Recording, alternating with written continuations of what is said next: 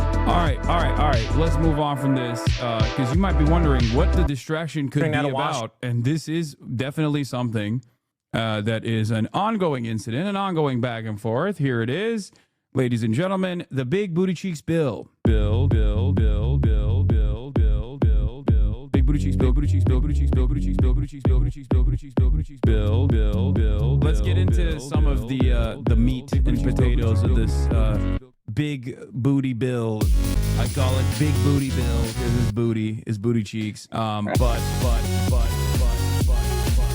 You say, please, it's too much winning. We can't take it anymore. More. It's Big Booty Bill.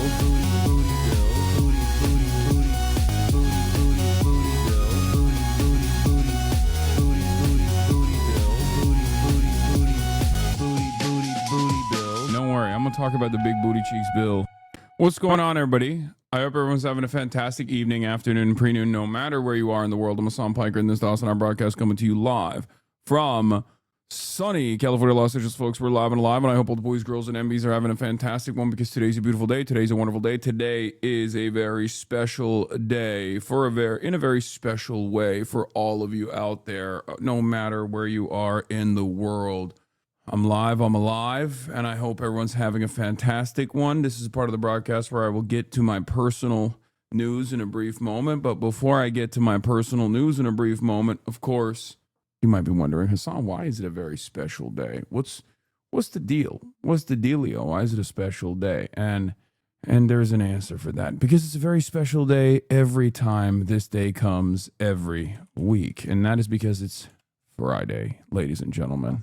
You know we finally here, right? Well, it's Friday then. It's freaking Friday, everybody. It's Friday then. That's right. It's Freaky Friday. It's Get Your Freak On Friday. It's Flat Fuck Friday. It's Fuck Your Landlord, Fuck Your Boss Friday. Very special day of the week that our forefathers fought long and hard for so that you could potentially get a goddamn weekend. That's right. Just made my first student loan payment, but at least it's Friday. That's right. If you like the weekend, thank a union. If you like the weekend, thank the union movement. If you like a weekend, thank. If you like the 40-hour work week, thank a goddamn socialist. Because let's be real, they are the reason. Our bosses would never actually give us, those who rule over us would never actually offer us the dignity to take the weekend off. Okay. So as is the break, as is what we do, as is tradition here every Friday, we try to make sure that the vibes are good. You know what I mean? The vibes are immaculate. The mustache is gone. Yeah, I chose to shave it. I chose to shave it. I know this might come as a surprise to people. I know people love the mustache, but I chose to shave it and then regrow it. Recession indicator. Did Northern Lion get back to you? I don't think he did.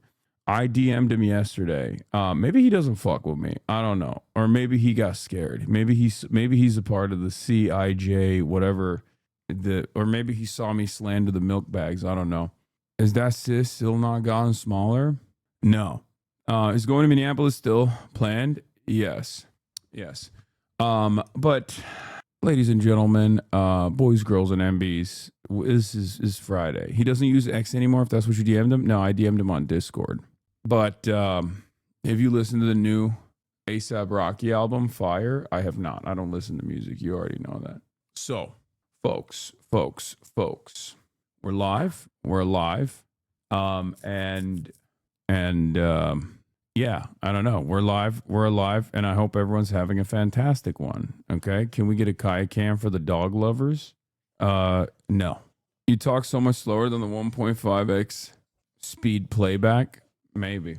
Mark Carney is linking up with Xi Jinping, or has already linked up with Xi Jinping. He's living my dream. Canadians are living my dream as well. Better trade negotiations, better trade relationship with China as Canada leverages its standing in the world On the one plank, you have obviously the unstable United States of America. On the other, you have a country that maintains stability around global trade. As long as Marx doesn't tell Xi that they have milk bags, I think they're probably going to have a pretty fine relationship overall. In any case, personal news-wise, last night, for those of you who are aware, after Dr. Abdul El Sayed was in the building, I went to my first ever fundraiser. A fundraiser that was conducted in a highfalutin, high society, Hollywood home fundraiser dinner. Now, obviously, Abdul doesn't take any Corpo PAC money, so it's, he's trying to get as many individual donos as he can. And, but like individuals can only max out. 20 years ago, you would never go, you changed? Yes, 20 years ago, I would be 14 years old. So that would be strange of me to go to an event like that. You mean sex party like Eyes Wide Shut? And no, definitely not like that. Everyone, the average age in the room was like 60, I think. And it wasn't like super duper fancy. It was like a Q&A. It's not what I thought it was going to be. I'm sure like the actual like corporate PAC, like big donor Larry Ellison style events are like way more expensive. But this is more so just like a regular home where a bunch of like liberals get together, I think, like kind-hearted, open-minded liberals get together. And this is like they're like Bernie boosters, right? But what I thought was really interesting was when I walked in, I thought I was walking into enemy territory, right? Like, no disrespect, a lot of white people, especially on the older side. So like, I don't know what their political background is. Like what I'm used to is like the rooms that I go to, or the spaces that I go to, the organizations that I normally encounter is very different. It's much more diverse. I realize that. Or even if it's more on the whiter side, it's much younger, right? So I thought this is going to be like, enemy territory. I thought I was going to get like people asking me to condemn Hamas or something. None of that. I was wrong. I was being a little, it was my mistake. My theory that the older whites are getting radicalized over and over again, and more radical than they ever have been, is real. Now, obviously, I was being a little white phobic for sure. I'll say it like this: they are much more radical than the way that the Democratic Party carries itself. Like they're fairly locked in, fairly tuned in, and fairly aware of what's going on in the world, and very upset, and they want to fix it.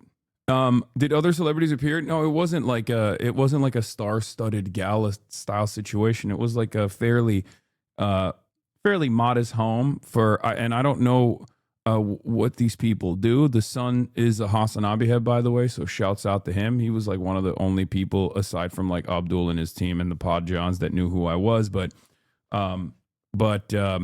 it was interesting seeing it. It was interesting seeing it. Like it wasn't like a celebrity event. It was more so like old Hollywood producers and stuff. And it wasn't like it wasn't like as uptight as you would think. But definitely an interesting experience. And it's also very cool seeing like, actual Gen Xers and boomers on the ball. Like they're locked in. But then again, this is California. So yeah. But it's interesting seeing their frustrations with establishment Democrats. That I thought was very, very cool. Now, of course, these are like, Bernie guys. These are people who have like been Bernie supporters since like 2016. So they've been on it. But Hasan, are you explaining your attendance at an Epstein fundraising event? I can't tell if this is like someone trying to crack a joke or if it's like an actual hater whose brain is completely fundamentally broken. No, it is a person whose brain is fundamentally broken, because the previous thing that they said was everyone in chat should join a union. If they don't have a union, they should find one or start one. IWW has resources for people to learn how to start unionizing and organizing their workplaces. I have seen libs still left bashing and blaming the voters. No. See, that's what I mean. That's actually, so people who are, people who tune in here know that I've talked about this quite a bit. But I think a lot of liberals are not doing that right now. I think that is what you see online, right? That's what you see with people who want market share in the commentary sphere. But I don't think the average liberal actually is invested in that sort of thing. I don't think the average voter is, holding accountable the people that refuse to vote for Donald Trump. I mean, refuse to vote for Kamala Harris when they should have. Like, I don't think that's as common as you see on the internet. As I was saying yesterday, I think there is a constituency of blue MAGA, blue Anon loyalists who still do this, like, Bernie was bad because Bernie allowed Hillary Clinton to lose style attitudes, even though this time around it was statistically negligible. Third-party voters were genuinely statistically negligible. So there is far less people like that. As I explained to you yesterday, and these numbers or these percentages are completely made up in my mind, but like, I think there is a 20% of the American population that is MAGA across the board, like cult-like. And then there's like maybe 3 to 5% of the population that's diehard blue Anon, blue MAGA through and through, right? And these are negligible percentages when you really think about who can move in whichever direction. Those who are liberals, I think, can and have already moved to a further left position, demanding Medicare for all, demanding decoupling from Israel in a significant way. Like, these were the things that I was seeing from, once again, white Jewish Hollywood executives, okay, that are, Democratic Party donors in general. Now, of course, it's Hollywood, and there's, for every white Jewish older Hollywood executive that's like saying, we got to do something about this Israel situation, there's probably a lot more that's a lot wealthier as well that is saying the opposite, where what the Democrats need to do is maybe double down on allegiances to Israel or whatever. But genuinely, things that I talked about, things that I found very interesting, things that I found very, very surprising was like how open people were to talk about how ridiculous a lot of the pro-Israel crowd has gotten. We're talking about people who have direct descendants that did not survive the Holocaust, right? Like, they're old enough to have an immediate relative, right? Like, this is not statistically the crowd that would be anti-Israel at all. This is statistically the pro-Israel crowd, and yet it was not the case at all. And I was genuinely shocked, and it was definitely a big conversation that was being had. I said descendants. Sorry, these are the descendants of Holocaust, survivors and people who did not survive the Holocaust, right? Did you go to some event or something? Yeah. It was just like a small fundraiser thing. It was the first ever fundraiser that I went to. My point is, it's a fascinating change that's happening, I think, in the party. It's a fascinating change that I'm noticing. I don't think that we should. That's taking place in the party, in the base of the party, rather.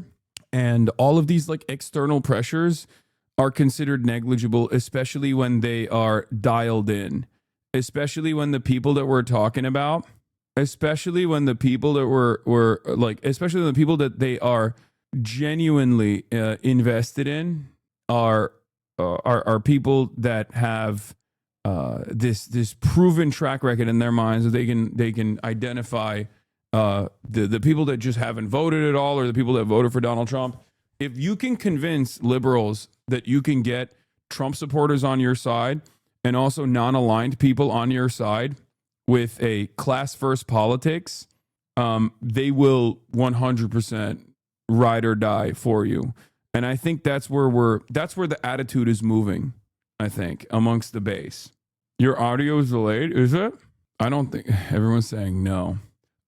Yeah, so what you're saying is you're getting Mark Ruffalo on the show. Keep spamming that. Eventually, I will have Mark Ruffalo on the show. Okay? Eventually. How do I get lucky with the ladies? Be chill, be cool. Some shadows say this is drama, but it's important to remind everyone what the people who conspire to ruin your life look like and how pathetic they are. Stale tarot card was removed from his mod position for trying to scam LSF. Oh, dude, I know. I saw this. I saw this photo. I do want to talk about this later, especially with the coverage from the Moist Critical coverage as well. It's Friday. We're obviously gonna scale back on like hardcore news coverage, so we might get to it later.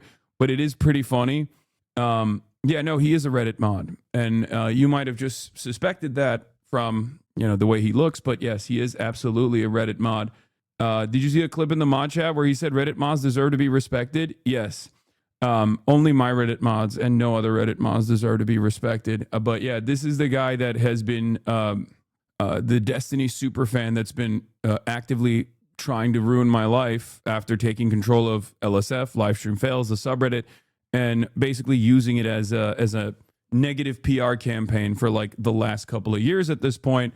And he actually got kicked off of his position by the actual Reddit, like people at Reddit had to forcibly remove him from ownership over LSF, not because he's been, doing mass harassment operations or anything like that, but because he got a little too big for his britches, he got a little too greedy, he got a little too money hungry, and decided to pull off a scam.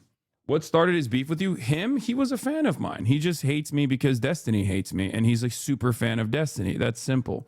But it doesn't matter. He's been able to successfully ruin the LSF subreddit, which was at a certain point in time a place where everyone would go to that was on Twitch that could like find out about what was going on Twitch. It was a place where people would post their clips.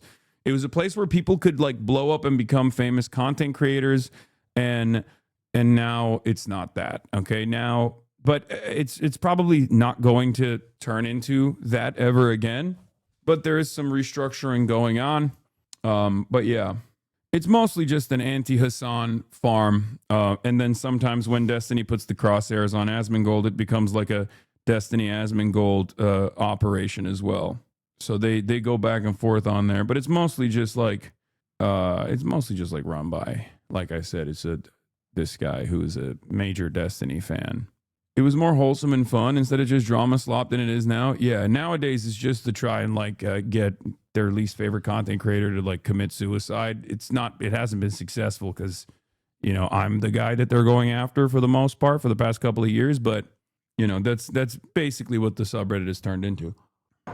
Which is why it's so weak and so bad at pushing its message. They really keep trying to farm you, no success, and do you end up with the next mayor of New York City? I know. I think it's dangerous and deadly for government officials to be telling people to disregard federal officers. Very dangerous. What are you talking about? At what point do you think it's appropriate for people to say, hey, some of these rules that these guys are designing are not actually legal at all, and you don't need to follow illegal orders just because someone is wearing a badge if they're completely outside of their... Like, here, I'll give you an example. Let's say I'm a senator, okay? And I tell my constituents, hey, if a cop comes to your home and they don't have a warrant and they decide to break your door and they decide to, like, I don't know, physically or sexually assault your wife or your daughter or something, you can defend yourself. Do you think I'm actually creating chaos? Do you think I'm actually creating chaos? Do you think I'm actually telling someone that they're in the wrong? You do realize that in that situation, the telling someone that they're in the wrong. You do realize that in that situation, the law enforcement officer is the one that's actually violating the law. Your logic is not sound. Sexual assault is completely different than what's going on.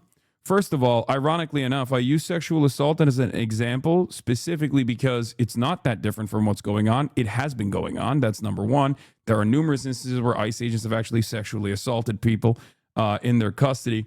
And Not only that, but also it's not a very extreme example. If you think that that's extreme, then you probably should actually be on my side on this argument, because it's something that has been happening and something that has happened already. So that's number one. And number two, the reason why I use that is because I want to test out what your boundaries are. You know what I mean? I want to see like if there is a point that you would say no to. And I'm glad that you and I agree that sexual assault is actually extreme. So you and I should probably be on the same side on this issue, considering that that is clearly something that you find to be a bridge too far, and ICE has been doing that. So maybe we should actually scale them back pretty significantly and maybe abolish it in its entirety. And not just because of sexual assault, but because the entire principle that it hinges on is also bullshit. I like that, though. I like that, you know, we could find agreement quickly. There are ways to protest this scenario, and rational and harming federal officers and preaching that cause chaos is not the way. Yeah, I don't want chaos, which is why we're protesting ICE presence in these streets, because ICE is the one that's creating chaos. Thank you for coming to my TED Talk again. Okay? That's 2 in a row. All right. Let's blast off. Let's blast off and let's get started. There's a lot going on, okay? There is a lot going on in the world. Got to get to it and got to talk about it as always, okay? But yeah, this morning I woke up and I worked out. I do have, I don't know, I just don't sleep too well as of late. I don't know what it is. And we'll watch TARIFFS too. Yes, TARIFFS we'll watch as well. Don't worry. Oh, damn, that's a really good blast off meme. That's funny. I should have used that one. This one is funny. I haven't been sleeping too well, and I don't know what the reason for it is. I need to lock in. I need to lock in on my sleep. Okay. Lack of doing shit outside of streaming? What do you mean? I went to a fundraiser dinner last night, and it was interesting. It's probably the 500 milligrams of caffeine and nicotine. Sure. It's probably more than 500 milligrams if we're being serious. And maybe it's the stress. I don't know. I don't know what it is. I don't know what it is. I don't know what it is. Okay. When I figure it out, I'll let you guys know. But in any case, we're blasting off. So let the people know that we're live. We're alive. And I hope everyone is having a wonderful time. We're going to get right into it. But before we do, here's a funny tweet of a TikTok. POV, you're breaking up with me, but HasanAbi just went live. This is what's going to happen. Okay. I'm going to keep pursuing what I'm pursuing. And because I'm doing that, it's going to take up more and more of my time, and I'm not going to be able to spend as much time with you anymore. I don't think that we should be.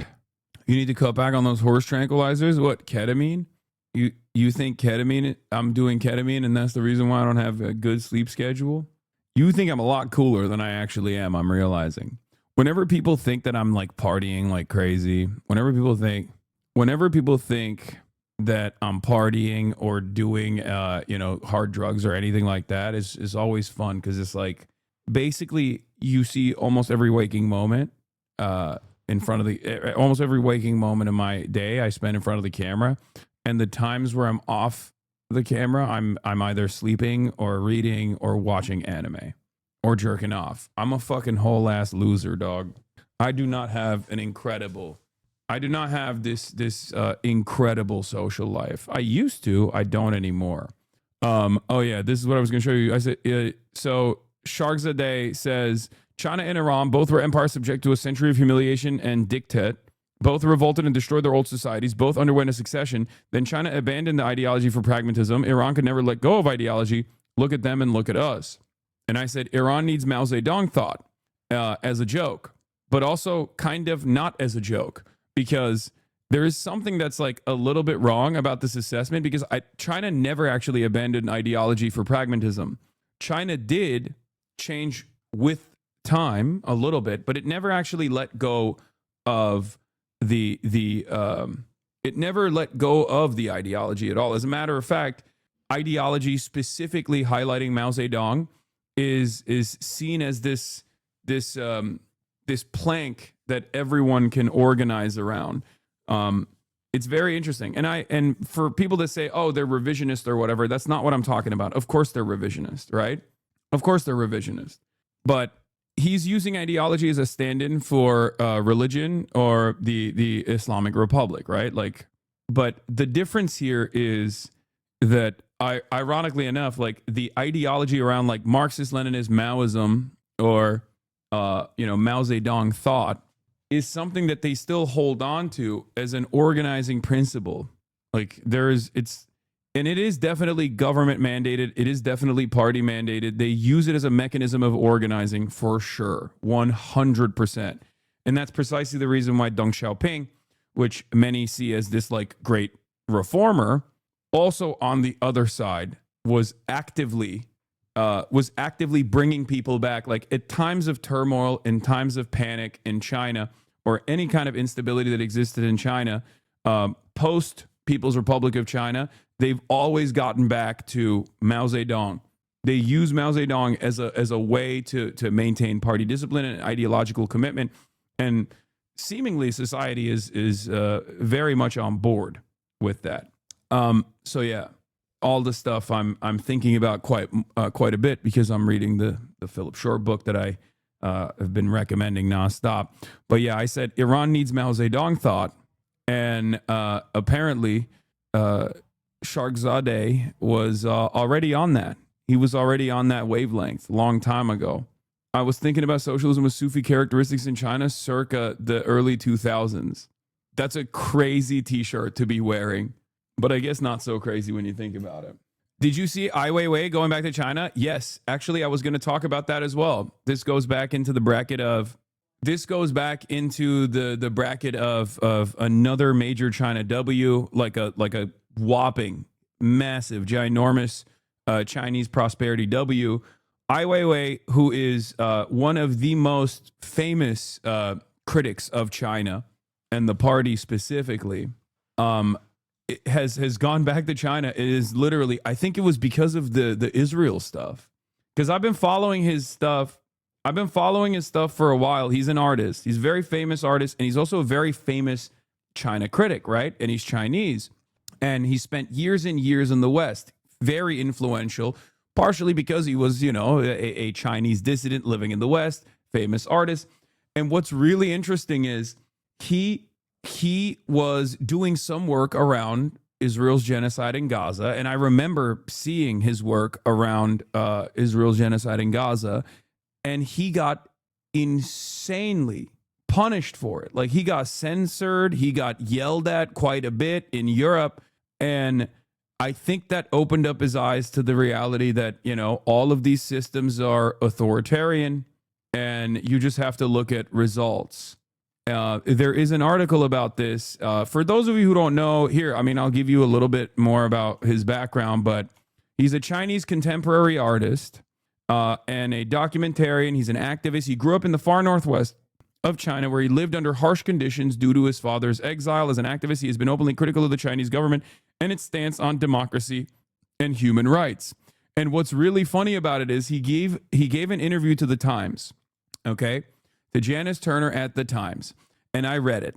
And let me tell you, his attitude shift is actually very interesting, because what he has experienced being a famous dissident of China in the West, and also the collapse of liberalism that has been coming for quite a while now, has caused him to realize that while, yes, both of these systems are authoritarian in different ways, what you must look at is the results, and that the West revolves around a lie. The freedom of speech in the West, or all of the bounties of liberal democracy, is basically a lie.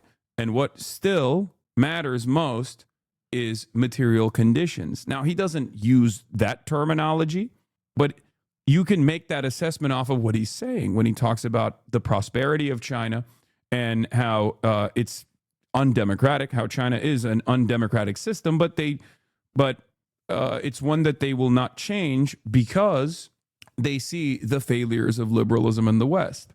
The last time I met Ai Weiwei was in 2010 in his studio in the semi-rural outskirts of Beijing. The assistant who let me in wore a t-shirt bearing the artist's brain scan, showing 2 blood clots caused by a police beating in Sichuan. Outside of Ai's home, surveillance cameras monitored his movements and visitors. Inside, the atmosphere was embattled and electrifying. Phones were assumed tapped. Ai's blog had been taken down, yet he still tweeted defiant wind-ups of a merciless regime. Okay?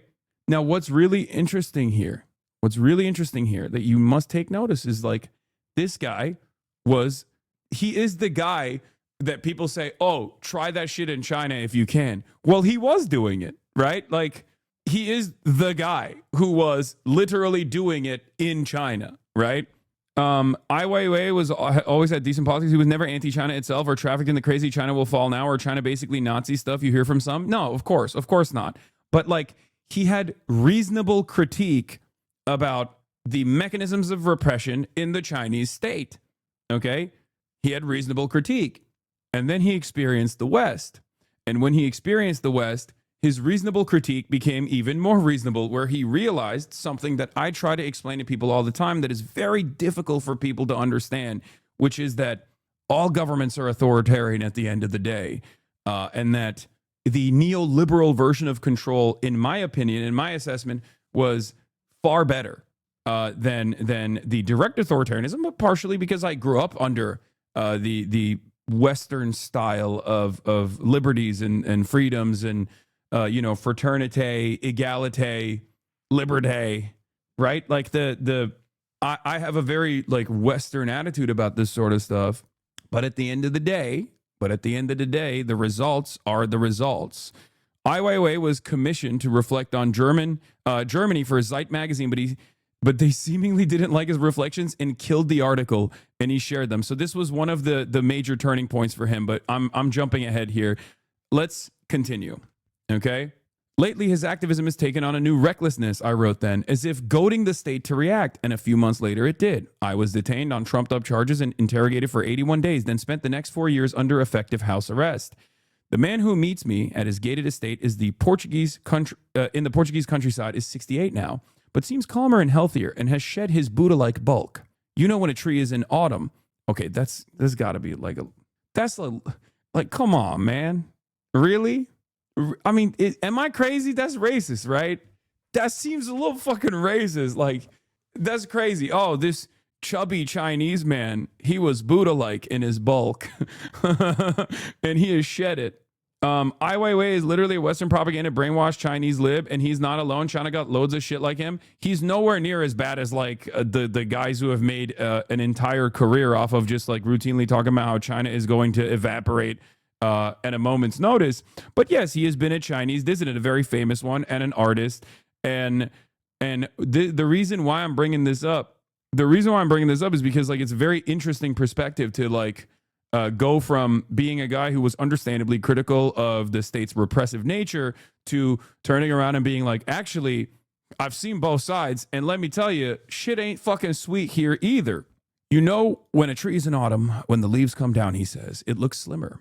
I moved here during lockdown, buying the holiday home of a wealthy lawyer, complete with a tennis court and pool he never uses. I am old now, he says. I need sunshine. Portugal provides it 300 days a year, unlike Berlin, where he lived for 5 years after leaving China and still has a studio, or Cambridge, where his 16-year-old son, Ai Lao, is at school. When we last met, a cargo of 100 million ceramic sunflower seeds was on its way through the South China Sea to fill Tate Modern's Turbine Hall, where it would make Ai Weiwei's global reputation. Now he is established as the world's foremost dissident artist, a creator of objects which provoke thought while being beautiful, playful, and exquisitely made. Today, he wants to show me his latest work, so we wend down a gravel track at a stately pace, accompanied by his Chinese assistants and two huge but gentle Alenteo mastiffs, whose names, he tells me, mean female dog and male dog, but are quite rude words in Chinese.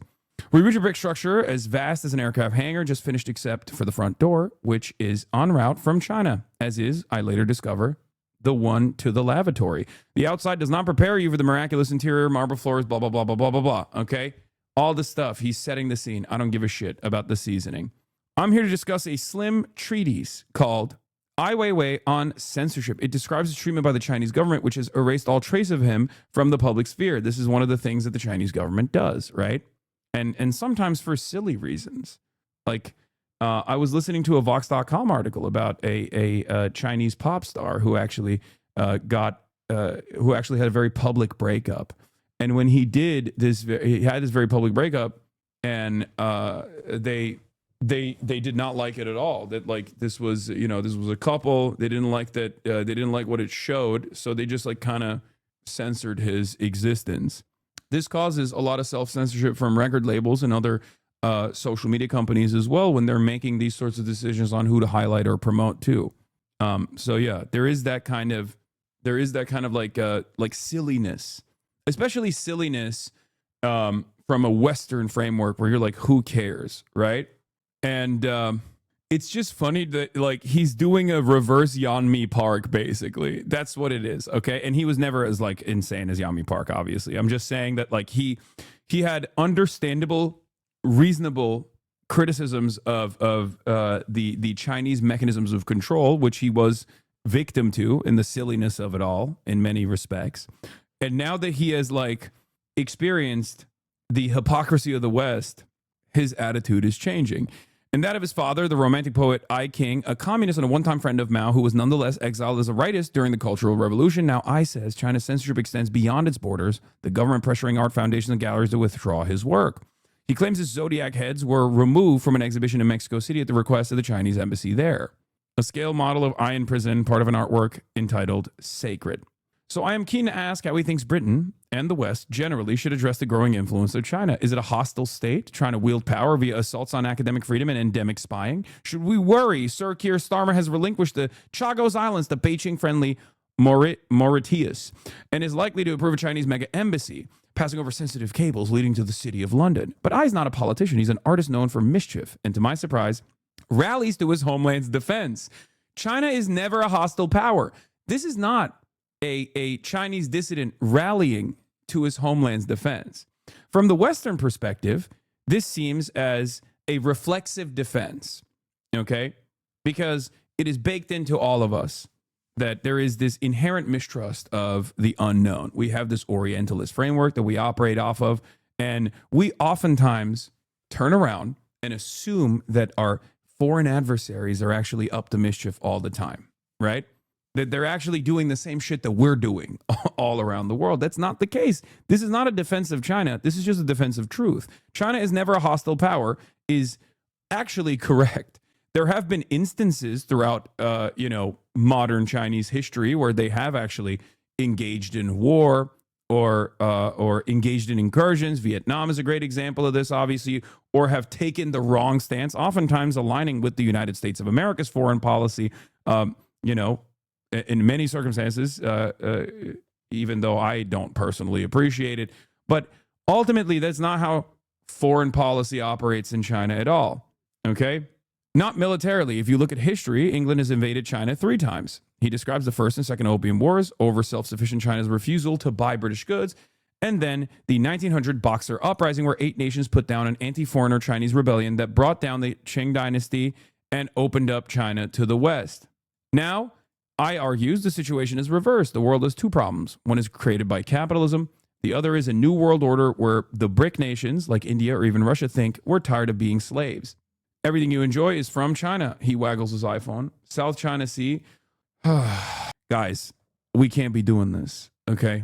We can't be doing this. If the standard for great powers is set by Russia, and more importantly, the United States of America, what China is doing is not even reaching that standard, okay?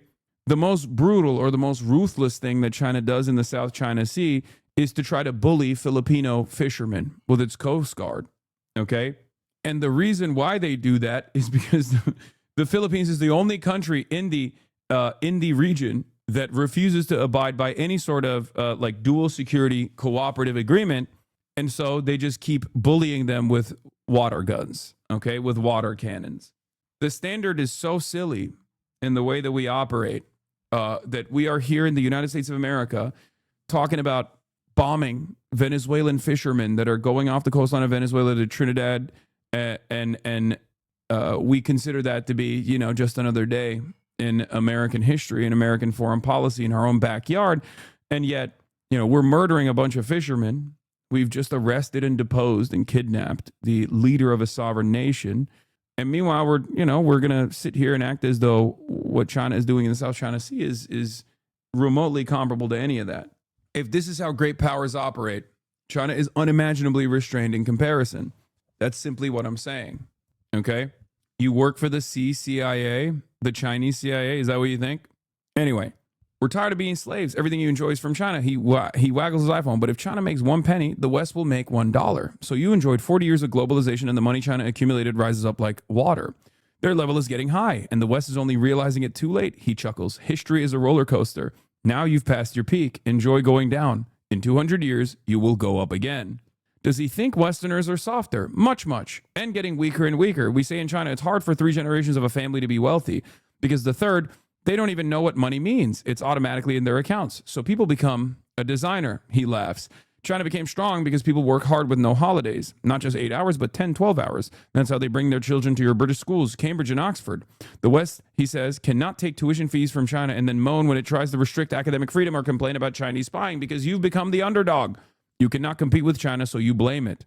I ask if he cares about Taiwan, if he cares Taiwan may soon be invaded.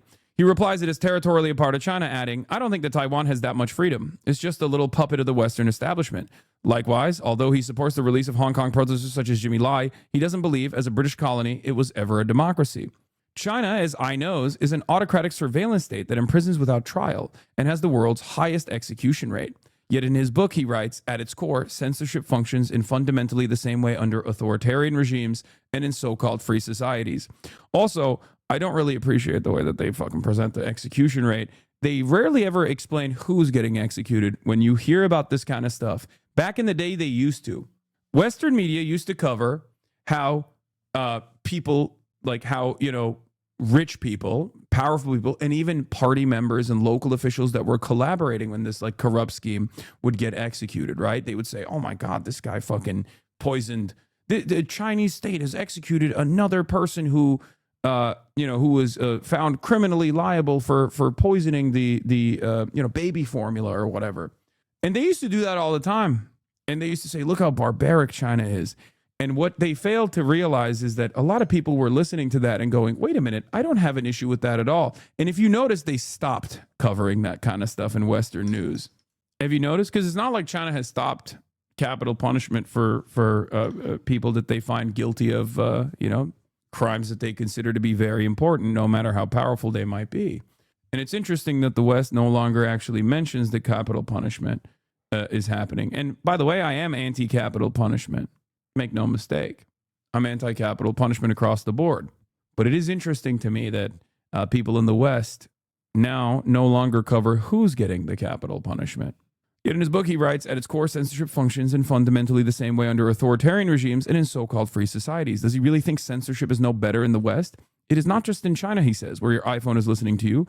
The media in the West also has strong censorship. CNN or the BBC, it doesn't matter. In China, the power is state power. But here it can be huge companies, business, even cultural institutions. His book describes how a social media post in November 2023 resulted in the cancellation of his exhibitions in London, Paris, Berlin, and New York. What I doesn't say is that just a few weeks after Hamas killed 1,200 Israelis, he tweeted in Chinese, the sense of guilt around the persecution of the Jewish people has been at times transferred to offset the Arab world. And financially, culturally, and in terms of media influence, the Jewish community has had significant presence in the United States. Both of these things are objectively true. These positions are now, well, don't say yikes. Oh, you're memeing, right? What are we doing here? Let's be adults, okay? Don't get baited. Wasn't this just sensitivity about a recent atrocity? I says, breezily, that the situation developed absolutely with my prediction. And it's really funny because, like, this assessment, okay? This assessment is now very commonplace. This assessment is very commonplace, except if you are from not America or not the heart of the West, okay? This assessment is every unc and every aunt that is, that was born and raised in any other country but the European continent, Australia, or the United States of America.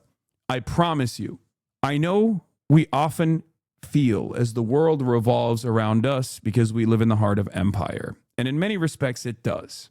Okay?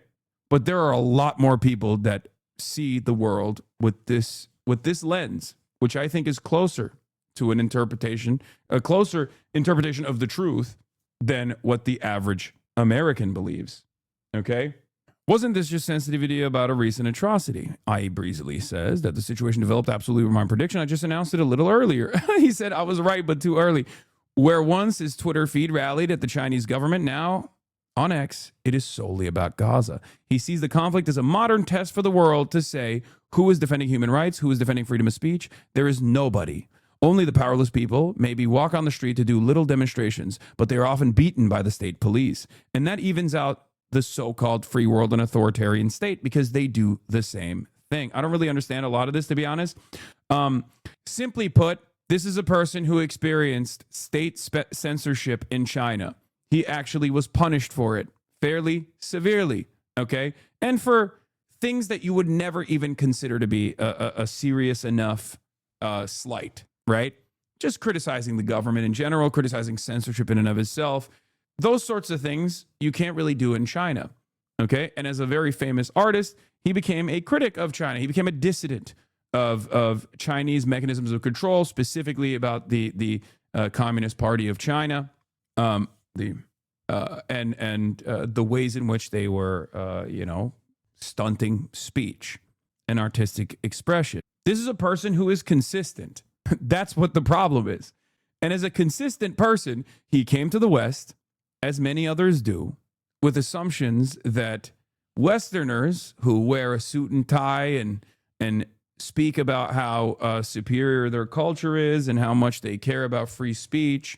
He came with those assumptions and then very quickly realized, especially when he had something to, in a moment of impact, when he actually had something that he wanted to be outspoken about, very quickly realized, oh shit, the Western notion of freedom of speech was simply also a lie.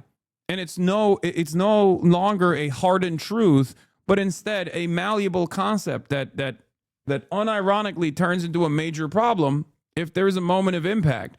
Yeah, you can say things, you can call your president a pedophile in the United States of America, but God forbid you criticize ICE protests. God forbid you actually go out of your way to say maybe you shouldn't be able to fucking shoot random moms in the face, or God forbid you say something about Israel, right? You can't do that. You can't do that. That goes against the fundamentals of the First Amendment that we are supposed to abide by, that we're supposed to defend. You can do that while you lie? Really? That's interesting because someone that I know, Mahmoud Khalil, is currently being prosecuted once again after an appellate court decided to strike down his freedom for the crime of protesting against Israel's genocide. So that's really interesting that you have this notion, that you have this attitude. But on X, you can say everything? Okay, dude, you're a fucking idiot. All right. We're talking about governments, chatter. We're not talking about like what you can say on X. Anyway, I balk at his false equivalence. It's not a false equivalence. But of course you think that because you're a writer at the Times. Are Western democracies, where he now happily makes art and money without surveillance or censorship, really no better than China? The project that caused the Chinese authorities to fracture a skull, necessitating life-saving brain injury, was his naming of the 5,000 children killed in poorly constructed schools during the Sichuan earthquake. Such a story would have been blown wide open by a free press. Yeah, and what would happen in the aftermath? What would happen in the aftermath? Because when things like that happen, the Chinese government cracks down on dissidents, okay? But then you know who else they crack down on? The people that actually participated in the shoddy construction. In America, you can say that these schools are actually built shoddily, okay? I mean, you can say we got lead poisoning happening in our schools, that our public schools are crippled, they're not being funded. But who gets punished? Now, this isn't whataboutism, because I am someone who appreciates that you can say those things. But the reality of the matter is, when you take yourself out of the equation, when you remove your own personal feelings from the equation, and you ask the question, at the end of the day, what matters more? The government actually stamping out those who are engaging in this level of corruption, but then also not allowing people to fucking have a say in the process? Or the government that allows people to have a say in the process, but then does not do anything about the corrupt forces? Okay? And that's the problem. I think you can have both. I think you can have free speech and also do Chinese-style crackdowns on those who are actually corrupt. You don't have to choose between the two. I don't believe you have to choose between the two.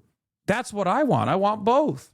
But if you were to ask the average person, your biggest flaw, okay, well, it's a little, that is unironically unimaginably hypocritical of me to fucking turn around and be like, listen, I don't care about free speech at all. Like, come on. That's a big part of the reason why I'm able to say what I'm saying. And I do think that there is at least like an attitude shift that I've been able to contribute to specifically around the issue of Israel and Palestine due to, I guess, the American laissez-faire attitude about free speech.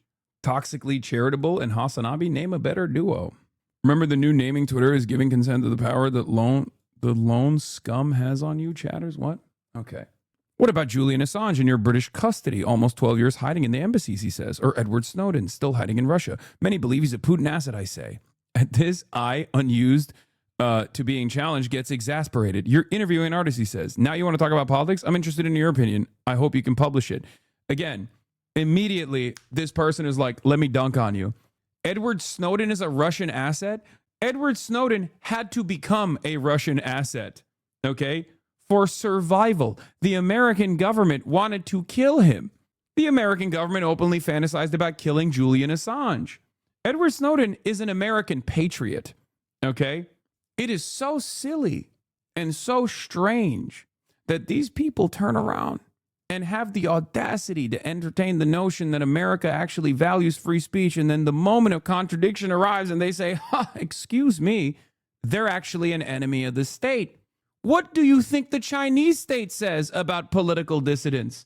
They use the same logic. It's not like the Chinese state, when they're cracking down on political dissidents, goes, these guys are actually very good people, and we want to prosecute them justifiably because we're evil. It's the same logic. This is the problem. These people don't understand it. When you automatically say, well, Edward Snowden is a Russian dissident. I mean, come on, he's a Russian asset, right? Like what do you think? What do you think is the reason why you're saying that? You're saying that because you're a regime defender.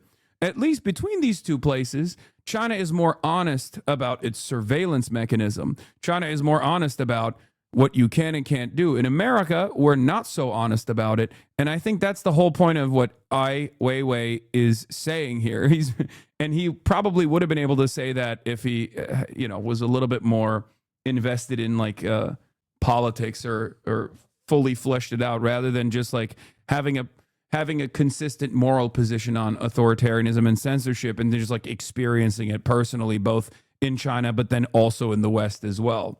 I know this is unrelated to the issue at hand, but let's avoid calling Assange a Chad because he's a rapist. He was persecuted due to American lack of freedom of speech and brutality, yes, but he doesn't deserve our sympathy as an individual.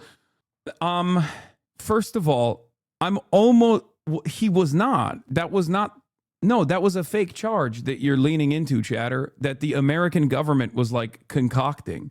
The charges were dropped. And not only that, but he was also tortured in the process. I'm pretty sure that, like, I mean, I might be mistaken, or you might be mistaken, but I'm fairly certain that was like the governments of the West trying to find anything they could to disparage Julian Assange. I mean, there are obviously things you can say about Julian Assange, like, oh, he was like very anti-Hillary Clinton, very anti-Democratic Party, and perhaps a little too silly about MAGA initially and what Trump represented initially. And I think that is true. A lot of those guys become cranks, but he very quickly realized that Trump is also a danger and just the same like imperialist that, the Democratic Party was representing and Hillary Clinton was representing.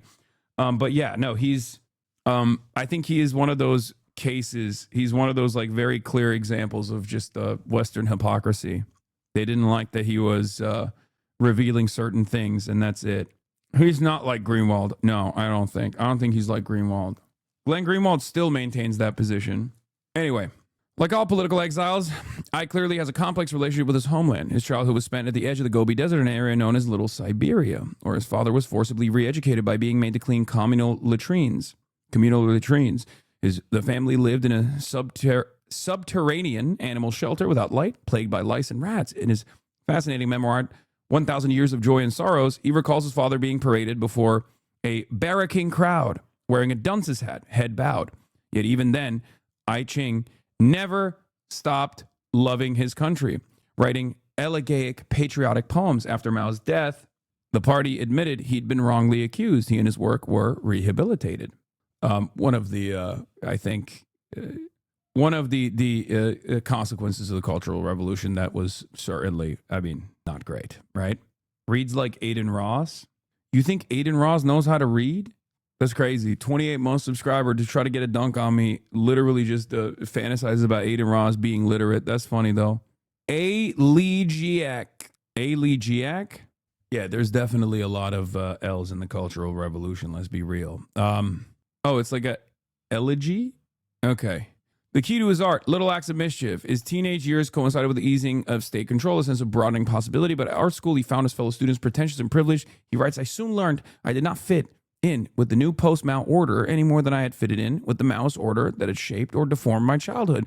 So, one of the first Chinese permitted to study abroad, he left for New York with just $30. Too cussed to take his exams, he lost his scholarship and made money by cleaning houses or sketching street portraits. Not a good place to spend your youth, he says. You know, crazy. Although fascinated by Western art, especially Andy Warhol, in 12 years he barely sold a work. In 93, when his father was ailing, he returned to China and seeing his country with fresh eyes, he found himself as an artist. Following 22 years until he went into exile were my best moment, even if I was being put through many trials. As Beijing became one gigantic building site, diggers exhumed ancient artifacts which, in a society that erased its own history, had no value. I bought mountains of jade, pottery, and ancient furniture, trying to figure out how it was made. The internet was in its infancy, and the Chinese authorities did not yet understand its subversive power. Ai's art was born of little acts of mischief, like painting the Coca-Cola logo on a 2,000-year-old urn, or photographing himself giving the finger at Tiananmen Square. They have weapons, they have military and police, he says, but the only thing they don't know how to deal with is humor. This is low Kirk. One of the aspects, no offense, but I feel like you would be scared of popcorn reading, comrade. What do you mean? What's popcorn reading? What is happening? Guys, you know I read articles every single day on this broadcast, right? Reading aloud. I don't know what popcorn reading is. I didn't grow up here. Where you get called in class to read. I read to a stadium full of people every fucking day. What is going on? I don't want to hear this kind of attitude from monolinguists. They don't do popcorn reading in Turkey. I don't even know what that concept is. I don't really understand it. Is this because of Kai Cenat? Is that why? Like, because Kai started reading books and everyone is now being like hyper aware and hyper alert about how other people are reading? So now they're realizing that like there are certain words that like, of course, I don't know how to read as well. And I just have to sound it out, especially considering that English is my second language and that it's one of the worst sounded out languages out there. They're bullying you for mispronouncing photographing. Am I saying it wrong? Did I say photographing? Is that what happened? Abi kitap okuyorlar ya derste. Okullarda yüksek sesle işte tamam popcorn biz ona popcorn reading mi diyorduk yani? Hayır. Ben bu arada 34 yaşındayım yani. O derslerden o kadar yıl yani 20 sene oldu öyle bir dersi göreli ben. 2 decades. Popcorn reading is when I read a paragraph or so and then the teacher calls on another person in class to pick it up where I left off. All right, whatever. Hayır da Amerikalılar diyormuş böyle. Amerikalıların götüne koyayım. Hiçbir şey bilmiyorlar. Bırak. Dal yarak. Amerikalılar. Salak hepsi. Sadece bir tane dil konuşabiliyorlar. Ondan sonra bir de orospu çocukları bıdır bıdır laf ediyorlar. Gelsin bakayım Türkiye'de Türkçe konuşsun. 30 bin tane adama. Türk politikasını anlatmaya çalışsın amına koduklarım. Yapamazlar. He's calling us stupid? Yes, I am doing that literally in Turkish. Anyway, although untrained, he set up an architectural practice. Fake, designing calm, simple buildings in contrast to the Bling Towers replacing old Beijing. He was invited to help design what became the Bird's Nest Stadium for the 2008 Olympic Games, but his growing disgust with the government meant he never visited it. The Sichuan earthquake enraged him because the government refused to release or even collect the dead children's names, so he and volunteers went door to door to record them. He used children's backpacks to write in Chinese characters on the outside of the Haus der Kunst Museum in Munich, a mother's words. She lived happily in this world for 7 years. Ai's work often presents small, identical objects en masse. The backpack Sunflower sees his recent works, made with Lego, with curiously moving results. It is hard not to think of a nameless, indistinguishable Chinese workers, either under Mao or toiling in soulless iPhone factories now. We sit in Ai's folly at a beautiful Chinese table where an assistant brings green tea. Above us is a camouflage net, but if you look carefully, the dark patches are images of cats. Playful, clever Ai. He made it for an exhibition in Ukraine, which he has visited 3 times during the war. Yet he rarely puts his work on his studio walls. To him, the process of making art is what matters, not the end product. You know, you eat something, you digest, then later you go to the toilet. You just flush it away into a gallery. This process, he says, is how humans figure out meaning. Yet artificial intelligence can deliver a perfect end result in seconds. That kind of technology will collapse the learning process, the wondering who we are. If we know everything, we become nobody. Make these Americans read in Turkish, please. Actually, reading in Turkish is much easier to sound out sounds because it has a phonetic consistency, whereas English does not. So once you realize how certain sounds are supposed to be read, it's much easier to read in Turkish. You do need to learn how the letters sound, but unfortunately in English there is no such phonetic consistency, so it's very difficult to learn, especially if you forget how like certain words sound, or if you encounter a new word for the first time ever, you're gonna have issues. Yeah, Pacific Ocean. Every C is pronounced different. Thanks, English. And also, you get W's and V's mixed up nonstop. Okay, well, we don't have the W sound or the W letter in Turkish. In the Turkish alphabet, the W letter does not exist. And this is precisely the reason why that was something that I consistently fail at doing even to this day, although English is my second language, but it's basically like a native tongue for me. I still sometimes have a hard time saying or have to really lock in every time I say something like Volkswagen, virgin wedding. Like if there is a V and a W in the same, in the same sentence, it gets hard. Did I say it wrong? Volkswagen. No, I didn't say it wrong. Volkswagen. Amına koyayım, Amerika'ya ilk geldiğimde her third dediğimde amına koyduğumun Angloidler third dediğimi sanıyordu. Yeah, third and turd. Volkswagen. Volkswagen is how we say it in Turkish. Volkswagen. Volkswagen. See? Much easier to say. Vos de geç. This process, yeah, it's like L and R's in Japanese. Yeah, the L sound. This process, he says, is how humans figure out meaning. Yet artificial intelligence can deliver a perfect end result in seconds. On my tombstone, it will say, I'm such a failure. Anyway, so he just, Ilau says he doesn't want his father's money, which will be a substantial fortune. I ask I if he feels guilty. He's so rich. He makes me repeat the question while he films it. Then he says his son's whole life's work is worth less than one recently sold Klimt, or what a Silicon Valley magnate makes in a week. On my tombstone, it will say, I'm such a failure, he says. He doesn't care what will happen to his work after his death. I can give to an institution or I can burn it. I don't care about the money. But you never have an issue with P. That's not in Turkish either. No, the letter P does exist in Turkish. It doesn't exist. My last name is Piker. The letter P, of course, exists in Turkish. You're thinking of Arabic. Peki, Piker, porno, pamuk. You are fascist? Do you like Benito Mussolini? You are fascist. No, I am an anti-fascist. I'm the opposite of that. Professor, Pokemon. That's how you say Pokemon in Turkish. Pokemon. Is Turkish gendered? No. The Turkish language is gender neutral. It is not a gendered language at all. It's completely woke. It's completely gender neutral. Another reason why it's actually much easier to learn. But yeah, so the point is he got clapped on numerous occasions, and he's obviously primed. He's obviously much more primed to be aware of censorship in authoritarian or seemingly non-authoritarian governments. And therefore, when he experienced this pushback, you know what's really funny, by the way? Zay Squirrel says, Ai Weiwei actually has principles. He's not a pathetic puppet that can be paraded around in front of the New York Times. Yeah, because he's saying this, he was outspoken about Gaza, okay? Like, if you ask Ai Weiwei his attitude about, like, I don't know, the Islamic Republic, I'm sure Zay Squirrel would have a very different attitude about how much of a fucking Western puppet Ai Weiwei actually is, okay? You can't celebrate people's consistency and then also demonstrate inconsistency in certain instances. Let's move on. There are those of us who also try to maintain some semblance of consistency while being consistently anti-imperialist and get fucking yelled at quite a bit.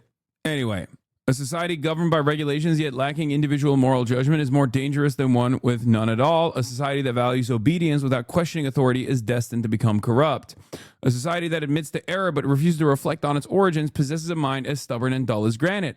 Here, at a deserted street, people stop dutifully at a red light, not a car in sight. This, I once thought, is the mark of a highly evolved society. At the heart of bureaucracy lies a collective endorsement of power's legitimacy, and therefore individuals surrender their moral judgment, or perhaps never develop one. They abandon challenge. They relinquish dispute. When conversation becomes avoidance, when topics must not be mentioned, we are already living under the quiet logic of authoritarianism. When the majority believe they live in a free society, it is often a sight that society is not free.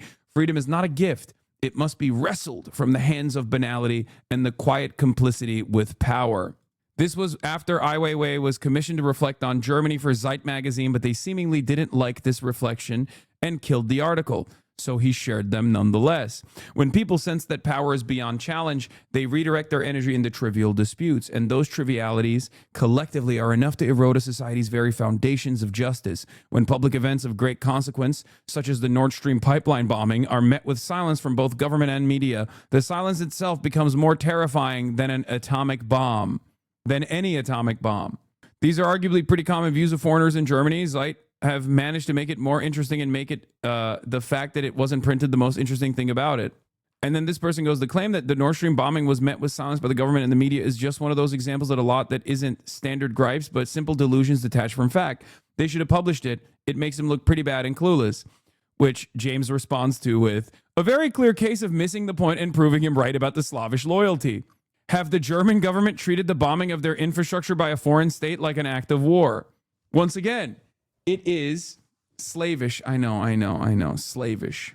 See, this is what I was saying about the inconsistent phonetics in the English language. Okay? ESL. Also, isn't that where the word slave comes from, according to some people? That's what they say. Reread point 1. A society governed by regulations yet lacking individual moral judgment is more dangerous than one with none at all. What do you mean? So the point is that we have this we have our own version of self-censorship.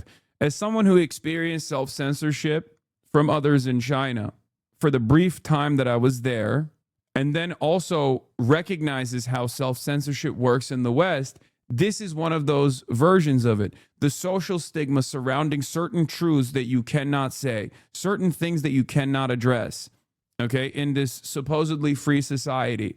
When you come from that background, when you come from a country where, certain things are not allowed to be said and you will get punished by the government, even if you find them to be silly rules and restrictions, and then you come into the Western world and you realize that, sure, maybe you don't have that same level of serious repression, serious crackdowns when you say silly things, but you absolutely do experience a social stigma that creates an environment of self-censorship in order not to, offend, in order not to come across like you are not a part of the in-group. But then beyond that, the real censorship, state-enforced censorship that comes when you actually do say something of consequence at a time when the government is actively trying to stop you from saying it, you realize it's not so different than these more authoritarian countries at all, okay? Just as though in China, you can say whatever the fuck you want about whatever different thing you want to say, as long as you don't criticize Xi Jinping too much, or, make jokes about him, or make jokes about Mao Zedong, or numerous other, party officials or whatever. You can say whatever the fuck you want. You just can't say certain things. So it creates an environment of self-censorship. In the United States of America, you can say whatever the fuck you want. You can call the president a pedophile, right? You can call the president a pedophile all day, every day. You might get fired. But the moment that you say something about Israel at a time when it's inopportune for the government, at a time when the government is not fond of you saying anything at all about Israel, Joe Biden will arrest 3,500 student protesters at peaceful college encampments. Okay? He did that. He did do that. That's how it goes. I'm not saying that the Chinese method here is better, for the record. I'm not saying that at all. I need you to understand. Okay? I'm simply bringing up the Western hypocrisy as one who is a major recipient of these attacks, especially as one who has been on the receiving end of an endless barrage of hatred for the last 2 years for maintaining a consistent anti-fascist and consistent anti-genocide principle and not shying away from saying what I truly mean and what I truly believe, I have been yelled at endlessly. And I still do get yelled at endlessly. Now, of course, that yelling did create an environment of censorship. That is precisely the reason why. That is precisely the reason why some of these people that otherwise would have been outspoken did not speak out about what they had seen. This is what I mean when I say there is an environment of social stigma associated with certain subjects. You think all of these people didn't realize that Israel was doing horrible things to Palestinians? Of course they did. But they saw what happened to people who spoke out. So they engaged in this self-censorship. They didn't want to speak about it until the crowd grew and you would no longer get punished in that crowd, because there is obviously power in numbers, right? Same goes for speaking out against ICE. Same goes for speaking out against reactionary politics in general. It happens in a much smaller version in places like Twitch, where if the only thing that you see, the loud proclamations that you hear over and over again come from the right, and anyone that actually says, hey, this seems a little strange, I don't really like it, maybe we shouldn't be, so homophobic or transphobic, maybe we shouldn't be saying that immigrants are rapists that need to be purged from the boundaries of the state, and you get pummeled, you get punished, and you don't often even get directionally punished for that reason, for what you're saying. They just come after you and they find whatever they can, endlessly harassing you over and over again, creating this cycle where you are punished for speaking out against what these people want to design as the popular opinion. Same goes for Twitter, okay? Same thing happened in Twitter. Same thing happened on Twitch. It's changing now, and that's what I wanted to talk about today. Woke 2.0. It's coming back, baby. It's coming back. But one of the things that I meant, one of the things that I talked about yesterday was this environment of censorship that invites self-censorship for others. If you have an opinion about Palestine, you think twice about saying something when one of the most outspoken critics of Israel is constantly getting called a terrorist. And not just even a terrorist, but constantly getting yelled at for a litany of different things as well. It doesn't just stay there, right? It moves into every other orifice. It moves into every other direction.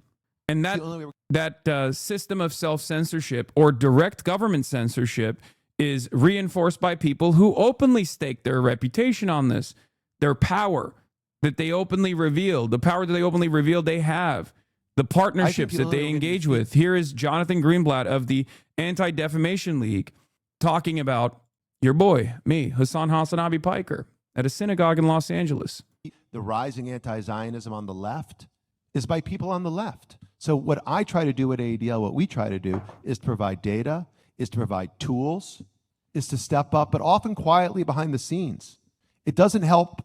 I don't think it helps the Jewish people, and it doesn't disarm them when I go after Nick Fuentes or Hasan Piker, a revolting person. They should call him Hamas Piker.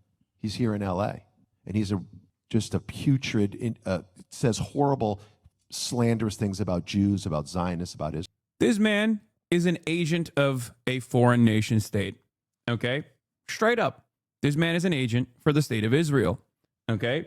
He might run a supposed civil rights organization in the United States of America as an American citizen, but his job is to defend the nation state of Israel. His job is to take out critics of the state of Israel. Not by killing them, of course. We haven't gotten that far, right?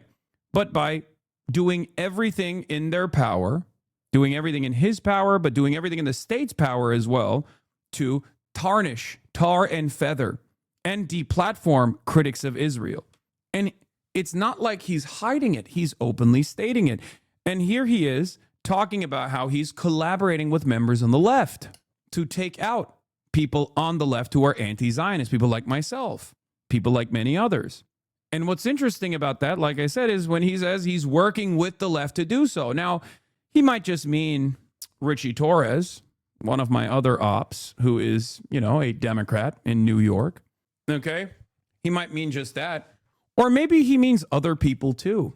Maybe he's talking about all of these other people that have spent the last 2 years not really saying anything about Gaza, but instead Instead, spending every waking moment talking about critics of Israel by bringing up irrelevant drama that they cultivate, manufacture. Something to consider for those who are not aware of how this kind of stuff works. Okay? If they cannot address your arguments, they will slander you. If they cannot address your points and deliver counterpoints, if they've lost the argument, the only thing they can do is first slander you, keep you preoccupied with a litany of different, sequences of drama, slander your reputation for the public so that people consider you to be a toxic person, right? And then if that doesn't work either, you just go for the deplatforming. And he's openly stating it. And has a big platform. Yeah, so you might not know Hassan Piker, but if your kids are watching video games, you better believe they do. Because on Twitch and on Steam, he's everywhere, let alone on YouTube and Insta. So anyways, long story short, we definitely are working a lot to try to get the platforms to kind of enforce their own terms of service so that we can pull down the most offensive hate speech or get them to do it. Yeah. I know a lot of people focus on the silly stuff here, but this is a serious fucking threat, right? If you care about free speech as an American, this is a serious threat. This is an agent of a foreign nation state working at the behest of a foreign nation state, undermining the American First Amendment. It's ridiculous. It's not like he's hiding it. I know. Calling you a gamer is the real slander. But the point I'm trying to make here is that these attempts are attempts that I've had to deal with for the last 2 years, almost 3 years now, right?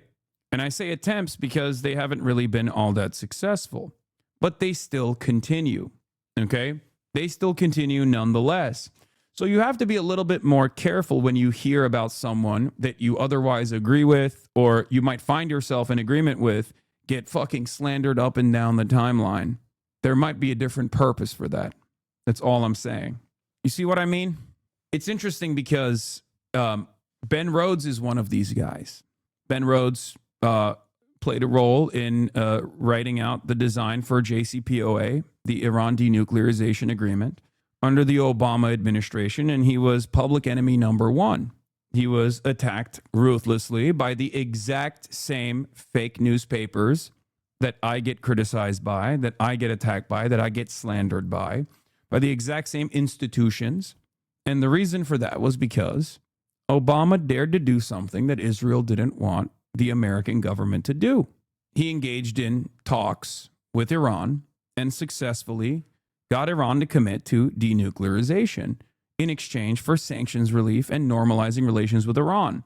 Israel didn't like that at all. Benjamin Netanyahu came to the United States of America and delivered a speech to Congress where he got standing ovations once again, a sight that we've already seen time and time again, a sight that we've seen under the Biden administration and under the Trump administration as well. He was able to do that because Israel gets to do that. Israel gets to do that every single fucking day. Okay? If America has a different design for what they want to do in the region, Israel can just come and punish you. Israel can come and punish the people that played a role in this design and do everything in their power. What is this? Well, why can I come in here at any given time and Asman has 10K plus more views? The world is healing. Instant deletes now, huh? Must be a rough time in here. 10K plus views at any given time. Crazy. Damn, dude, how does Asman have so much more viewers than you at any given point? I mean, it's like 20K by now. I like that you even noticed that the number of viewership increase, regardless of the botting, right? Regardless of the view bots, has actually diminished, has decreased, and yet you still do not understand that the attitude is changing, that the times are changing, my friend. I unbanned you, by the way. Live tune in on Candace. Fuck yeah, she had 200K last stream. Might get me of that. Watch Candace. She got 200K viewers right now. You keeping up with Candace? Thoughts on Alberta's referendum from Canada? Oh, God, another Albertan hog. We're clandestine operators in here, chatter. I thought you didn't know that. Why did Capitol allow for Obama to treat Iran and Israel as he did? If they didn't, why did Obama want to oppose Capitol? What do you mean? In terms of foreign policy, you can have disagreements on how you might conduct your affairs. That's normal. There's going to be disagreements. Israel wants to completely destabilize Iran. America might have a different attitude about completely destabilizing Iran because they have to factor in the opinions of other Gulf states that are vassalized as well, whether it be Saudi Arabia or the UAE, and what kind of danger that presents. And they might move in the direction of stability in the region by collaborating with Iran. Like, there's going to be disagreements there. Ultimately, it's still at the behest of domination, but you might have a different method, right? You might have a different method of domination, a different method of controlling the region. The goal is still to control the region, however. Whether you put Palestinians in concentration camps and send them into ovens, or whether you eviscerate them with drone strikes and regular bombing campaigns, the methods are different, but the outcome is the same. Both are different versions of a Holocaust, but yet it's still a genocide. Does that make sense? It doesn't change the reality as a genocide. Both are mechanized versions of slaughter, wholesale slaughter of an ethnic population, of an indigenous population that must be purged for the state's desires. Oh my God, China allows visa-free access for Canadian visitors. Are you fucking kidding me? There's never been a better moment to be Canadian. Stop dabbing on us, Canada. Okay. Anyway, the other thing I wanted to mention outside of this, outside of the ADL situation, was, all of the, I wonder who the other actors are here that have spent every waking moment attacking not Israel for doing a genocide, but instead its critics for whatever kind of manufactured drama. I wonder who those people are. I think you guys all know who those fucking people are and the many different ways that they've tried to do this, right? In any case, there's one other thing that I wanted to mention here, of course, and that is this attitude that some liberals engage in still to this day. This is another failed attempt to stigmatize certain positions, and I think it's not only inappropriate because the time for this kind of engineering is gone. Okay, I'm going to show you one example of Republicans engineering social dynamics and trying to create an environment of stigma around certain points of view. I'm going to show you how, Israel does this as well, still does this, but to a much lesser degree or much less effective way. And then I'm also going to show you how liberals engage in this kind of silliness too. Hold on. The liberal version of this, of course, is something that I tweeted out specifically around this. Hasan also refuses to endorse the candidate that would have prevented all of this, so I'm not sure why he thinks he has much of a moral high ground here, especially when I'm talking about, Joe Rogan acting all silly about not knowing that Trump was going to do mass deportations. When a liberal sees this statement from me, okay, Hasan reacts to Trump's Gestapo tactics finally dawning on Joe Rogan. The answer is yes, dumbass. You knew this was going to happen. Trump campaigned on this, and you endorsed him. This liberal turns around and still finds a way to blame one of the few people on the left side that was actively warning the Democratic Party not to do certain things that they did.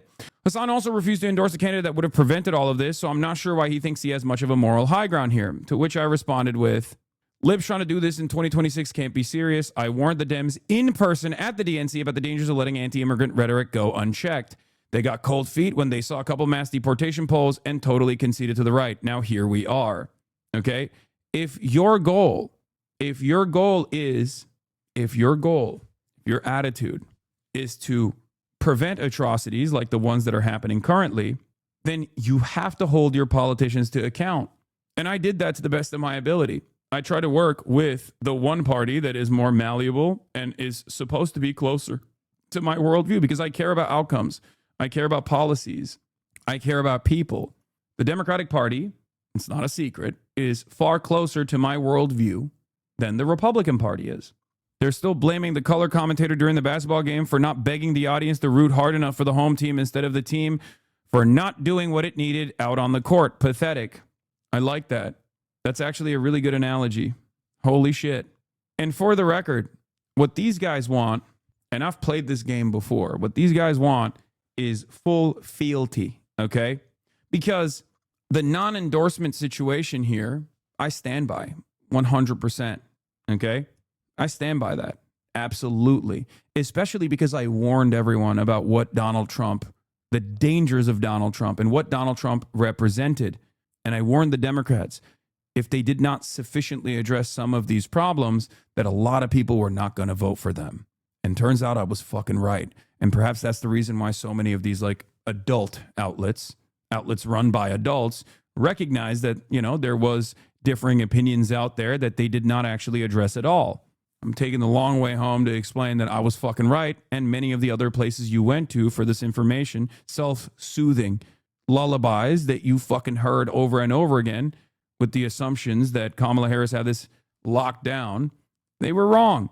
And instead of recognizing why you were wrong or why you were deluded and then hopefully not repeating that mistake, you still tried to crash out on those who were right. Evergreen, yeah. Oh, this is so bad. This is how you know she crushed it. Yeah, she crushed it so hard. This was on the DNC speech. This guy also is one of my major haters as well. There's like these liberals, CN liberalism. I have a constituency of Twitter liberal posters who just professionally despise everything that I do and everything that I represent. They not only hate me, but now they even hate the Podjons for aligning with someone such as myself and aligning with the Bernie wing of the party in an effort to defend American democracy, in an effort to actually save this fucking country. But these guys do not have that investment at all. They're just party loyalists for some weird reason. Some of them are paid. Some of them are not even paid. Some of them do it for free. They're just professionally wrong. I don't understand it. I don't understand what it will take for these guys to recognize that they're wrong all the fucking time. Now, that's one aspect of this, failed attempt at censorship as well, or the failed attempt to try and punish people for having a differing opinion, even if those people are correct and the people doing the yelling are incorrect. The other way that Israel, for example, does it is this article, right? With the exception of Ro Khanna, none of these lawmakers responded to the request for comment about Piker's latest post on Hamas, nor did the Pod Save America hosts, including John Lovett, John Favreau, Dan Pfeiffer, and Tommy Vitor. This article is from the Jewish Insider. Okay?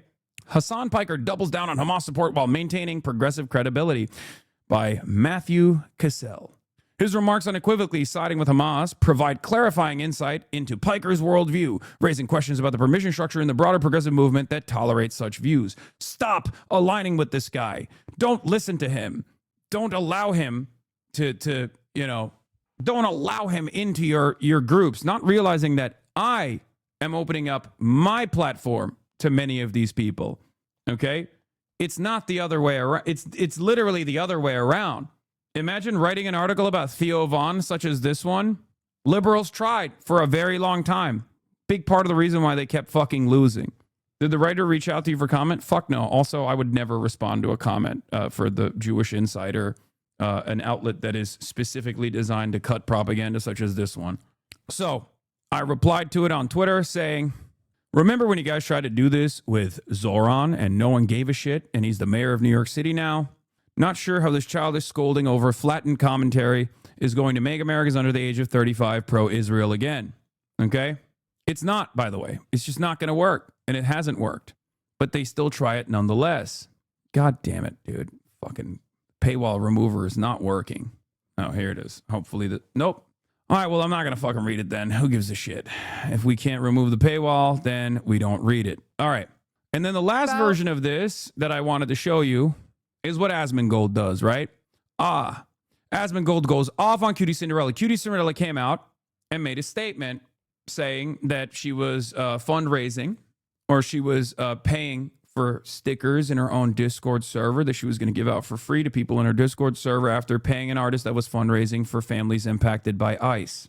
And of course, the Roach King did what the Roach King has been doing over and over again, but to a much lesser degree, because the impact that he has is going to fucking soften. Okay? Why do libs call you the Asmongold of the left? Because they're fucking stupid. As an ex-apolitical centrist, radlibs do a good job of making oneself go all out and self-destruct to destroy the radlibs. That's it. The reason why they do that is because they want to say, oh, Hasan is also just as silly as this guy Asmongold. They want to flatten the commentary. They want to flatten the ideology. They want to say these two things are extreme on both sides. But if they were to say, hey, the guy actually saying that everyone deserves healthcare, and the guy actually saying everyone deserves an ICE agent to go to their house and fucking ask them their papers are actually the same, most people will look at you and go, I don't think those two things are the same at all, as a matter of fact. I think you're out of your fucking mind. So instead of saying that, they go, well, they're both Twitch streamers. It's yet another way to not address the talking points that I'm engaging in, not address the ideology, not address my motivation, but instead, or even my background necessarily, but instead to try to flatten it all, to maintain an ultimate enlightened centrist position at a time when most people would consider that to be reductive, silly, and unproductive in general. They would say, hey, I don't really think that this is the case. In any case, we're talking about pressure. We're talking about social pressure, and how social pressure plays a big role in silencing opposing viewpoints.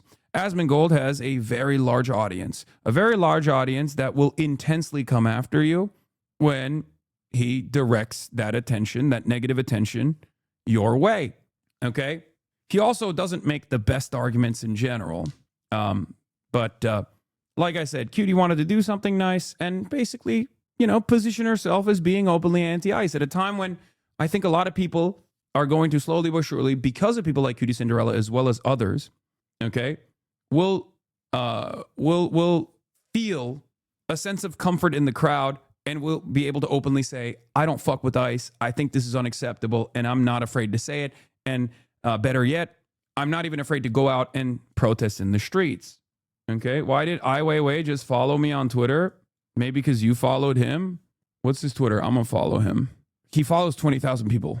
Anyway. Things that I don't feel comfortable not saying anything about. I gotta pee. That's not true. You just think that there's a consensus about this, so you want to talk about it and capitalize on it by virtue signaling.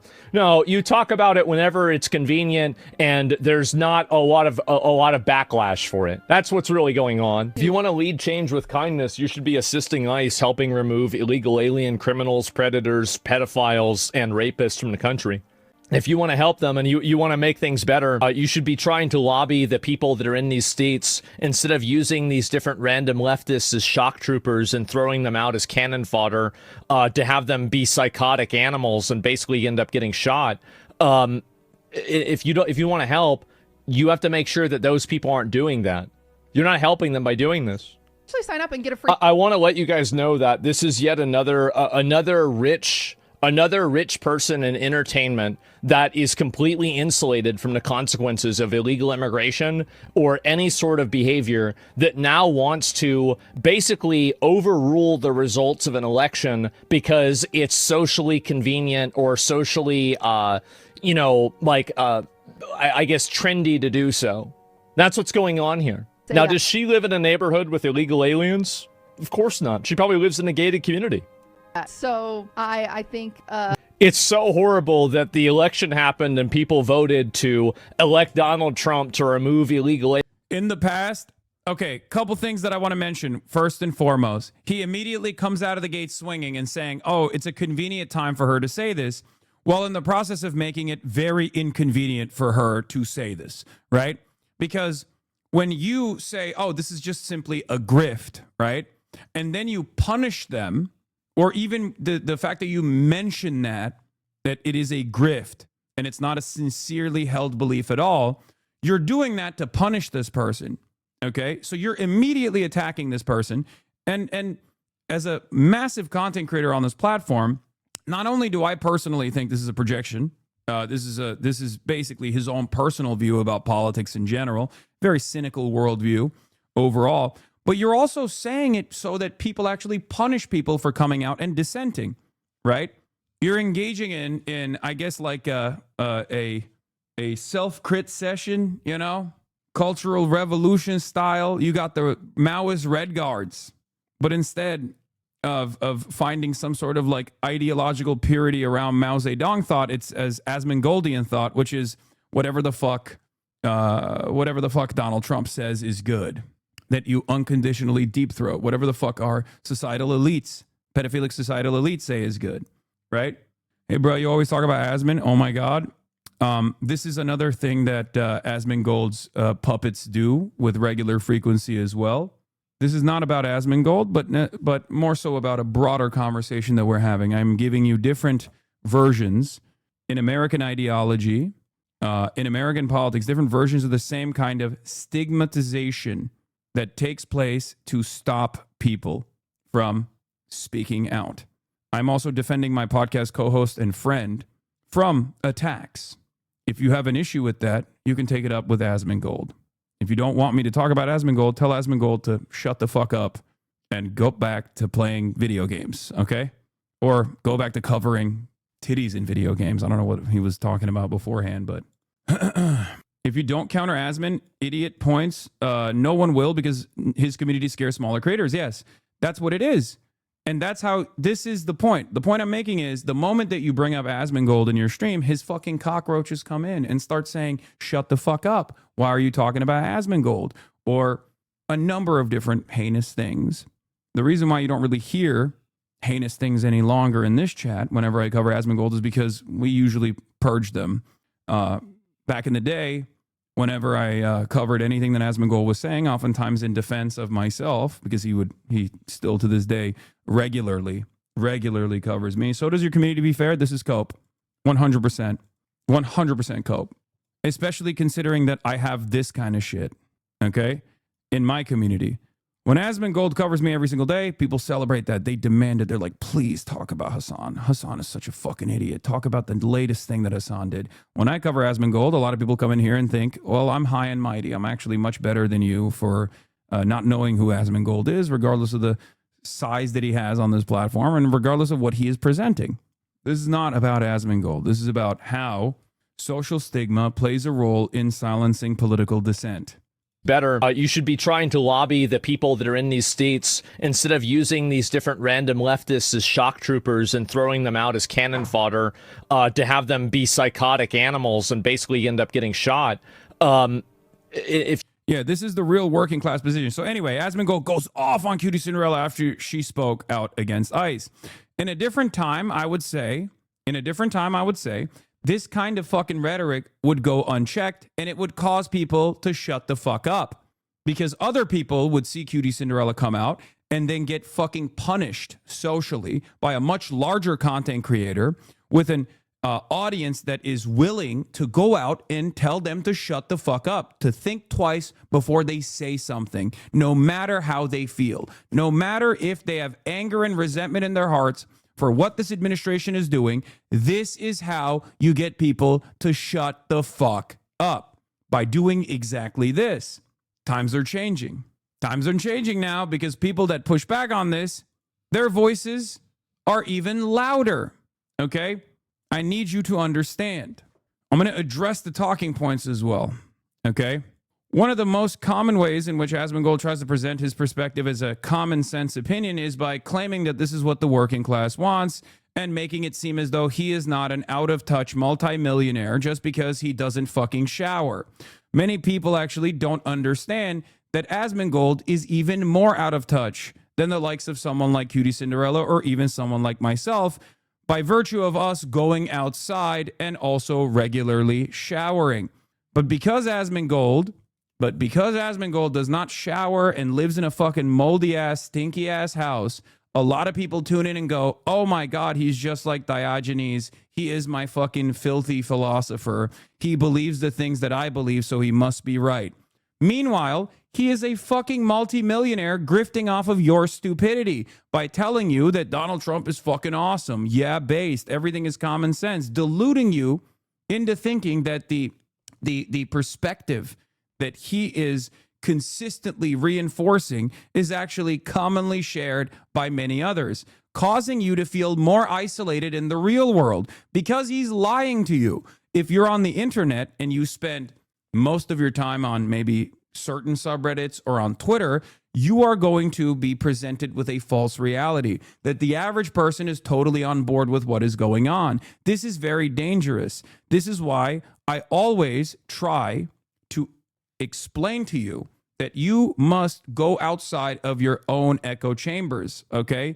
And we try to do that to the best of our ability here at the HasanAbi broadcast with regular frequency. And I oftentimes yell at the dumb fucks that tell me, why are you covering Fox News? Why are you covering Trump? Why are you platforming Trump? I yell at them all the time because you have to diversify your media diet and you have to have a better understanding of what other people are thinking and what other people are saying. Okay? I cover a litany of different perspectives on this broadcast. Okay? From an uncompromising moral position that I've yet to stray away from. And I will continue to do so. And I am telling you, the tide is shifting. Okay? The tide is shifting already. Now people actually have had enough. Now people are actually less afraid to come out and speak. And you guys in this community play a role in that as well. And just like people like Cutie Cinderella play a role in this as well. When they come out and they say something and they get yelled at by the likes of Asmongold, but then other people come to her defense and yell at Asmongold, people then realize, oh, wait, I'm not alone. I'm not alone with my feelings. This is the reason why I was able to grow as a content creator initially, because so many people would tune in and go, holy fuck, I live in a goddamn red state and I didn't realize people think the way you do. I thought I was alone. I thought no one else around me felt this way. Okay? And there are many right-wingers who also look for that. Okay? And that's how they arrive at someone like Asmongold, where they go, oh my God, finally someone is actually saying the things I'm thinking, saying the quiet part out loud. Okay? That's it. That's all this is. The reality of the matter is, however, the majority opinion has shifted dramatically away from the hands of the incompetent administration and all the reactionary policies that they are representing, because people are seeing the impact of those policies. Chatters may not have believed the tide was going to shift after October 7th, but we watched American sentiment nearly invert completely over 2 years of genocide in Gaza. Regarding ICE, the shift will happen much faster because it's happening here. Exactly. The shift has already happened. Americans went from 66% saying mass deportation now and voting for the mass deportation president to win over the, less deportation, but still many deportations presidential candidate Kamala Harris, to going abolish ICE in a matter of a year, less than 1 year into Donald Trump's term. Donald Trump's first term has not, Donald Trump's second term, the first year has not even ended yet. Okay, we got 4 more days for the 365 days to complete, and it took 1 year, but we are now here. The majority position is now to demand to abolish ICE once again. And it's only going to get worse from here on out. It's not like the economy is going to get fixed. It's not like people are going to magically experience prosperity. People are more and more frustrated every single day, and Trump's base is fucking hemorrhaging. Okay? And a lot of these people do not actually care about that. A lot of these people don't actually have the broad awareness to understand that. I'm sorry, Asmongold is not a very intelligent person. He's not as stupid as the way he presents himself. He is definitely very cynical. He is very sinister in his commentary, but he's ultimately not that smart because he doesn't have a lot of experience in the realm of political commentary. He's a simple grifter, simply saying Trump is good, Trump is based over and over again because he realized that, there is an audience for it. There is a market for it. Okay? And because of that, he doesn't realize that the walls are closing in. One of the first instances where he realized that the walls are closing in was this past week when he actually came out and said, yeah, based, when talking about a 37-year-old woman, Renee Good, who was a good woman, okay, a good American, a patriotic American, who was defending her neighbors, who was shot in the middle of a fucking street in Minneapolis. He said that was based. He said, fuck around and find out. And a lot of people realized that this is the kind of heinous shit that he was trafficking in, okay? And they started pushing back. And as soon as he experienced even a fraction of the scrutiny, enmity, animosity that he has brought about to others with his audience, he decided, oh, maybe I won't talk about politics as much. Now, I don't think that's going to happen. But one thing he does not realize is that he doesn't know how to pivot, okay? One thing he does not realize is that the Trump train is not going to keep cooking. It's not going to keep going. The Trump train is already off the rails. You still think it is on the rails. You still think it's going to arrive at this destination. It's not, okay? The tide shift is already here.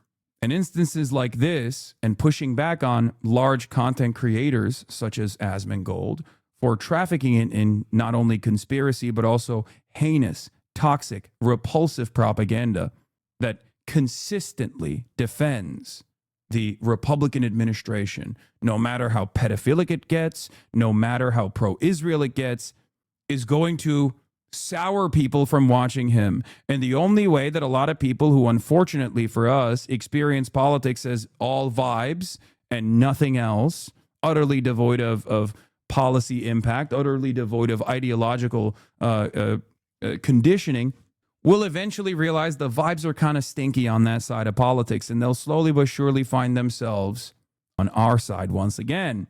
But it is always pertinent on someone like myself and many others with a platform to properly educate people, to give them a proper political education so they do not stray away from empathy first politics, from good policies that they demand in an uncompromising manner, and not just go back to the other side when the vibes shift once again.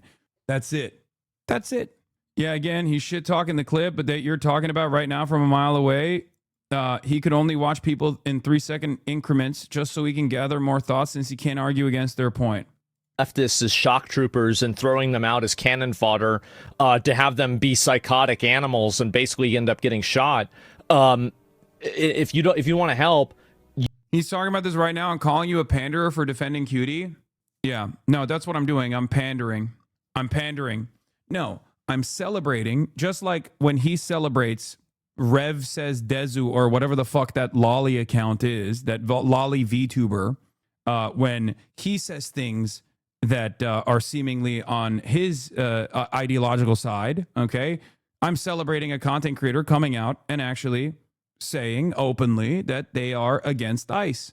At a time like this one, it is necessary, it is pertinent on all people with a platform, all people with influence to come out and fucking say that this is unacceptable, this is wrong, okay?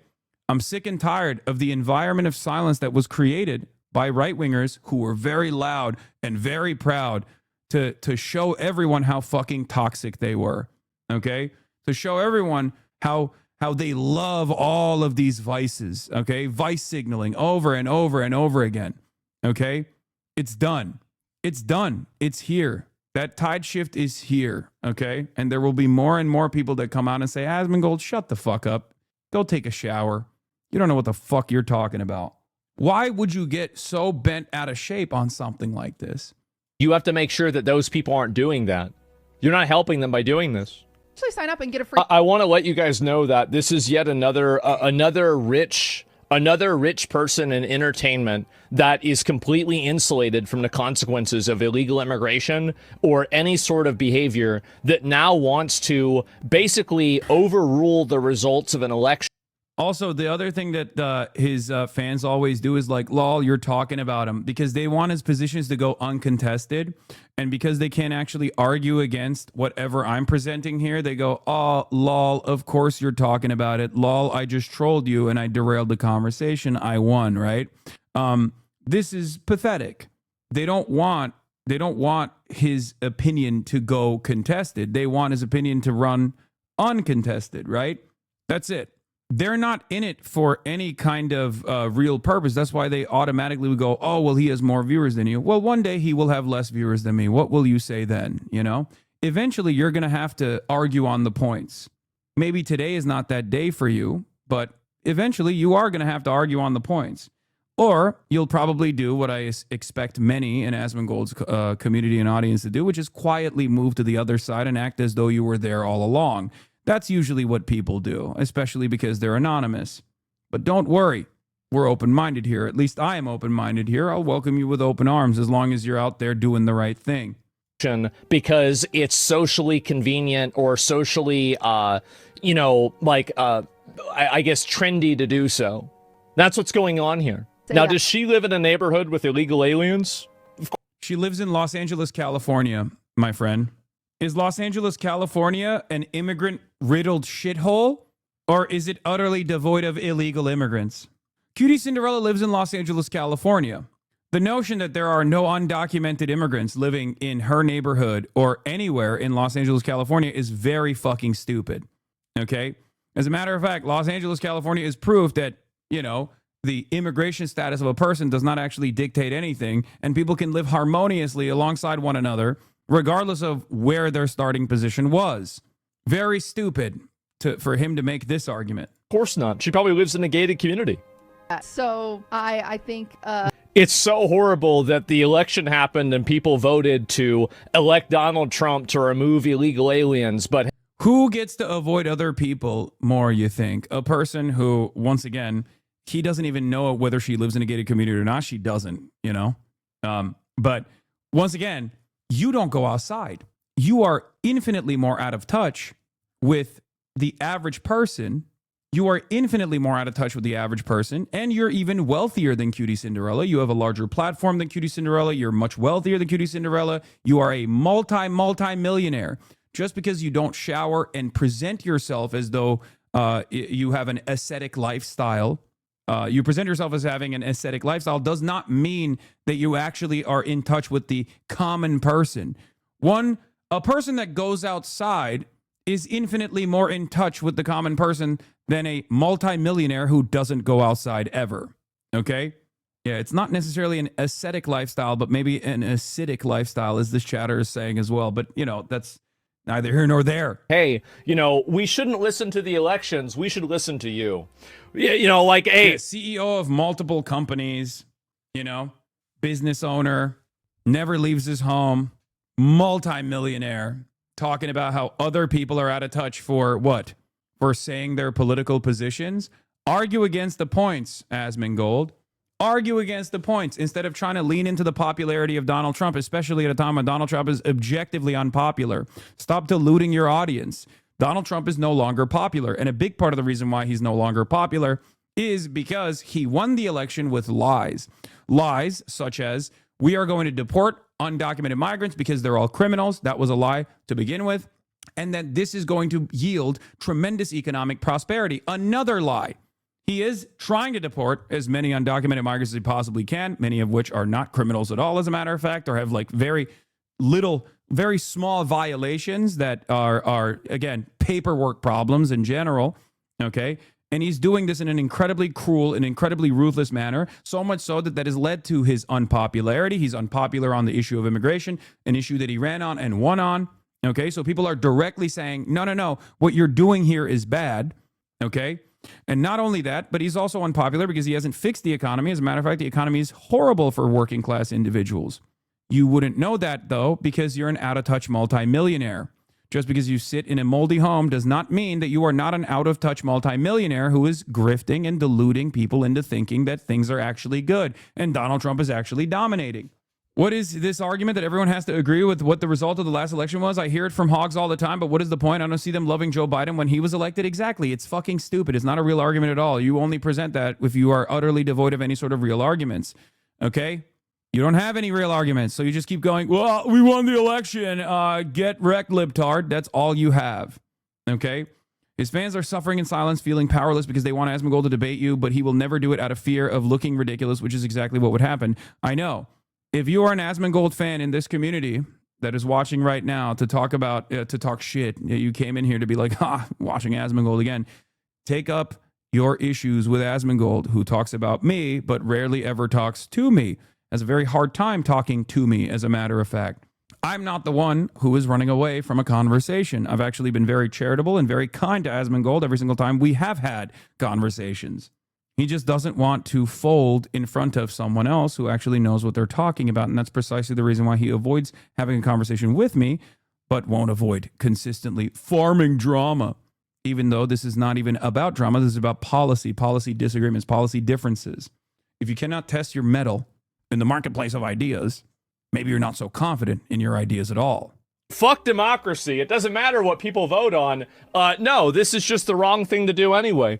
I don't think so. This is another, as I said, it's another privileged white girl that lives in a gated community, totally insulated from the consequences of any degree of negative effect of illegal migration or any other problem that's a secondary effect of that. You never have to worry about having food stamps be delayed because of this or having food stamps be cut because once again, the commoner position here for Asmongold, okay, is the idea that ICE is actually good. because it's actually, removing migrants. And for the record, Cutie Cinderella was on food stamps. Asmongold was on food stamps as well, which is something that he brings up quite frequently. But so was Cutie Cinderella. Cutie Cinderella grew up very, very poor. Perhaps even more poor than Asmongold was, let's be real. This is something that she has talked about on the Fear End podcast. This is something she talks about on her own stream. Asmongold is infinitely more disconnected from reality because he's out of touch. He's a multimillionaire who never leaves his home. Just want to point that out one more time. When he tries to present this argument as though he is taking on the commoner position, the common working class position here, by presenting her as a privileged white girl living in a gated community, he's actually trying to redirect the attention away from himself. Because if his audience was constantly holding him to account to be like, well, aren't you a multimillionaire yourself and you don't really leave your house, all of a sudden, the mirage would shift. People would start realizing, okay, yeah, sure, you wear the same white t-shirt all the time. Maybe that's just marketing, right? Unfortunately for all of us, a lot of people do fall for that marketing, which is precisely the reason why a lot of people get mad at me and they say, Hasan, well, you present yourself as an incredibly wealthy person. You wear high fashion clothes and you have a nice car, you have a nice home, over and over again, as though this has anything to do with the arguments that I'm presenting, as though this has anything to do with, as though this is at odds with my worldview in any shape or form, right? It does not. But it's an easy, boom, one shot that causes people to go, I'm not going to listen to what you have to say, okay? He said, y'all are just saying it when it's popular. You in 2018 saying abolish ICE with a video calling them Gestapo. Yes, I've been there. I've been there for years. This is nothing new. First they came for the communists. This is in February 12, 2018, when I was at the Young Turks, when I called ICE Gestapo. Okay? I've been there. I've been there consistently and have never shied away from this position, no matter how quote-unquote unpopular it has seemingly gotten. Okay? The real reason why Asmongold is lashing out like this is because he realizes that his position is inevitably going to become unpopular because he's tied himself to the Trump train, okay? And now that the Trump train is actually off the rails, he's also off the rails. This is why I get somewhat frustrated when people try to be like, well, you're just like Asmongold. You don't know anything. It's like, bitch, I've been doing this for many, many years, okay? Just because you weren't aware of it doesn't mean that I wasn't there. There's a bunch of people that are dependent on it. You don't have any level and any understanding of this at all because you're rich. You're totally rich. You're totally disconnected from the average person. We call it virtue signaling. It is. It's totally optics driven. It's once again, nothing to say about the argument. Nothing to say that, fuck ICE is a totally reasonable and, dare I say, popular position, even though he did bring up that it's popular now. So he is literally admitting that it's a popular position now, and that's why he's lashing out, trying to make people shut the fuck up, trying to force them into silence by bullying them. It's not going to work, okay? Especially because at the heart of this argument is the most in touch with the working class take is actually when you demand for white working class moms to get shot in the face by ICE, okay? That's it. That's the in touch position. These people work way harder than you do. The people that are getting deported work way harder than you do. They are way more productive than you are. What the fuck do? You don't do anything. And neither do I, for the record. And I live with that shame every day, so I try to do my very best to at least engage in broad awareness initiatives and do fundraisers, work with community organizers, work with politicians, work with political campaigns. That's the reason why I do that. Go out to protests, speak at marches, the things that I do, partially, I do because I know that if I just sat around and just chirped, it's not enough. Meanwhile, that's all he does. All he does is chirp, and his heart is not even in it. If you can't actually argue against the positions being presented, you just attack the person. That's all this is. The argument that he's presenting is that ICE is good. Why is ICE good? Because it's deporting undocumented migrants. Why is this a good thing? Because undocumented migrants are stealing food stamps. None of this is true, okay? Undocumented migrants actually cannot take advantage of any social welfare in this country, okay? That's number one. And their impact on the economy is positive. It's not negative at all. Their crime is not a real crime. It's not a felony, no matter how hard these people lie and try to make it seem as though they're all bloodthirsty murderers. Undocumented migrants are a net positive on the economy. They put back more into taxpayer funds than they actually take out in the form of any sort of social safety nets because they don't have access to these social safety nets. These are things that we have talked about a million times over. And ultimately, what they are being violently deported for is simply a paperwork issue that could be solved just like that. Because of this, or having food stamps be cut because there's a bunch of people that are dependent on it. You don't have any... Undocumented migrants are not actually taking food stamps from U.S. citizens, for the record. This is a lie. He is just lying. He has no evidence for this. Totally disconnected from the average person. We call it virtue signaling. The average person is infinitely closer to an undocumented migrant. As a matter of fact, probably encounters undocumented migrants with regular frequency at the places they go to, whether they be businesses they frequent or even work alongside them at the regular job sites that they go to. Asmongold is actually an out-of-touch Twitch streamer who is a multi-millionaire who never leaves his home, and therefore he is completely oblivious to this reality. If anything, the federal government spending $75 billion in additional funds on ICE to go out and hire the most racist dumbasses with zero fucking training to go and harass random American citizens and undocumented neighbors alike is infinitely worse, and an infinitely worse pressure on the social safety nets than whatever hypothetical imagined fantasy Asmongold has about undocumented migrants stealing welfare, which is not a real thing at all. Okay? Well, why did the average person vote for Trump then? I don't know. If you don't like Joe Biden, ask yourself the question, why did the average person vote for Joe Biden? It's the same reason, okay? Because they deluded themselves into thinking that Joe Biden would represent a change that they appreciate, okay? Just like a lot of people deluded themselves into thinking Trump would be a positive change. They didn't like Kamala Harris. I'm very honest about this kind of stuff. If you've ever listened to me during the election cycle, you would have heard me say over and over again, Donald Trump is most likely going to win because Kamala Harris is actually doing a dog shit job at running a campaign and presenting herself as an out-of-touch elitist who is not in tune with the needs of the working class. This allows Donald Trump to, for example, present himself as an isolationist and a peace candidate. The reason why Donald Trump was able to lie about being the peace candidate, even though he was president for 4 years and he certainly wasn't the peace candidate then, was because the oppositional figure in the opposing party was anchored around continuing a genocide that a foreign country was doing with unlimited weapons and unlimited funding from us with our taxpayer dollars, right? With our taxpayer dollars. And also simultaneously saying that she is going to command the most lethal military in the world, the most lethal U.S. military that the U.S. military has ever seen. And hugging and kissing Liz Cheney and Dick Cheney and winning their endorsements and parading around as though these guys had any constituency whatsoever. When you present yourself as the pro-war party, the other side is going to have a much easier time presenting themselves as the peace party, even if they are not going to do that. This is precisely the reason why a lot of voters for Donald Trump are experiencing buyer's remorse right now. Yes, but he specifically promised to get rid of the migrants, and that's why many voted for him. That's one promise he actually kept. Except if you were, once again, around here at any given moment throughout the election cycle, you had heard me say Americans actually vote for things that they don't like all the time. One example that I used in the election cycle was abortion. Many right-wing Americans thought they wanted to ban abortion, and once abortion bans actually came through because the Supreme Court overturned Roe v. Wade, they realized, oh shit, we don't like this at all. We don't like this one bit, okay? And that's precisely the reason why, even though the position of mass deportation was polling at around 66% in the lead up to the election, and Donald Trump was seen as a guy who was going to deal with this problem, is now deeply unpopular because of his anti-migrant policies.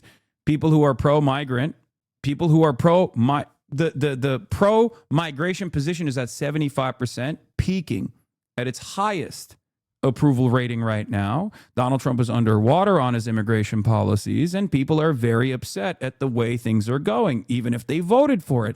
I've met many people, even on stream, that have said, I'm Latino, I voted for Donald Trump because I thought he was going to actually deport the criminal migrants and not my family members.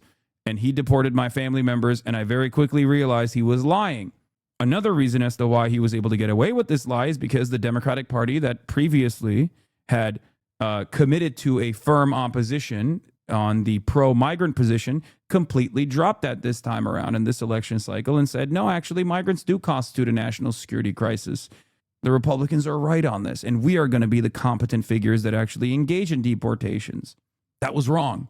And I said over and over again that leaning into the lies and conceding to the lies that the Republicans were creating in an effort to justify mass deportations is one of the worst things you could possibly do, because it makes you look like a hypocrite. It makes you look like a coward. It makes you look like you got caught in a lie, when ironically enough, they were the ones who were lying from the start. And once the policy positions become reality, people quickly realize that that is a lie. This is not insane framing at all. Or, oh, you're talking about the way that Republicans are framing this. Okay? Some Democrats' radical commitment to funding increasingly unpopular violence is out of touch with the public's trajectory and is politically naive. Concerning that these extremist figures are apparently leading the opposition to Trump, do Democrats want another 2024? A plurality of Americans want to abolish ICE, including Democrats, 77-12. Black voters, 62-18. Hispanic voters, 58-31. By the way, notice how black voters actually have a more negative opinion on ICE than Hispanic voters do. Just something to consider here. Moderates, 45-35, and 15% of Trump voters. And Democratic leadership is apparently offering to give ICE more money in exchange for a few reforms. Ridiculous. Ridiculous. Insane. Let's finish this. It is. It's totally optics driven. It's embarrassing. And honestly, I think that it's not surprising either. Cutie Cinderella, especially after that crash out that she had with like, who was it? The KDB and Vanilla Mace. Whenever she looked bad for saying that she wasn't going to disown her father because her father disagreed because of her trans brother or something like this. Well, now she has to make up for that. Again, utterly irrelevant point here. Not relevant at all, but it's signaling to like a irrelevant drama to once again disparage the person for actually standing in opposition to ICE. He has a disagreement on what Cutie Cinderella is doing here, but he can't actually entertain the real argument because he doesn't, one, have the knowledge to entertain the actual argument and attack the argument itself and talk about why ICE is good.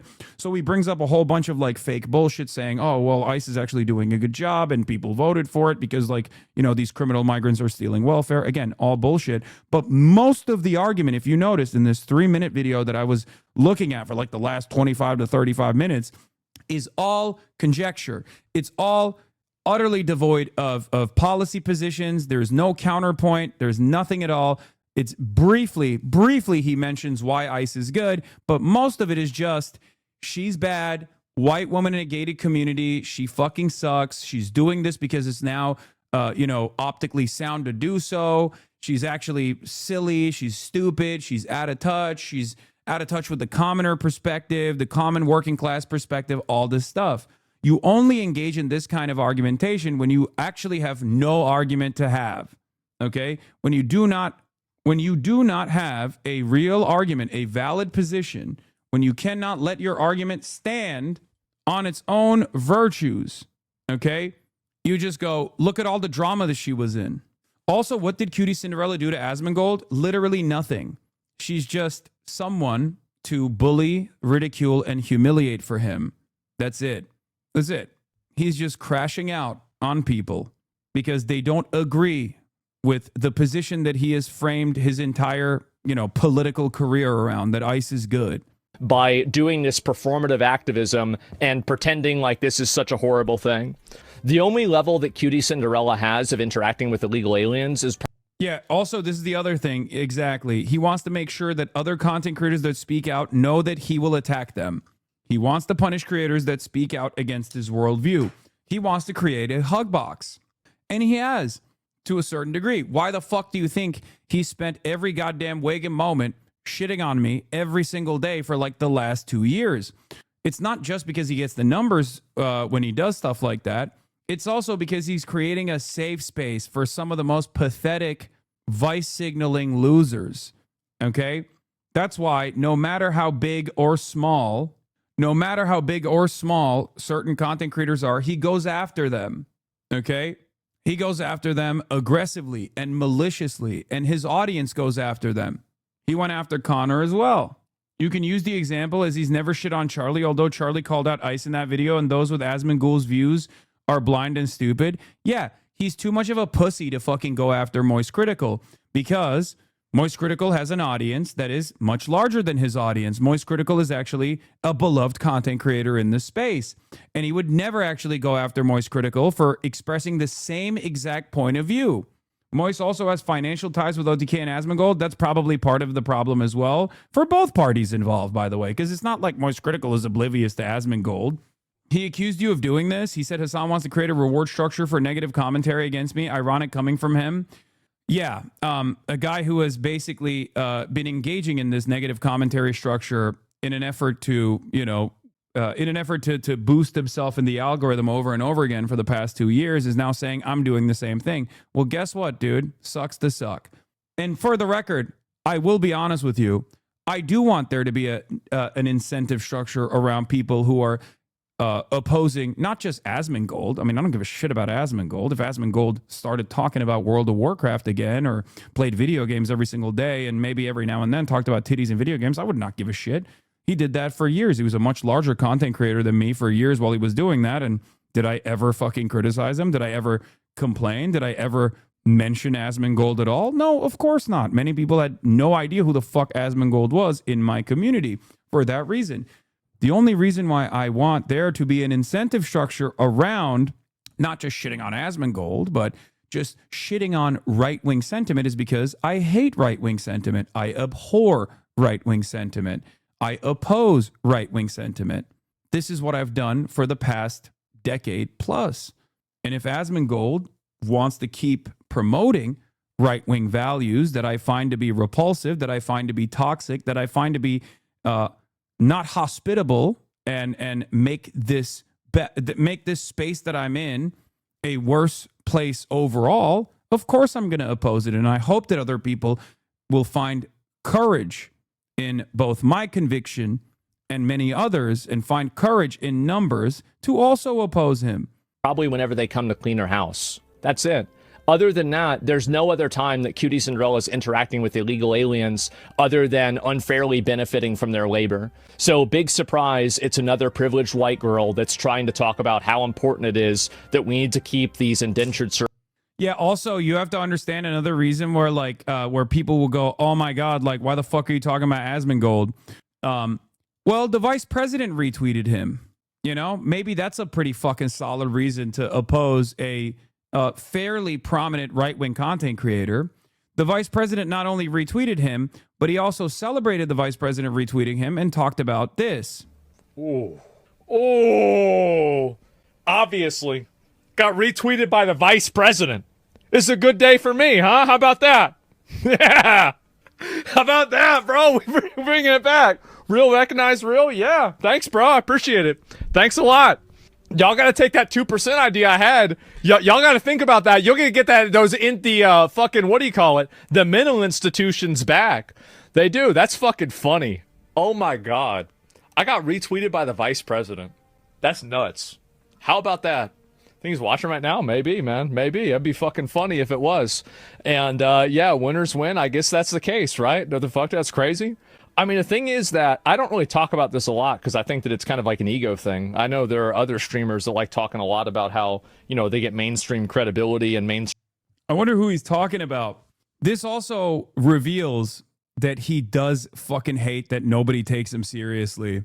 Look at how excited he is that someone in a position of power has actually validated his worldview after spending years sucking up to the administration. Very interesting that he just like briefly brings up mainstream credibility here. Who's watching this motherfucker, bro? He's so repulsive. Equally repulsive people. Okay? Equally repulsive people that should be fucking bullied on the internet for openly, for not even feeling a sense of embarrassment for saying openly that they follow Asmongold. And it's not because of like the way he looks, for the record. It's because of what he says and how little he knows. It's kind of like people who don't feel embarrassed openly saying like, I watched that Nick Shirley video and it was fucking brilliant. We really need to bring back stigma, okay? These guys have dominated the realm of social stigma for far too long. It is ridiculous that people openly can say they are fans of Asmongold, and everybody doesn't go, what the fuck are you talking about? This dude has barely ever had a fucking real job, doesn't know a single damn thing, is just talking out of his fucking ass, and only recently became this political propagandist. And all he does is just relitigate state propaganda over and over again, regurgitate state propaganda over and over again. I don't necessarily have an issue with him becoming the face of the modern right-wing movement, by the way. I think that when under the spotlight, guys like this will crumble because they are devoid of real ideological conviction and the stubbornness necessary to be in this battle for an extended period of time. And especially if the money dries up, they'll fucking stop. That's one of the things I will say now, especially because enough time has passed. But you know that I stand by my principles, even when shit gets hot. Okay? I do. If Asmongold halved his audience tomorrow, he would never talk about Trump again. That is a fucking promise. Okay? When my audience halved after October 7, I did not stop talking about Israel. If I was a fucking grifter, that would have been my pivot. I dialed in and day out, I kept pushing. And that wasn't a real sacrifice in comparison to all of the people that lost their fucking lives trying to show the rest of the world what Israel was doing. Okay? 10 toes down, baby. All the fucking way. That time will come. And when it does, he will say he no longer wants to be in the divisive world of politics. It's gotten too bad. But the real reason will be because Donald Trump is so unimaginably unpopular that the stigma that was associated with people who initially dared to criticize him on the internet, like Twitter or Twitch, will now turn on its face just like it did with Israel. Post October 7, if you actually had anything to say about Israel beyond Am Israel Chai, Israel is the greatest nation on the planet, everyone would yell at you. They would say, get the fuck out of here. How dare you? You fucking love terrorism. You want to decapitate babies, don't you? Right? And now, if you dare to say something positive about Israel in polite society, they look at you like, what the fuck are you saying? And that is what's going to happen with Trump as well. It's already beginning to happen with Trump, and it's only going to get worse for everyone that's a Trump supporter. And when that time comes, he will try to pivot. He will try to turn around and say, you have narcissistic features when you talk about what you said / did and ideology. You're so amazing. I have narcissistic features. The reason why I'm bringing that up is because this is a common line of attack for people in this commentary space. Oh, you're a grifter. You're a grifter. You see what I mean? At least among the youth and the online, Israel is 110% lost a culture war. Calling something Israeli is synonymous with cringe or lame among people under 25. Yep. Yeah. Anyway, here he is talking about the vice president retweeting It's him. kind of like an ego thing. I know there are other streamers that like talking a lot about how, they get mainstream credibility and mainstream approval. There's a lot of guys that are in really high places that I've spoken to and communicated with, and they're really nice guys, and some of them really appreciate what I do. And so he's talking about Elon Musk, for the record. For people who are wondering who he's referencing here, it's Elon Musk. No, it's not Cap. Elon Musk actually fucking highlights this shit all the time, and I suspect that they DM one another with regular frequency. Yeah, I don't really talk about this. I don't go on news stations or anything like that, but I just go out and do whatever the fuck, right? What news station would have you? Actually, like maybe Fox News, I guess. You cannot handle the spotlight, my friend. A big part of the reason why you cannot handle the spotlight is because you don't actually have real convictions. You're just doing it for pure grift. And the moment of pushback, the first side of pushback, you would fold, as you do every single time. That's why you're Asmonfold. You don't have any social skills. You don't have any ideological conviction. And you don't even want to fucking shower. And I feel like if you went on Fox News looking like this, people go, ew, gross. This is our representative on the internet? God damn, you would make people fucking reconsider right-wing positions. Asmongold is the Rabbi Shmuley of defending right-wing propaganda. Anyone that encounters Rabbi Shmuley will leave that conversation damning Israel to hell, okay? Although Rabbi Shmuley wants to defend Israel, he is so repulsive in the ways that he tries to defend Israel that most people, even people who were pro-Israel prior to encountering Rabbi Shmuley, leave that conversation thinking, the Palestinian resistance can't be all that bad. And Asmongold has a similar vibe for normies. He is a normie repellent. Okay? Both on the inside and on the outside, just like Rabbi Shmuley. Any normie that encounters Asmongold's talking points, regardless of how right-wing they might have been prior to that conversation, will at the very least sincerely reconsider their worldview. They will go, this is the guy on my side. I don't know if I am on the right side of this argument. Do not delude yourselves into thinking he just kind of looks like your average MAGA hog. He looks and sounds like the ruraloid meth head that I showed you the other day. To the average normie who lives in a fucking quiet suburb, who votes straight ticket Republican, this is poison. So, yeah, it's not a big deal. I don't, it's not an ego to me. It's just that's the way it is. I mean, I look at it, it's cool to see, but yeah, it's about it. And how's it feel? I mean, it feels good. I mean, the thing is that, and this is what I said too, wow, it's almost as if the thing that obviously happened because it was recorded from multiple angles and analyzed by the whole world on a frame-by-frame basis. This is what's so funny about this, by the way. Like, a week after the incident, they come out, CBS News, by the way, Israel News, Israel's #1 news station, CBS News. Shouts out to Barry Weiss. Shouts out to the Ellisons. Most pro-Trump and pro-Israel news station in America now. Comes out and says, breaking, the ICE agent who fatally shot Renee Good on January 7th in Minneapolis, Jonathan Ross, suffered internal bleeding to the torso following the incident. Instantly gets, quote, retweeted by fucking J.D. Vance. While much of the left has lied about this case, it turns out ramming a law enforcement officer with a car caused injuries. Who knew? And he's obviously glazing and replying to CBS News here. Now, that was a week later, and not a single fucking person believes this shit. Good luck. Good luck on this argument. There's a new New York Times visual investigation disproving that he was hit. Oh, there's another one? Hell yeah. Nobody's fucking buying it. Nobody. This actually happened. Amazing. Looking forward to seeing the next goalpost shift. Well, unfortunately, we're not going to see the next goalpost shift. What we're going to see instead is just them agreeing with each other and lying. They're like, no, it's not real. CBS is lying. Fox News. It's really funny because he's doing that. Okay? He is straight up doing that here.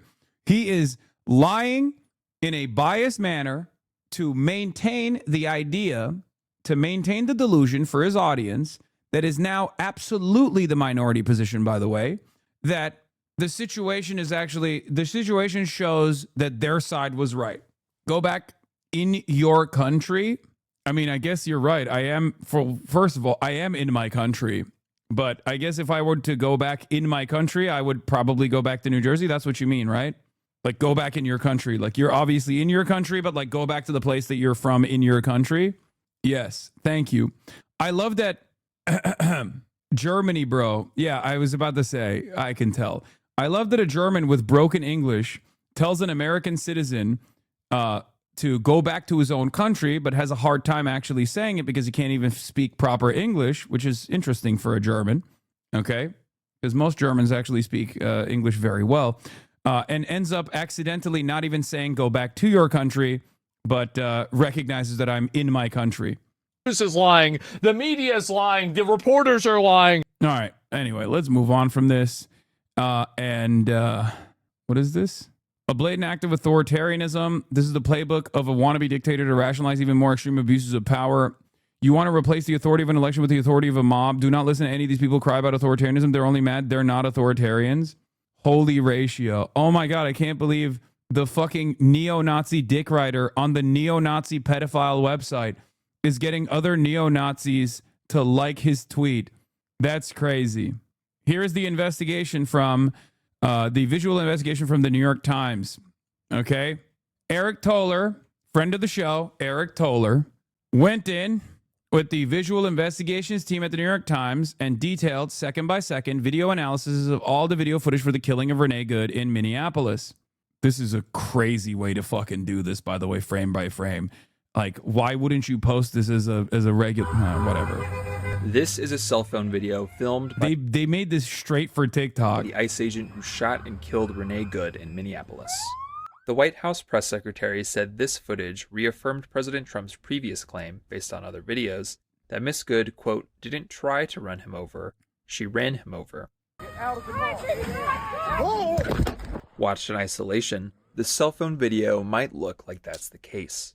But when analyzed alongside other angles of the shooting, synchronized by the times, a much more complicated picture is revealed. More footage will likely emerge, but the currently available visual evidence still shows no indication Agent Jonathan Ross got run over. The footage does provide some visibility into the positioning between the agent and Miss Good's SUV and the key moments of escalation. And it establishes, frame by frame, how Agent Ross put himself in a dangerous position near her vehicle in the first place. About 3 minutes before the shooting, footage shows Miss Good and her wife park their maroon SUV in the middle of the street and begin honking and heckling. Administration officials say they were impeding and blocking immigration agents. Footage shows 11 vehicles maneuver around the SUV, including this Chevy Tahoe driven by Agent Ross. When he exits, he's already filming Miss Good's SUV, not with a body camera typical of most law enforcement, but using a cell phone in his hand. It's not clear why. The agent's footage shows his interactions with Miss Good. That's fine, dude. I'm not mad at you. And her wife. That's okay. We don't change our plates every morning. There's verbal jabbing. It'll be the same plate when you come talk to us later. That's fine. U.S. By the way, when she says it'll be the same plate when you come talk to us later, what she's indicating is they're leaving, but you can conduct an investigation and try and, criminally punish us after the fact. Ross, on the other hand, obviously has a different opinion in mind. We see the agent switching the phone from his right hand to his left as he heads toward the front seat of his Tahoe. I say go get yourself some lunch, big boy. During this time, on the other side of the SUV, 2 new agents arrive in a pickup. We see Miss Good motions them to go around. Yeah, she's also talking about ice switching plates, yes. Around her. Get out of the fucking car. Over the next 6 seconds, we see one agent reaching into the SUV, Miss Good starting to drive, then Agent Ross firing 3 shots. Now let's go back and analyze some of the key contested moments of the agent's cell phone video, alongside other footage to break down what happens during these critical 6 seconds. Here, the agent's cell phone footage shows he's moving directly in front of the SUV, as it's reversing and rotating towards him, initiating a 3-point turn apparently to leave. Law enforcement officers are trained to avoid doing this because it puts them in danger and often leads to the use of force against drivers. The cell phone is focused squarely on Miss Good. She looks down, shifts into drive, and begins turning to the right, away from the agent. Cut to this high angle and zoom in. Will Asman go watch this? No.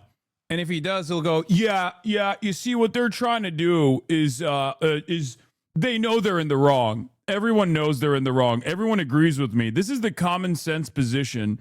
And so fake liberal news is doing their very best to make sure that it just looks different. But don't believe your lying eyes, right, guys? Don't believe your lying eyes. Yeah.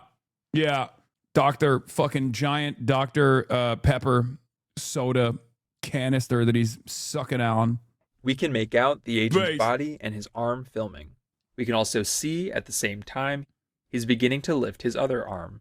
On these cameras, we can see what's happening around Agent Ross. The other agent is yelling orders and reaching into Miss Good's SUV. Wait, Her what front the tire fuck? spin. I had not seen this one before. Whoa, is this a new angle? Oh, shit. As she continues turning right. Agent Ross is at least a few feet away from Miss Good's SUV. He does not appear to move out of the way. As the SUV rolls forward. I don't know if the New York Times will actually mention this. I don't know if the New York Times will actually show this or say this, but ICE agents diving in front of vehicles in an effort to get a legal kill was such a broad problem that it was actually investigated in 2014. It was reported on, I believe, in 2016. This was something that they kept doing over and over again, that they had to change the law enforcement manual for ICE agents, just so you understand. The agent unholsters his firearm. We see in his cell phone video at this moment the camera drifting off to the left. The agent is no longer focused on filming. It's at this point in the... Look at her biting her lip and looking directly at the cop before driving forward. Wait, biting her lip? Are you all right, dude? What the fuck? The car literally The car does not even run him over. What the fuck do you mean biting her lip? You have to be a real psychopath. Dude, you are so deranged, brother. What the fuck? Cell phone Anyway, let's video keep where playing it the first video. looks and sounds like the agent's getting knocked violently. To the left. The agent is no longer focused on filming. It's at this point in the cell phone video where it first looks and sounds like the agent's getting knocked violently. Bro, she definitely ran him over. Just watch the video. Just watch the video. Just watch the video. Just watch the video. On the other camera, we can see what's happening. Here is Agent Ross aiming his gun at Miss Good. And here is his outstretched arm leaning toward her vehicle, which is barely visible behind the top. Wait a minute. Hold on. Wait a minute. Uh-oh. What's that? His phone, which is gripped in his left hand, flips over when the agent's hand lands on the front of the vehicle. There's an audible thud when it hits. The camera rotates up towards the sky. Again, while it appears the agent's getting knocked over, we can see that's not the case from the other angle. Wait a Which minute. shows he's standing with his hand near the headlight, his torso and legs away from the vehicle. In the cell phone footage, the agent's face flashes on screen, then it goes black. The other angle shows us why. We can see the agent's foot sliding, his hand bracing against the SUV, and his arm getting pressed into his chest. It is impossible to determine if this is happening because of the SUV's movement or the icy asphalt, or more likely, both. And what's very unclear because of the limited quality and availability of footage is whether the agent's upper body gets swiped by the vehicle as his left foot slides back. This moment is when Agent Ross fires.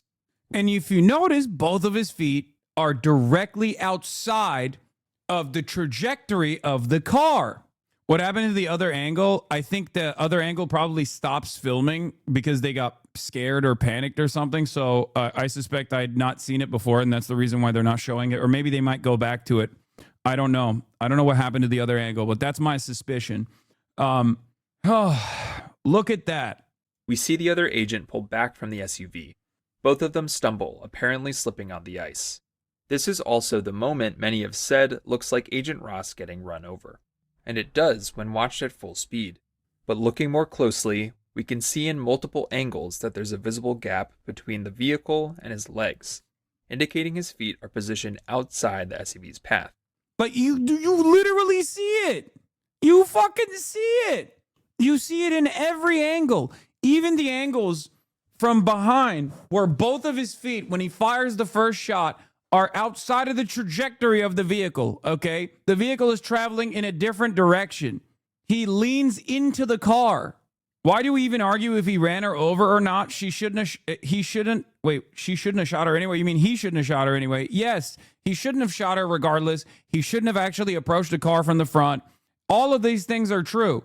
But the real reason why we're fucking arguing on this is because this is such a breaking of reality, a fracturing of reality point for so many people that I am going to consistently keep hammering this position over and over again, because it's very clear that while all those other things that you're saying are true, okay, he had no right to actually react this way, and it is a execution in fucking broad daylight. There are still people who are trying to find a way to justify it. That's why they talk about like, oh, she was licking her lips and all this shit. Where's that fucking chatter? Where's that fucking chatter that was talking about how she was licking her lips? Is he still in here? You're a dumbass weirdo. Now you know you have no excuse. She wanted to hurt that cop biting her lip like someone going for a punch. Wait, what?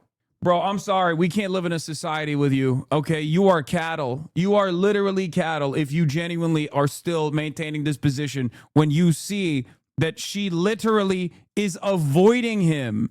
Like, look at this. Look at this. He's leaning onto the car.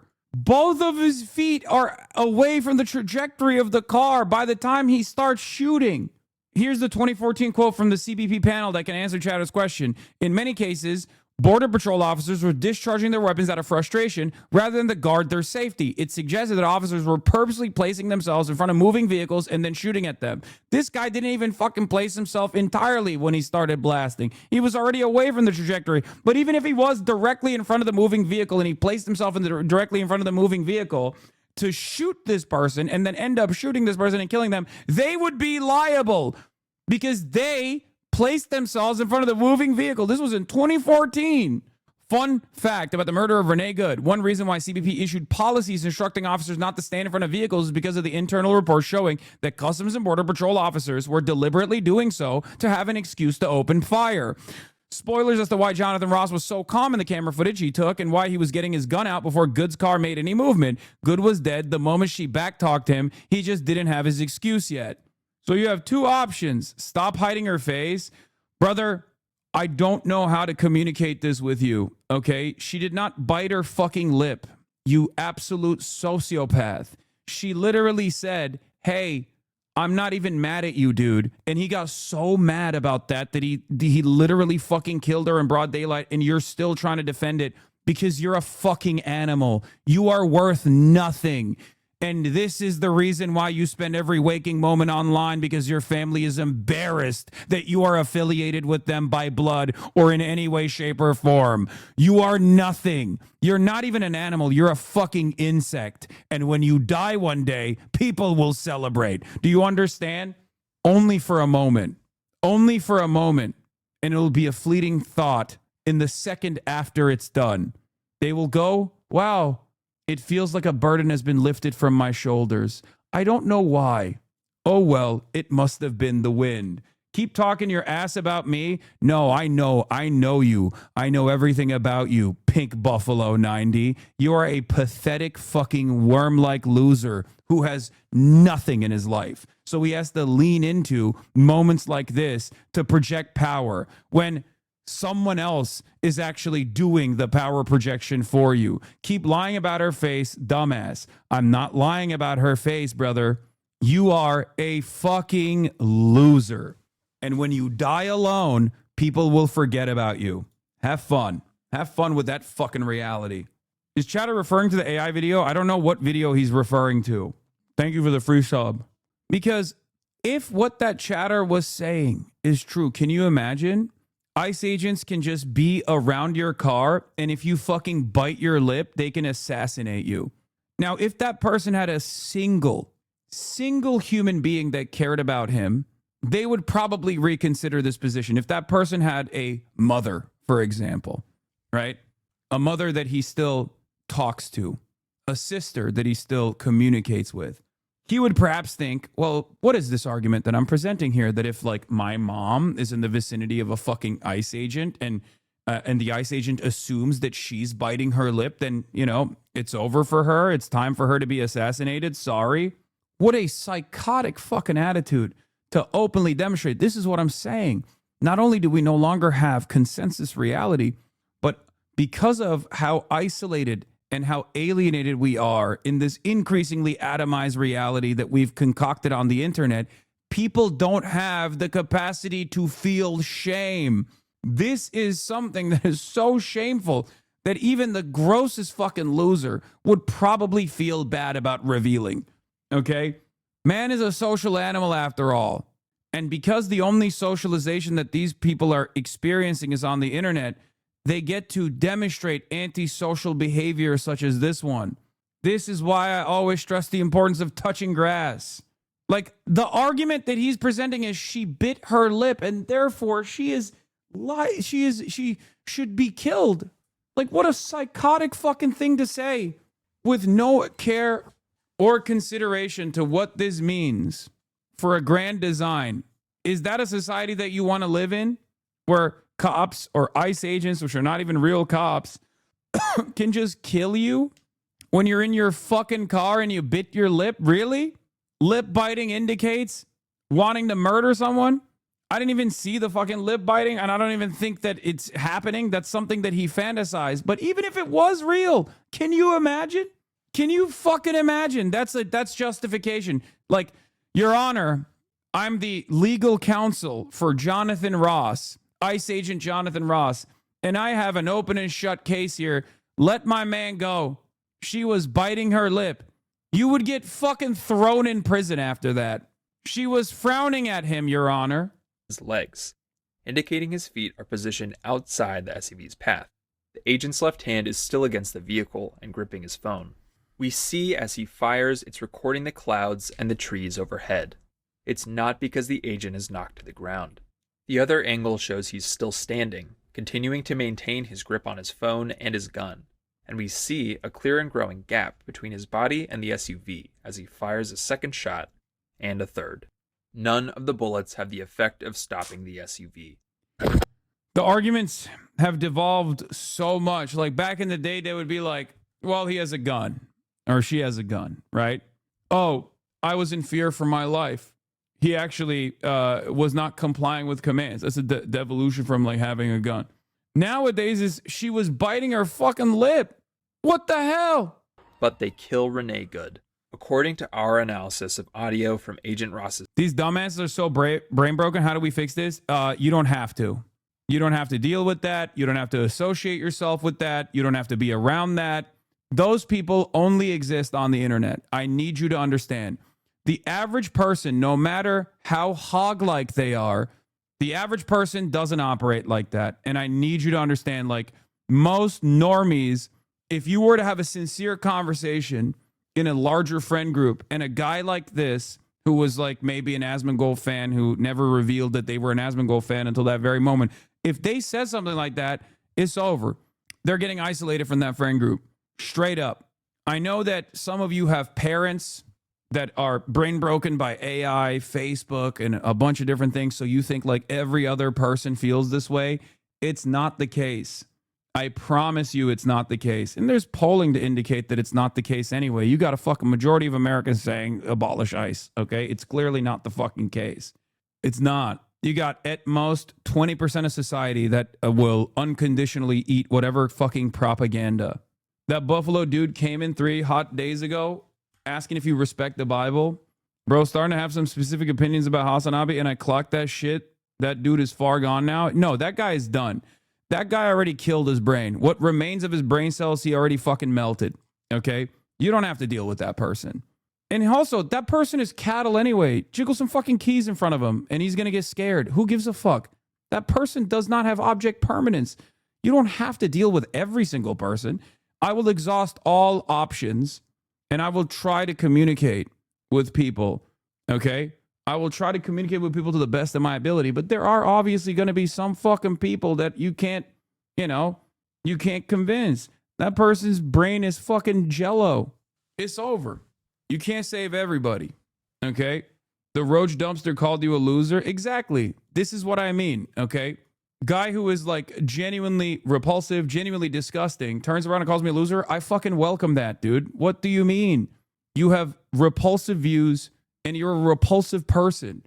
When you say I'm a bad guy, I wear that as a fucking badge of honor, okay? I wear that as a badge of honor. No, I know. Well, I'm just saying, is that bad? No, it's not. It's great. It's fucking awesome. Cell phone video. This is his reaction. Fucking bitch. According to a White House spokesperson, Agent Ross, quote, suffered internal bleeding after he was struck by the car. Shame! Shame! Shame! Later that evening, Homeland Security Secretary Kristi Noem said that he had been treated at a local hospital and released. Did Ross make sure to check that she was dead and then leave? Yeah, we have more ICE agent fuckery, by the way. Donald Trump cares about people like me. Disagree, 66%, up 6%, agree, 33%, minus 7%. This is why I say, like, there's 20% in the cult and then 13% who are still too stupid to recognize. But those numbers are dwindling every day. Those numbers are hemorrhaging every single fucking day. Here's another testament to how the attitude shift is so real. Jerry rigs everything, okay? This guy used to be an outspoken libertarian. It took him 1 year for him to ask if he could join the fucking Black Panther Party in armed resistance against the federal government, okay? Please. That's where the fuck we're at right now. That's where we're at. He's responding to clip compilations about, aura farming Black Panther Party affiliates in Pennsylvania and Philadelphia specifically, going, can I join, please? Can a white boy with motion join the Black Panther Party? Come on, man. Come on now. Are you sure it's not a can a white guy say the N-word spinoff? Fuck no, man. What the hell is this sinister attitude that you have, dude? Why are you so cynical? No, that's not what's going on. Meanwhile, you didn't ask to join, which is exactly what FD was talking about. Exactly. No, he's a free Palestine advocate. No, I know. I'm talking about his radical transformation that has taken place. Yes, Gaza awakened something in many people, okay? And Jerry Riggs Everything was one of those guys. I know. I saw it happen. I saw it change in real time. I saw the trajectory. Yeah, he fucking dropped the Cybertruck. He hates Elon Musk now. January 14th, I no longer own a Cybertruck. Why did you sell it? It's just not my style. I was in the negative about you for a good while, brainwashed or not, but I see you for what you are now, and it feels great to have your voice on these issues now. You speak a lot of sense. Hell yeah, chatter. Thank you for your charitability. Thank you for your open-mindedness. That's the only thing I demand of people, okay? That's the only thing I demand of you is to be charitable. That's it. To start in Minneapolis this morning, where President Trump is threatening to crack down on protests with the U.S. military. The president says if demonstrations against his immigration policies do not end soon, he could invoke the Insurrection Act, a rarely used 18th century law. And overnight, we got new details about Renee Good's injuries, including where she was shot and what the first responders found when they arrived. Our chief correspondent, Matt Gutman, is on the front lines of the protest and the crackdown in Minneapolis this morning. Skirmishes between protesters and federal law enforcement seeming to intensify Thursday. You can see federal officials trying to control the crowd here, moving people back.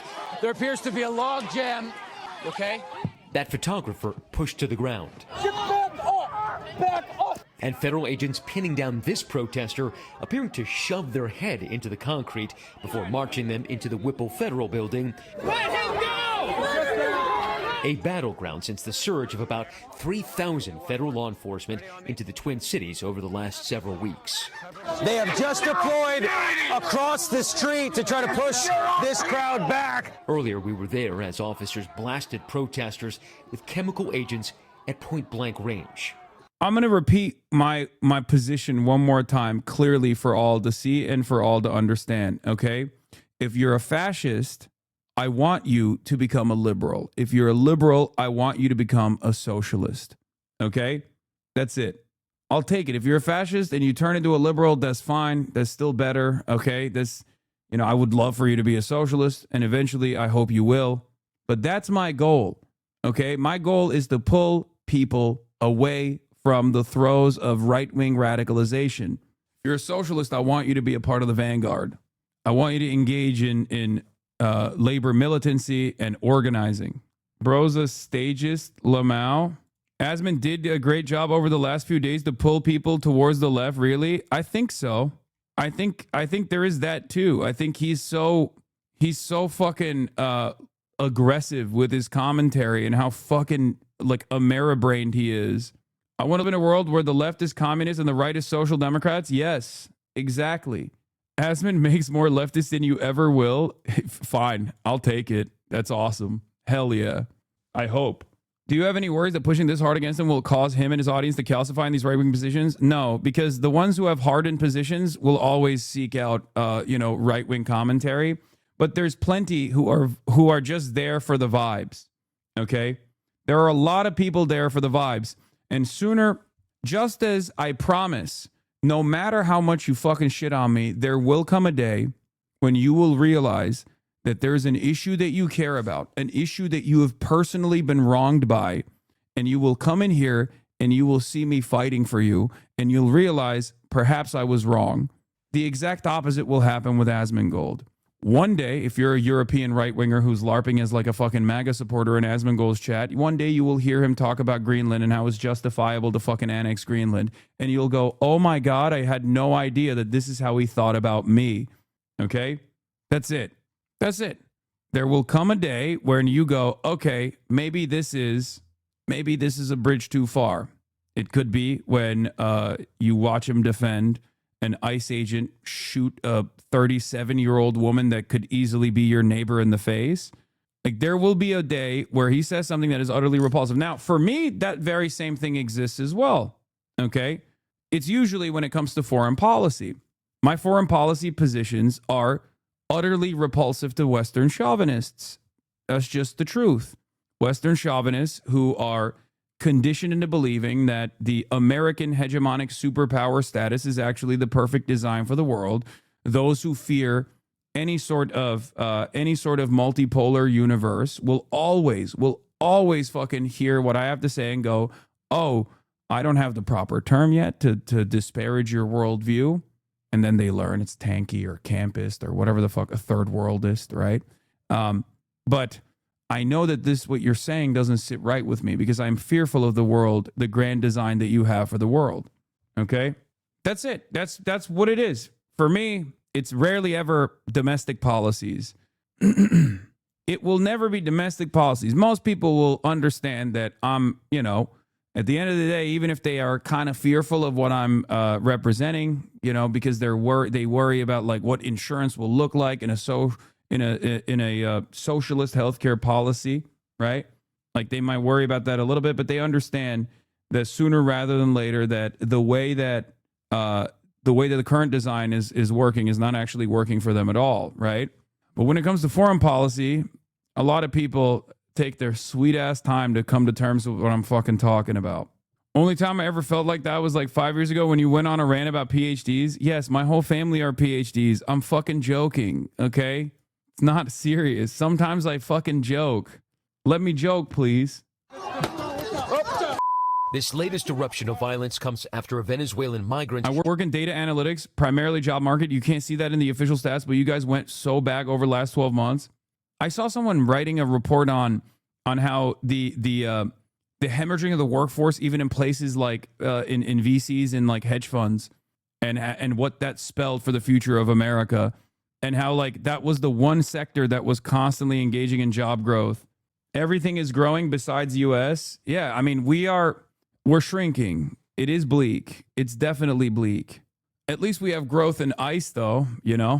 Yes, I know that Renee still had a pulse when first responders arrived, by the way. 2 gunshots to the torso, 1 to the hand. ICE let her bleed out. And they had to walk. The EMTs had to walk to the location and carry her. And they did not render her aid at all initially. Who immigration officials say is 5% GDP growth is shrinking. We're talking about the overall economy for the average person. You have to be joking, 26-month subscriber. 5% GDP growth because of 3 or 4 companies that are just like shifting around the same $100 billion is not actually helping anybody. No, I'm not going to tell the GDP joke again. I'm not going to tell you the joke about how 2 economists are walking in the woods and they encounter dog shit while they're walking in the woods. Economist 1 says to Economist 2, "Hey, I'll give you $100 if you eat this dog shit that's on the ground." Economist 2 says yes, eats the dog shit, takes $100. They keep walking. They encounter another piece of dog shit in the woods. Economist number 2, freshly $100 richer, points to the economist number 1 and says, "Hey, if you eat this dog shit, then I'll give you this $100. Okay, I'll give you this new $100 that I just got." Economist number 2 says yeah, or economist number 1 says yes, eats the dog shit. They keep walking. They think to themselves as they leave the forest, what the fuck purpose did this serve?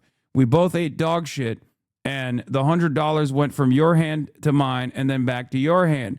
Economist number 1 says, but the GDP grew by $200. Okay? End joke. Now to the CIA KGB propaganda joke? No, I'm not. Every time I end a joke, I'm going to say end joke. Thank you for not telling the joke. I fucking hate that joke. Exactly. That one and the KGB CIA agent jokes. I'm just going to keep repeating them over and over again until I get better. Thank you, Senator. I was confused why a man universally known as a gay pedophile would fly to Israel. I'm shaking my head. I'm shaking my head. I'm shaking my head at A of Lovely. Much disdain. All right, let's continue. Okay. In the country illegally was shot in the leg by a federal agent during an arrest Wednesday night, prompting hours of clashes. That's fine, dude. I'm not mad, boy. And overnight, new documents obtained by CBS News Minnesota revealing the extent of Renee Good's injuries. According to the Minneapolis Fire Department incidents report, Good suffered 2 gunshot wounds to the chest, 1 in the forearm, and also suffered a wound to the head. Can I go check a pulse? No. The report shows paramedics arrived 5 minutes after she was shot by ICE agent Jonathan Ross. Medics found Good unresponsive, but with... No, it's not 4 shots total. She suffered a head wound. And I think it's because she, like, after she was shot and lost control of the vehicle and then hit the other 2 vehicles, she probably hit her head. So I assume it's from the car crash. So it's 2 gunshots to the chest and one to the forearm. Pulse. They attempted life-saving efforts on the scene and in the ambulance to the hospital. By the way, that's the CBS morning specialty here. Oh, did they? They attempted. Wait, hold on. Good, unresponsive. Medics found Renee Good unresponsive. There was a good deal of stuff that took place here as well. Hold on. Can I go check a pulse? No. The report shows paramedics arrived 5 minutes. They literally showed the fucking wait. An incidents report. CBS News Minnesota revealing the extent of Renee Good's injuries. They literally show it, but they don't commentate over it? Wait, well, hold According on. to the Minneapolis Fire Department incidents report, Good suffered 2 gunshot wounds to the chest, one in the forearm, and also suffered a wound to the head. Can I go check a pulse? No. The report shows paramedics arrived. Wow. So you put the clip in, but it's just B-roll, right? There's no need to do commentary over the fact that they literally refused to render aid, stopped someone who was a doctor, who was a physician, from actually rendering aid, and then also blocked the street so the paramedics took 5 minutes to fucking get there on foot. 5 minutes after she was shot by ICE agent Jonathan Ross, medics found Good unresponsive, but with irregular They pulse. just happened to be there, I guess. They materialized out of fucking thin air. Very cool. They attempted life-saving efforts. CBS News, by the way, the greatest name in Israel news, okay? The greatest name in Israeli news is CBS News, brought to you by Mossad's favorite agent, Barry Weiss. On the scene and in the ambulance to the hospital, where she was eventually pronounced dead. I love watching Israel after news. A week of chaos here. Cameras captured vandals smashing this federal vehicle, then pulling boxes out of it. President Trump now threatening to send in the U.S. military into the Twin Cities. President Trump has said that he would invoke the Insurrection Act and that would crush the protests here. She was shot in the head. The report says it. CBS trying to be Fox. Wait, really? Like, your take? That would probably lead to more violence. We're not going to back down. I mean, that's much bull. And now, new cell phone video shared by a Minnesota state senator appears to show a new account in the aftermath of the federal officer shooting of the Venezuelan man. A woman calling 911 and pleading for help. The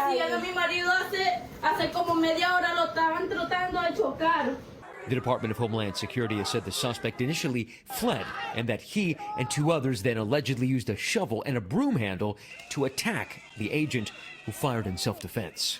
We've learned that both that federal officer and the suspect are going to be okay. Now, the FBI has offered a $100,000 reward for information leading to the recovery of stolen government property. That was that vandalized vehicle. And they have also announced that they have arrested 1 person. That, as we are told by organizers, to expect additional protests today and through the weekend here. Back to you. All right, Matt Gutman on the ground for us in Minneapolis.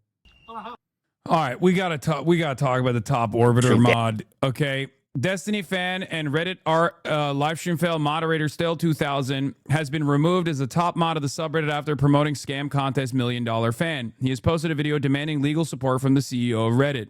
The full video is 21 minutes long. And a bunch of people are watching it. We have to fucking talk about this.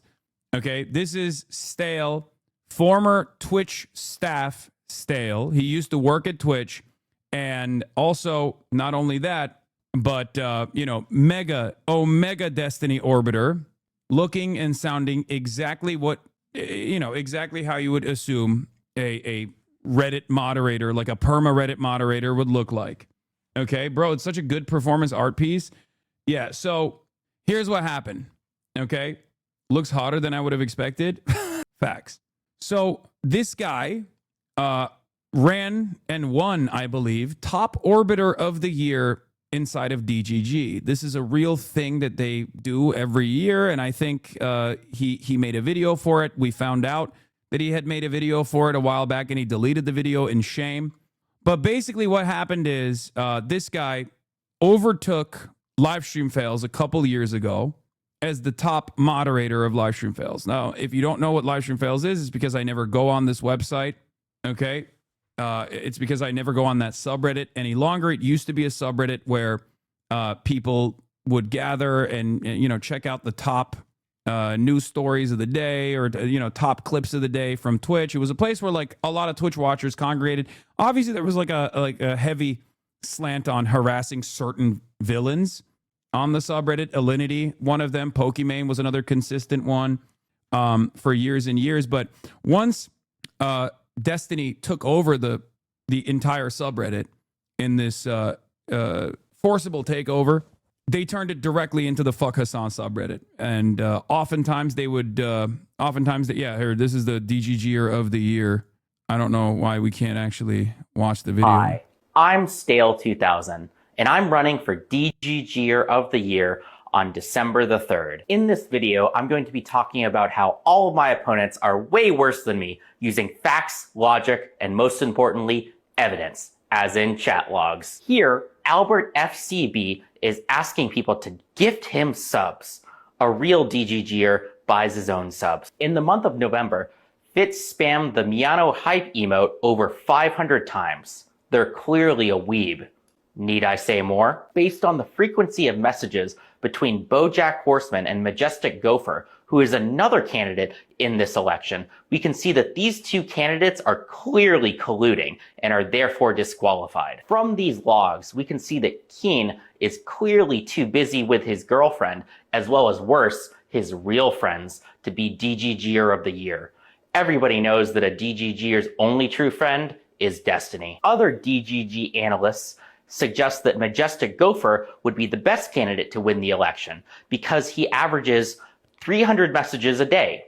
But as mentioned previously, he was colluding, and these numbers are clearly fake. Rave Y is unethically supporting NFT projects. A true DGGer should know that the only ethical NFT project is those offered by our lovely sponsors at Eternal.gg, where you can buy and sell Destiny's personal NFTs. The DJ suggests that the jury of the Rittenhouse trial should not talk about the case while it's in recess. But how is the jury supposed to know what to think if they haven't heard Destiny's opinion on the matter? As we all know, Destiny has the food palate of a 10-year-old. And a 10-year-old would love to have mac and cheese at Thanksgiving, but Tony disagrees. Therefore, he's in contradiction with Destiny and does not deserve to win this competition. Here, Yufu complains about running into alt-writers in a video game. A real DGGer would have defeated those alt-writers in the marketplace of ideas and in the video game. Vault violated my boundary of running against me for DGGer of the year. Therefore, he must lose to satisfy my boundary. Virgil suggests that Destiny could be inconsistent on anything. A deserving DGGer would know that Destiny is always consistent on all his positions. Will Kill Forever admits to having a job. No truly dedicated DGGer could work a job and dedicate themselves enough to DGG to be deserving of winning this competition. You got to sometimes see the ops, you know? Sometimes you got to take a good, hard look at the ops, okay? Lucky for us, some of our ops openly fucking post videos of themselves on the internet. No, this is not satire. This is a person who is in the DGG cult that is actively trying to win this award as the greatest cult member for that year. I forget which year this is, okay? But the reason why I'm showing you all of this is because this is the guy at the direction and at the behest of Destiny in order to serve his master, his cult leader, took over Livestream Fails and turned it into a smear machine, okay? For not only myself, but all of Destiny's ops. Now, back in the day, he used to be a fan of mine as well. And even up until 2024, he was in the chat too. He said, nah, I prefer renting. I just want to be able to move wherever I want. I don't want all that money in one asset, okay? But somewhere along the line, somewhere along this long, convoluted history, he took over Livestream Fails after leaving Twitch and started moderating it in direction of like besmirching, smearing all of Destiny's opponents, deleting comments that called out Destiny for procuring child sexual abuse material, and regularly brigading posts, regularly botting certain posts. Okay? What is this? Look at the YouTube banner. His YouTube banner is him in Austin. That's hilarious. Okay?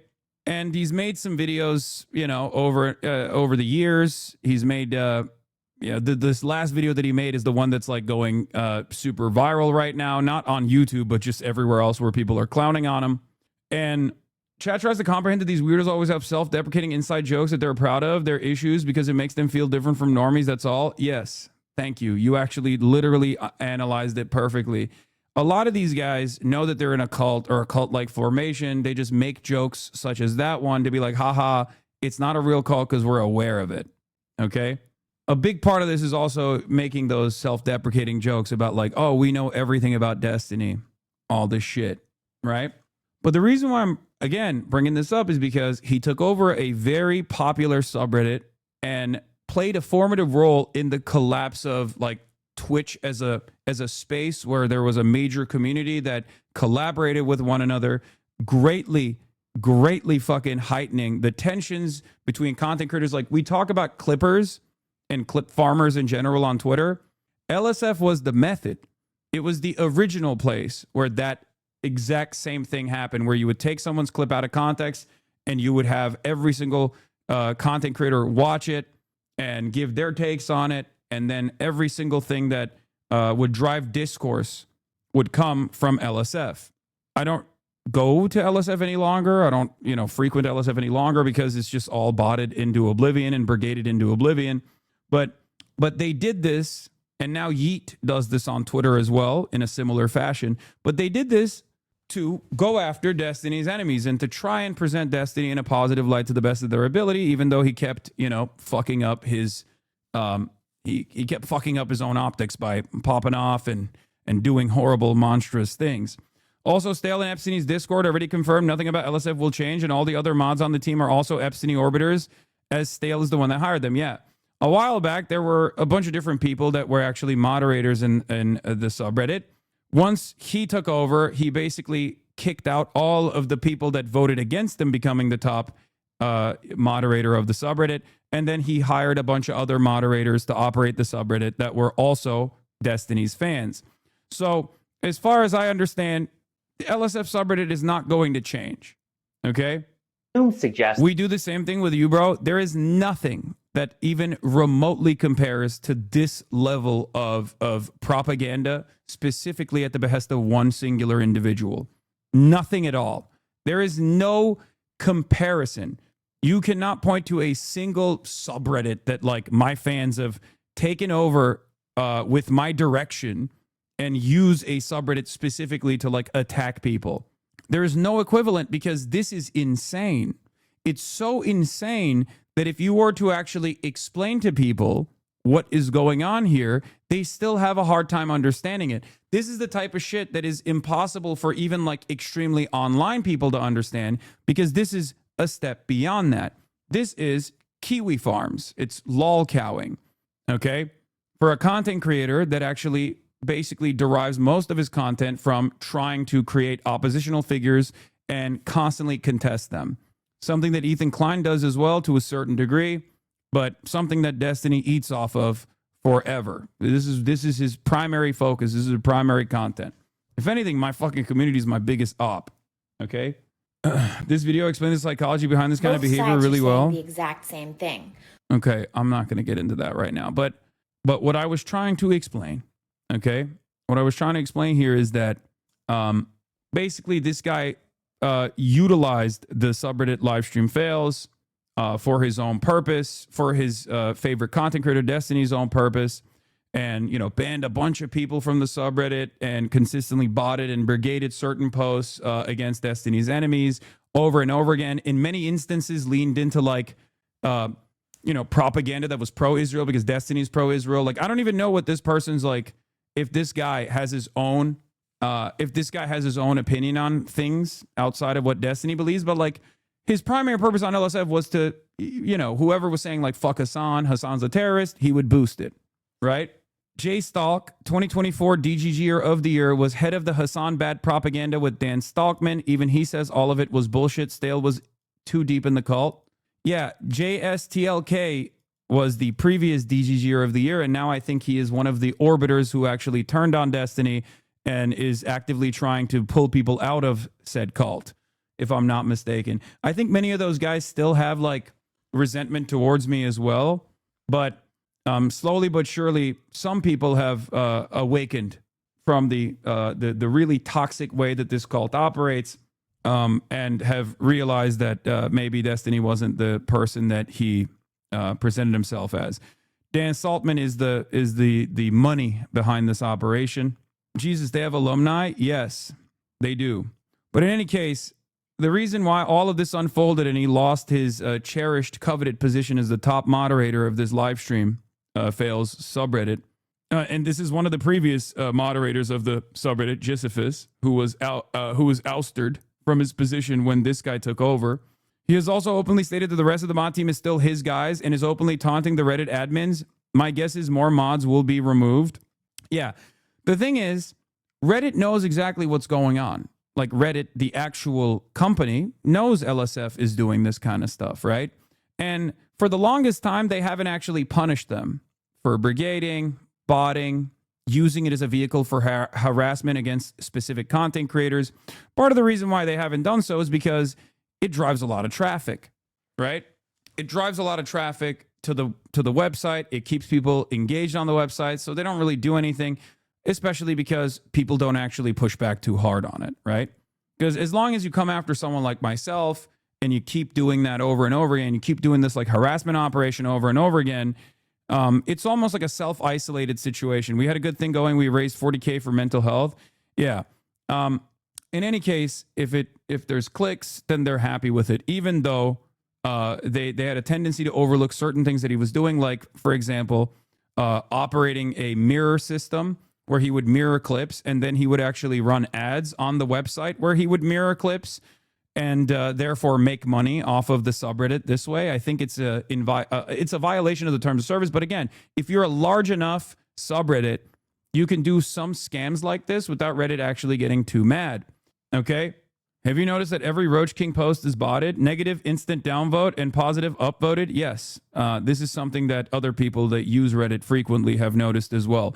Anywhere around the website, if there is a negative, if there's something that presents Asmongold in a negative light, it instantly gets botted. It bot downvoted. If there's anything that presents him in a positive light, it instantly gets upvoted. The thing is, that's not even Asmongold's doing, though. That's Kick. It's Kick. Kick does that. Kick also heavily upvotes all the LSF posts. It's not an accident that so many random streamers that are associated with Kick or are Kick streamers have been frequently upvoted on on LSF over and over again. Anyway, like I said, it doesn't matter.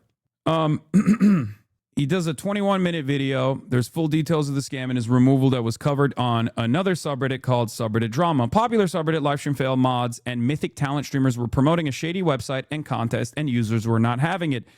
Then contest website and social media was erased, and the head moderator was removed. Popular streamer Extra Emily, among other streamers from the Mythic Talent Agency, which Asmongold owns, by the way, I'm pretty sure, right? Isn't that talent agency that Asmongold owns? Started promoting a website and contest called $1 Million Fan. He's a part owner of it. $1 Million Fan.show, now gone, but can be seen here, with a $20 million prize pool. Subreddit Livestream Fail head mod created a post promoting and sponsoring the website and contest here. This post was now removed, right? It was locked and removed by the moderator. The user started saying after some quick research that this looked like a scam, and the moderator removed the comments criticizing the contest. Popular YouTube personality Moist Critical made a video about the website and the content itself, calling it feels like a scam. He pointed out this content raised a ton of red flags. The main image was AI generated, said the prize pool is absurdly big with no idea who's hosting the content. Who's hosting the contest, and the sponsors are mostly unknown or downright fake.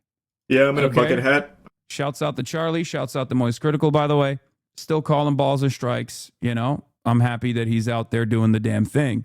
Sponsors are mostly unknown or downright fake. The concept is fans submitting clips, and they get chosen to go to a mansion to participate with their streamer in an IRL contest, and you can also buy entries via the website. Another post is created in the subreddit where the users criticize Extra Emily and the livestream fail moderators. A few hours later, the website and all social media for the contest were removed or closed without any notice. Okay? $1 Million Fan MDF reality show, a show promoted by Livestream Fail along with several creators from Mythic Talent, has seemingly deleted their Discord, closed their Twitter account, and had the LSF mod delete the promotion. This after one of the creators involved, Extra Emily, claimed she had no idea what she was promoting and did zero research on it. Many had asked her whether this was a scam. The rapid deletion of everything feels like there may indeed have been something nefarious going on here. So let's watch the Charlie video on this 3 days ago. I'm enjoying it. I'm having fun. Now, a buddy of mine just sent me something that I can promise you no one's having fun with except the people that were paid to promote it. Yeah, there's a new video that he uploaded about the Reddit mod as well, which we will watch as well after we watch the Reddit mod himself. It is called $1 Million Fan. I gotta pee. It is a show which is pitching a $20 million prize pool for what seems to be a load of horseradish. And in case you were wondering, yes, that is an AI mansion on their front page of this contest. At least from everything I can tell, it's an AI-generated mansion. Which immediately should let you know that you're dealing with some high-quality content here. No reason not to trust that. I can't believe anybody would be pitched this and actually think it's legitimate. Like, it takes 3 seconds of looking on their website to smell the poop. It is unbelievably foul. Like, there is no world where this happens. To put in perspective that prize number, $20 million, that is significantly more than Mr. Beast's Amazon show and would make it by far the highest grand prize pool in any kind of like reality game show history, pretty much. All for what I believe to be terrible concept for a show as well, about streamers' fans submitting clips and then I guess going to a mansion or something. I'm still a little confused because the information they offer is just fucking nonsensical. Like, I feel like I have to be on Fint to even begin to process the words that I'm reading and what is supposed to be a contest. So I want to go through this. I want to really get into the weeds here, because this is mind-bogglingly stupid. This is a special kind of scam that I just can't even picture someone falling for. Yet, some streamers have publicly promoted it. I'm assuming they were paid to do so by their talent agency, who was approached by whoever's behind the $1 Million Fan show to do this. So I imagine some people buy into it, which I can't wrap my noodle around that. This is like the Fire Festival of streamer shows, but even more outrageously fucking dumb. They have a streamers section here, and I'm guessing they were all paid to endorse this, and I know in Extra Emily's case, she just had a statement on her stream after her community was letting her know that they believe she had just promoted a scam to them with hawking $1 Million Fan Club. So we'll go over her statement here towards the end of the video. Checking in on the About Us section offers more questions than answers. It's so fucking useless here. You get about as much lore here as you do for the old Urgot League of Legends write-up, where it basically just said Urgot has a dark and mysterious past. So $1 Million Fan is a high-stakes reality television competition built around one simple idea: the fans deserve a seat at the table. Created at the intersection of modern creator culture and large-scale unscripted entertainment, $1 Million Fan brings everyday fans face-to-face with the creators they support, competing together in real-world challenges for life-changing prizes. This is not a meet and greet, and it's not passive fandom. It's participation, pressure, and performance. This feels like it's an AI-generated About Us section. Each season pairs selected fans with major online creators in a fully produced, on-location competition environment. Contestants are tested physically, mentally, and strategically across a series of escalating challenges designed to reward adaptability, teamwork, and resilience. The result is a show that feels authentic, unpredictable, and genuinely earned. $1 Million Fan is produced with the same standards as top-tier television professional crews, rigorous safety protocols, transparent rules, and a clear separation between entertainment and fair competition. No purchase is required to apply or enter. Fan participation pathways are designed to be accessible, compliant, and audience-first. At its core, $1 Million Fan exists to redefine the relationship between creators and their communities. Fans are no longer just viewers, they are competitors. Creators are no longer just personalities, they are teammates. Every moment is rooted in real stakes, real people, and real outcomes. This is reality television built for the internet generation, bigger, bolder, and centered on the people who made creator culture possible in the first place. So who the fuck are you, by the way? This is the About Us section, but you've only told us, like, I guess the elevator pitch on the show. Who is putting this on? How do people fall for this? I mean, if the talent agency is giving money to content creators and they don't give a shit, I decided to be more vocal about free Palestine IRL, and my local convenience store owner gave me a big hug and cried today. Thanks for advocacy and help me wake the fuck up. Thank you. You're welcome, chatter. I'm proud of you. The site domains were bought a few months ago and only indexed by archivers the day after it launched. They only bought the domain for a year. All of them were registered outside the US, likely EU. Yeah, it's fine. I have a typo on my Twitch. I can't fucking edit it, unfortunately. $20 million coming from? Who is the professional television crew here working on this? Like, this is not providing any actual information about the team behind $1 Million Fan. That should immediately raise some red flags that they're not front-facing with who is even putting this on in the first place or where this prize purse is coming from. Their About Us section is fundamentally just like a high schooler that's cramming for a summer reading book report where they're trying to meet the word count. This should immediately be raising red flags and have you ask— I'm going to be fair and balanced and say something controversial.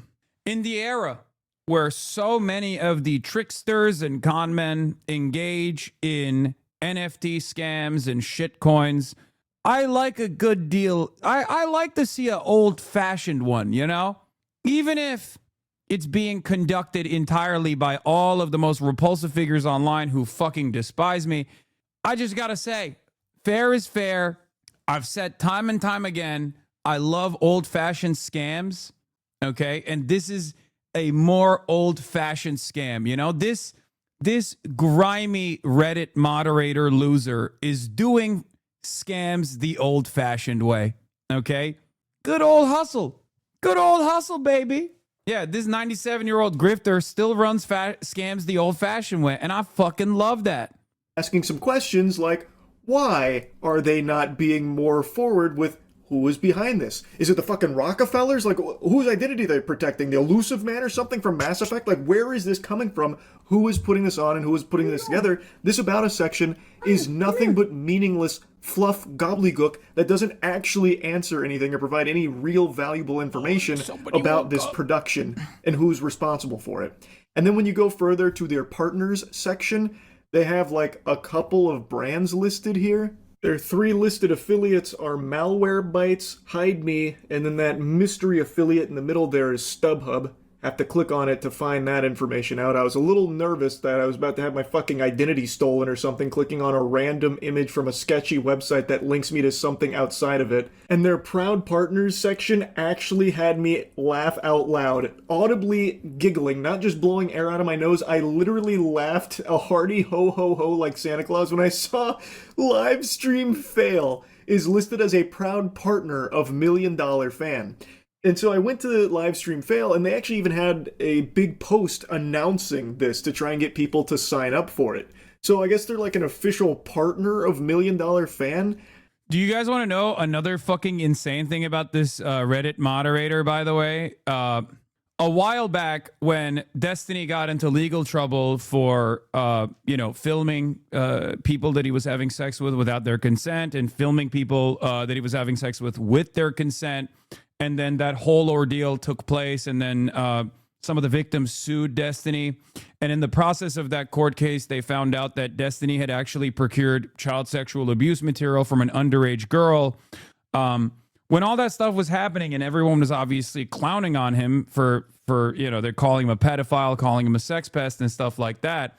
This moderator that we were talking about, Stale, right? That moderator realized that it was very difficult for Destiny to find allies on the internet. Okay. And what's so crazy about this is he was so high on the amount of influence that he felt like he commanded because he was the top moderator of Livestream Fails, okay, that he actually tried to find within Destiny's community other content creators that he could hype up by utilizing LSF, okay? Straight up. He was like, I want to find someone in Destiny's community to make famous with Livestream Fails as a mechanism to like promote them. So the person that they went after, the person that he found was some other random content creator, okay? I forget what they're called. I think, no, it wasn't Lonerbox. Lonerbox didn't work. Hutch didn't work. They tried to like promote Hutch a lot. They tried to promote Lonerbox a lot, and it didn't fucking work. And I think the name was what? Food Shops. There was this content creator that was in DGG, Destiny's Cult, named Food Shops. Okay.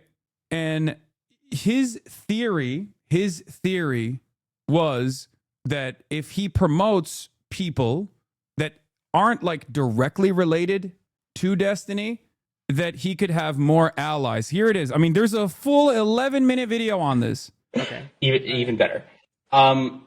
So the short story. Everyone go make clips or whatever and post them on LSF. The top mod of that subreddit really wants it for some reason. I don't know. Post a clip a day and I'll play it on stream if it's interesting. I don't know. This guy really wants it, but post it on the hashtag clips and it would be chill. Also, it would piss off Hasan and other streamers. Okay? And the reason why they wanted to present this person as like a new content creator was twofold. One, because they wanted to see if they could just like make another popular content creator just off of this subreddit alone, right? And the other reason was because Destiny was running out of orbiters and running out of like content creators that have at least their own organic audiences, because they were all literally attacking him because he fucked all of his orbiters and then fucked them over and, you know, and fucked his orbiters' girlfriends, you know what I mean? Like, he was just a horrible monster, right? To so many of these other people inside of this fucking literal cult, that some of the members of said cult were like, okay, this is a bridge too far, right? How you got haters you don't know about? Oh, dude, come on. I have so many fucking haters that I don't know about. So that was the reason, because he was like, there's too much stink associated with Destiny. We need new people to defend him, okay? We need new people to defend him, so we'll just find someone within the community, prop them up, present them as like new content creators that are not like directly associated with Destiny to defend Destiny on LSF. 117 is when he starts talking about it. So the short story is, I am looking to see if it's possible to like artificially create like a drama champion. And I want to use... No. Come on. What? Why? What's up? The short story is like, do you have like clip style content? What I want to do is I want to see if it's possible to like take a streamer and post like a clip a day of like some drama related content to livestream fail, and I want to see like what that does. You know, livestream fail gets millions of views every day, even for like the small clips. And I don't know, because you were like blowing up in DGG, and so I thought like, okay, the audience would kind of like you, and it's like cool content that's tangential to Destiny, but not Destiny. Basically, I'm trying to diversify the content in live stream. Did I even remotely exaggerate this, by the way? My summarization is almost verbatim. I mean, I'm paraphrasing what he was saying, but like that guy that we were just looking at, the subreddit owner here, okay? That's the one who's talking to, these are both people in Destiny's cult, and they're talking to one another. You left out details. She is an admitted pedophile. Oh, yeah, I forgot. There's also that as well. Apparently, this person got outed as a pedophile. Yeah. So the guy that, like, the person that the subreddit owner was trying to highlight as, in his words, not mine, drama champion, turns out that they were a pedophile, which is, you know, I guess it is what it is. So it didn't really work. It didn't really work. It didn't work at all. Not outed, they admitted it. Okay. She self-admitted. Well, it turns out there are ops that I don't even know exist out there, but one thing is a guarantee. They are going to be sex criminals in some variety, some way, shape, or form. This is like the primary driving force behind almost all of my ops. You know, if you exist for a long enough timeline and you're an op of mine, you end up getting into trouble in this way somehow. I don't know why, but in any case, like I said, this is like his theory. He's trying to create like a drama champion in his own words. Tangential to Destiny, but not Destiny. Basically, I'm trying to diversify the content in live stream. I don't get what you're proposing. Are you saying like? Do you have clip style content? I'm proposing your audience makes 30-second clips and post one clip a day to live stream fail. No, you don't want to is there content like that of me out there? I mean, I guess like whenever I make fucking weird sounds into the microphone, they clip that. But like outside of that, there is. Anyway, so that also didn't work. But the reason why I showed you that is not only because it's like another perfect point of evidence that shows you how this guy operates, right? This guy's stale. how he operates and how he's using the subreddit for like a very specific purpose, to you know, help Destiny out in whichever ways he can.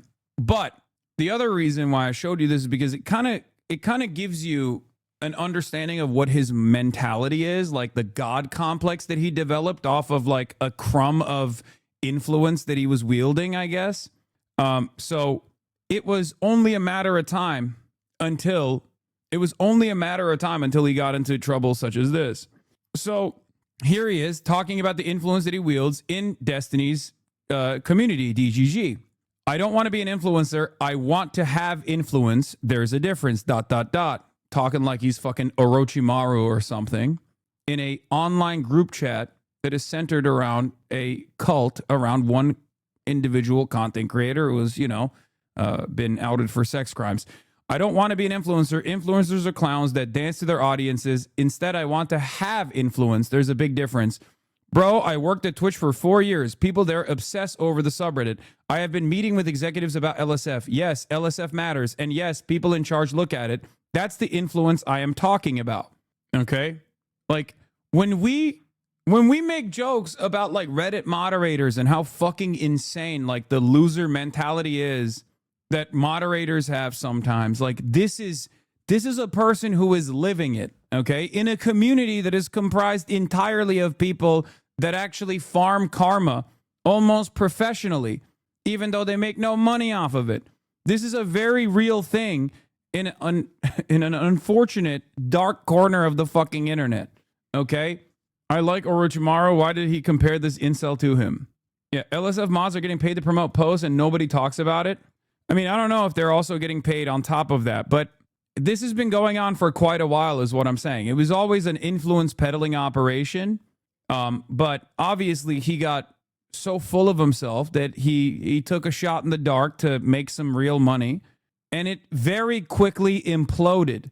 And I was reading the comments from like one of the mods there that was talking about it, and it seems like he's completely fucking clueless on what's even going on in regards to this whole thing. So I don't exactly understand their role in this, or like who's pulling the strings there. The puppet master at LSF that's partnering with $1 Million Fan, but the mods don't even seem to be on the same page there and don't have any real answers. Then going to IRL buffs is like going to a barren wasteland. This whole website is completely empty. It's like Squidward going to that room to be all alone. This feels like it's a prototype that was thrown together in like a handful of minutes just for the sole sake of existing on the $1 Million Show site.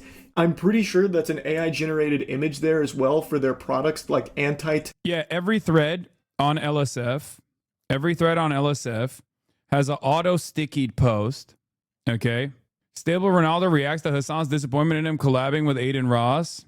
Dan can't stream. Wonder what Hasan actually likes about Khamenei. Streamer gets threatened. Some real live stream fails. A lot of kick clips as well. XQC mistakenly confuses Jewish people with the Amish. Asmongold reacts to the Democratic Senator Fetterman defending ICE. Some I show speed clips. Oh, wow. This is a lot more diverse. A lot more diverse than the last time I went on here, okay? But when you go to the actual fucking, when you go to the actual clip itself, the post itself, we don't get paid. LSF the virtue signal. What the fuck? I love you, question mark. Okay. But there is a mirror. And when you click on the mirror, it goes to a different website. And from what I understand, there's ad revenue on this website, if I'm not mistaken. Okay. This is one of the leftover DGGer mods. Ban him. I'm not going to ban him. I don't give a shit if he's in here in the chat or not. LSF the virtue signal. In any case, didn't they used to post only direct clips, links from Twitch on that subreddit before straight up posting videos that could be edited? Yes. So throughout time, they changed a bunch of the fucking rules in the subreddit. First, it was like no politics. Then they were like, okay, yes, politics. Then they banned me. I made a plea to the mods to be like, ban me, please.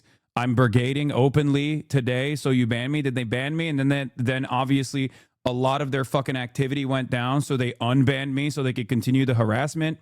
And basically to this day they've never stopped. And ultimately they changed the they changed the rules over and over again. Now you can post edited clips on there, which is why there's so many edited clips. If you recall a while ago, I was talking about the Zoran Mamdani election night because I was confused as to why so many people were coming in here and being like, you know, oh, Zoran owned you, like he hates you, right?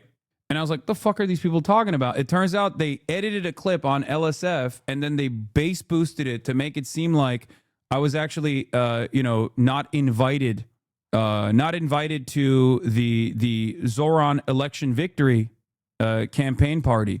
I have a 6-hour stream where I was at the election victory campaign party, and yet,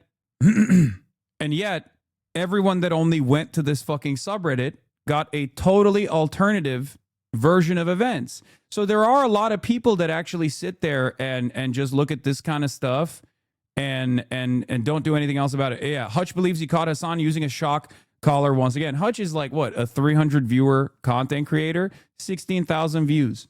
Okay? There was one Asmongold in here. Misgive asked Nico for a gambling collab. Extra Emily. XQC promotes. Young Fika stops someone from starting a fire on stream. Hasan says America's far worse than the Iranian government despite the estimates of over 12,000. Like, see, it's stuff like this. It's always stuff like this, right? Dan from Anything Else podcast calls out Extra Emily. You don't get to play dumb. Asmongold finds out how many times Kaya gets the move in a Hasan Piker broadcast. Iranian chatter calls out Hasan Piker for dehumanizing the people of Iran. Hasan proceeds to explain he's the one trying to offer freedom for the Iranian population. Look at this. Anyway, so it's obsessed. It's obsessive. It's fucking crazy. But it is by design, right? Those are all the top posts of just this week.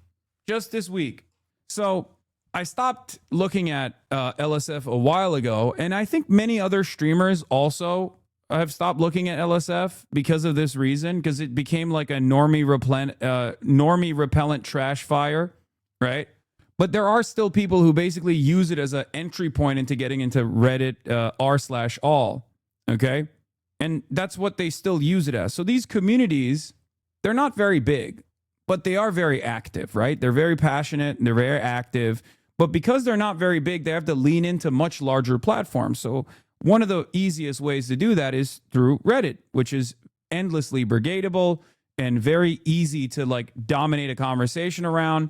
And a lot of slop tubers actually rely on Reddit. They basically plagiarize Reddit talking points in general for many of their videos. So all the drama tubers, they look at LSF quite a bit, and that's why it ends up forming whatever kind of content they're going to make. But basically, this is what it is. This is, you know, this is how LSF has operated for like the last, I would say, 4 or 5 years. Yeah, top posts this past year, number 1, number 3, number 7, number 13, number 18, number 19, number 20 are all Kaya posts. Number 9 is the fake Zoran party post. I mean, how can you look at this as anything but like a straight up harassment operation? Okay, because if you look at you know, how people reflect on what I'm doing, right? 82,000 upvotes. If you look at like Hasan knows shock dollar dog Ramon on stream. One Jack Doherty clip. Hasan Kaya's positioning throughout the entire day. Hasan takes a picture with Kaya with a fan on the streets in Ireland. Another edited video, by the way. They could have easily just posted a video from my stream, but they posted the video that's edited. Okay, Hasan gets denied VIP seating in Zoran Mamdani election stream. There's literally a time on it. Like there's a time code on it, and the time code on it specifically shows that they edited it. They chopped this video up in a way to make it seem like, you know, I was denied entry or some shit to the Zoran Mamdani party, a party that I went to, like a party that I was at for fucking 4 hours. So Amaranth's husband Nick dresses up as Hasan's dog Kaya at TwitchCon. You need to put a time code on your face so they can't manipulate it. Brother, you just saw a video that is manipulated with the time code on screen. It doesn't matter. So the point is, I accidentally step on you, especially while I'm talking about this. The point is, like, they've been doing this for years and years and years and years, right? And it has never really stopped. It hasn't really had the impact that they wanted, right? I haven't killed myself. I haven't quit what I'm doing. My audience has not diminished at all, right? But they still keep at it because for them, it's like one day it might work. For them, or even the mere recognition that this stuff is something that I'm aware of is enough. Because at the end of the day, this is the guy running the operation, okay? And this is his attitude. I don't want to be an influencer. I want to have influence. There's a difference. For a lot of people that go on Twitch, the medium here is very different than any other form of entertainment because there's back and forth feedback. You can directly change the content that you're watching by communicating with the content creator that is delivering the entertainment. This is very new. This is very different. So there is a parasocial element associated with it, right? And what is the best possible way that you can directly influence the life of the content creator that you're watching? Maybe hating, right? A content creator that you absolutely fucking despise, me, by trying to ruin their life. You banned me like 5 years ago. I was being uncharitable, and LSF turned it into a clip that got like 150K views. Nerds on Reddit messaged me for like a week over it, all over a misunderstanding. Yeah. This is a outrage manufacturing machine. And the reality is, like, a lot of those clips that actually go viral, because Stale is right, they do actually, the subreddit does have the capacity to influence Twitch decisions, right? LSF is the reason why I got banned for cracker, for saying cracker, because they fucking uploaded a bunch of clips over and over again to be like, this guy is the biggest racist of all time, all this stuff. And Twitch responded to that pressure. Didn't even think about how fucking stupid that might look to other adults in the real world, right? I got banned for 7 days for anti-white racism. And that was because of LSF, Hummus Tier List, all these other, like, all these people that have been banned because they put it on public freakout and the comments were wildly different, being like, what C word? That one? Lol, exactly. So in this like hyper isolated, insulated environment, right? They do have the capacity to change, you know, people's lives for at least a little bit, right? When Asman said that shit about CCOD, he did not get a single LSF post, not a word about it. Yeah. So that's part of the reason. Yeah, the Rick Scott clip also was on LSF as well. I used to think you were a radlib bimbo before I started watching you, after which I realized you have great commentary, a lot of false framing out there. Yeah, I mean, that's what it is. That's what it's for. For many people, they don't have the fucking time to actually, you know, browse through what people's commentary looks like. So they just lean into like whatever the crowd is saying. And if you can manipulate what the crowd is saying and thinking by brigading a subreddit like LSF, and then have a bunch of other YouTubers that like lean into whatever is going on said subreddit, then a lot of people's takeaway is going to be, oh yeah, this guy is a radlib, or this guy's reactionary, this guy's this guy's that. It's really funny because if you get involved in controversy, people hate for a minute, then it comes out half of them are just joking, 1/3 became fans, 1/3 never really cared, and 1/3 just wanted some drama, and then like 2 people become haters, but more people become fans or just don't really care about than anything. Yeah. I mean, even Kayagate, that one is the most like resilient one, right? They keep trying to farm that over and over again. And at this point, the only people who are still grabbing onto that desperately are people who are either pro-Israel, pro-pedophilia, or pro-Donald Trump. That's pretty much it. Tilt and aimbot. Like, this whole thing is extremely sketchy to me. There's like no actual information on this website at all. It is just trash. And then their third listed partner, the VGS Robot Wars or whatever, that doesn't go anywhere. You can click the image, but nothing happens. So when it says coming soon, it literally means coming soon. One of their partners, they're still imagineering right now. They have the concept of a partner, but it doesn't actually exist. It's this whole thing. I truly don't know how anyone could be pitched this and just say like, oh yeah, I'll put my name on that. Now I ended up making an account, Gilman Tookus. I used 10-minute mail. I set up my account. And it seems like there's a lot of monetization here. So you can buy some emote packs, up to $5.50 worth of creator emote packs, which give you 10 entries into the competition.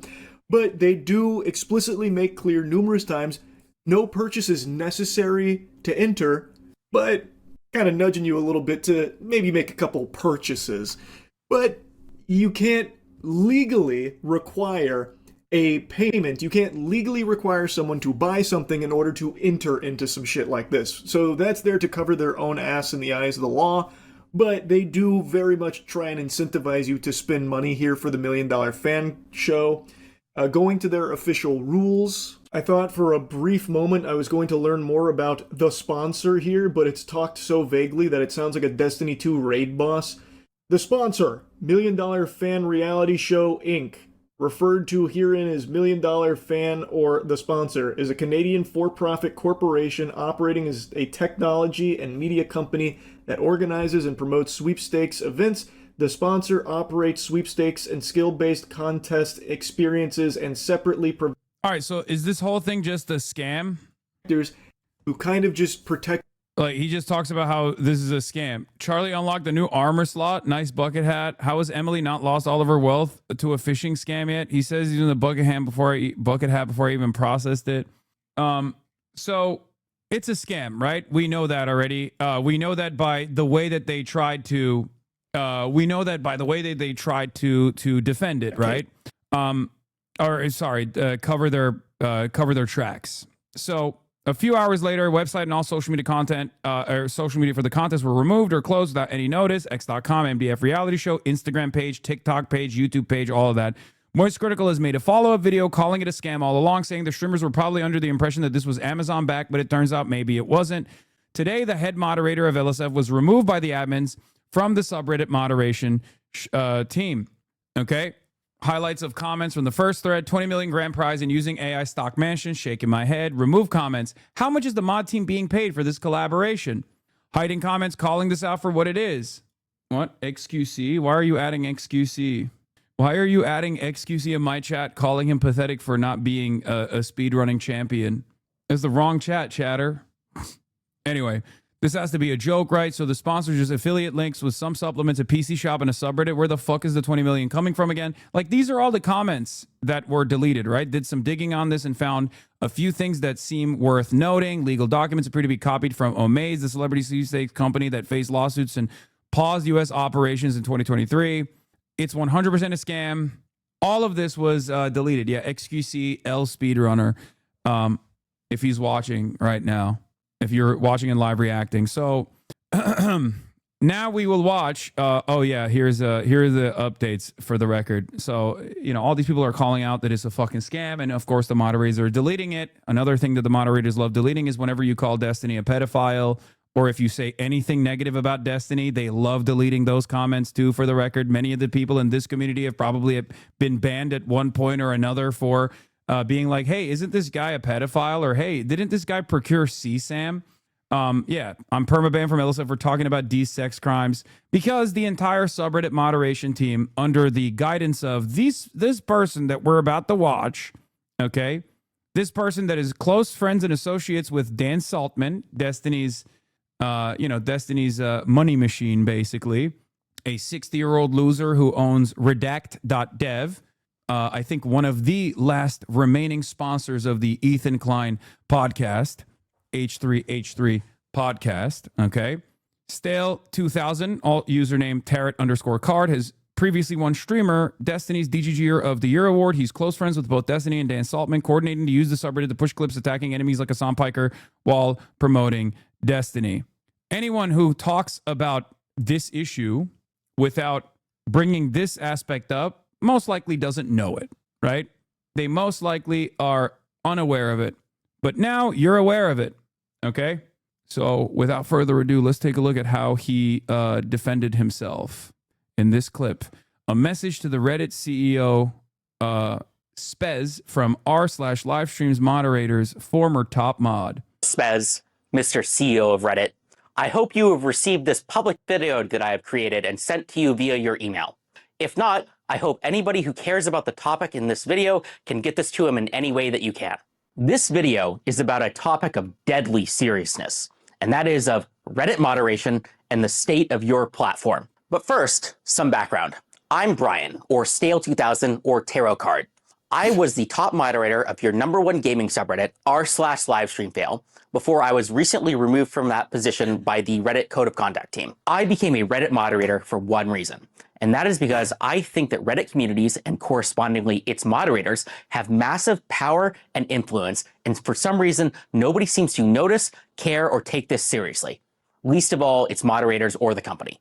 In this video, I will go over why I believe this, and I will also talk about a code of conduct moderation action that was taken against me due to good faith mistakes that I believe were caused by a clear lack of direct material support that the company gives its moderators. I will end the video by talking about what you, Spez, can do to fix this problem, as well as what I and other communities can do in case Reddit does not solve this very serious mismanagement problem regarding the lack of support that is given to moderators. First, I will go over the code of conduct action and why I was removed as the top moderator of r/livestreamfail.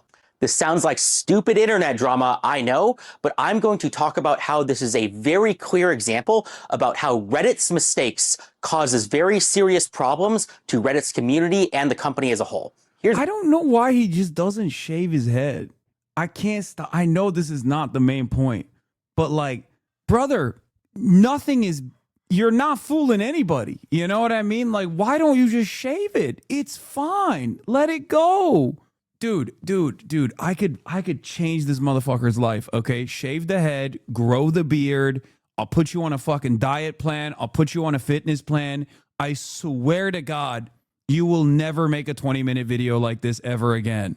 Like, how do you live like this? I don't understand. And it's not even the hair anymore. I'm just talking in general. Like, how do you get to a point in your life where you were working at Twitch and then you became a fucking prominent member of an online sex cult and then decided to become the top moderator of a very popular subreddit, fucking ruin it because, you know, you wanted to make your cult leader feel better about himself by attacking his fucking primary enemies, including, you know, myself, over and over and over again, fail spectacularly throughout the entire process, and then get so big for your own britches that you decide, oh, I can pull a fucking fast one and I can make some money on the side too. I mean, this is my shit. Lose your fucking moderator position, and instead of going, you know what? I have to change everything that led me to this place in my life.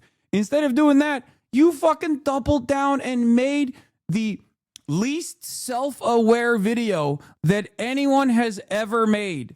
Oh my God, every skill check in your life leading up to this moment, you fucking failed. Like, really? You couldn't roll a nat 20 once? One time? I want to help him, man. I really do. I want to help you, brother. I want to help you. I know you feel like you've been a thorn in my side, but I do actually feel kind of bad. Yes, this guy can be a 7-2. Anyone can. I just don't get it. What happened? There was an announcement related to a live stream related game show called $1 Million Fan. It was basically a game show like Survivor or Big Brother where fans of a streamer compete in different challenges with an influencer or a streamer for various prizes. He was on top. I feel for him. The top mod put respect on it. He was on top. He made it to fucking the peak of Mount Everest, dude. He was commanding legions. He had influence. He didn't want to be an influencer. He wanted to influence the influencers. And he did, a puppet master. But then everything was taken from me. Everything was taken from me. Ah! Prizes. The kicker here is that there was a grand prize of $20 million, supposedly. This was supposedly going to be aired on Amazon Prime, and it was also confirmed to be including a couple of mid-sized and large streamers like Alexandra and Andrea Botez, Extra Emily, Canute, and a few others. Additionally, Hasan is an 8.5 in most places, but a 9 in some. And by that, I mean the gay community. Thank you, chatter. I don't know what the fuck this even means, but thank you, I guess.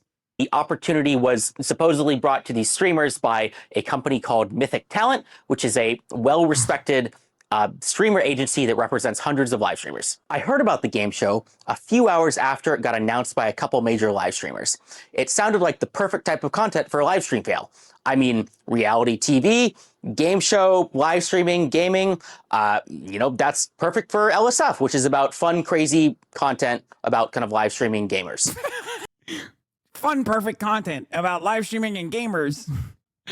Bro, touching grass, you have to inhale grass for the next week after this one. You need a shower after watching this. So when I heard about this, I was very excited. I immediately reached out to the organizers to see if we could set up some sort of a collaboration. I like that you can see his forehead from the motion smoothing filter that he put on himself, but like it still seeps through it, you know what I mean? Immediately reached out to the organizers. Why did he do this? Like, why? Like, these two things don't make sense, right? If you're going to go with that haircut, you can't also be aware of your looks to a certain degree that you were like using the fucking skin smoothening filter, right? Like you're throwing me, you're fucking me up, dude. I just don't even understand. Like, what is it? Do you care about the way you look and the way you're presenting yourself, or do you not care about the way you look and the way you present yourself? I just don't understand. Throw me in for a loop. Is that the word? I don't even know. I've lost the capacity to speak the English language after watching this video. Moderators being paid, basically none of anything like that. Just fun, cool stuff for. He's baby maxing. He's Google Gaga filled. Google Gaga pilled. This is the respected agency is talking about. OTK Streamers Asmongold tips out co-founder a new management firm, Mythic Talent. Yeah, Asmongold is a co-owner of Mythic Talent, by the way. Community in the subreddit. For collaborations, the first obvious thing that came to mind was how do we get their content on the subreddit? Either some super fans or some editors could clip some cool hype moment from the show and then post it to the subreddit. But I also had a stretch goal, and that was, what if LSF could be part of the show in some way? I don't know, there could be like a LSF-themed best clip contest. Like contestants compete in one of the kind of small challenges. They make the best clip, and then somebody kind of wins a prize at the end. It was a stretch goal, though. So I reached out to the organizers, and to my surprise, they immediately understood what LSF was, what power it had, and they even agreed to the stretch goal of like the cool competition to have in the actual show. From my perspective, this felt like one of the coolest things that a subreddit has ever done. I mean, being in a freaking reality TV show in a topic that's directly related. They're calling him the least self-aware man.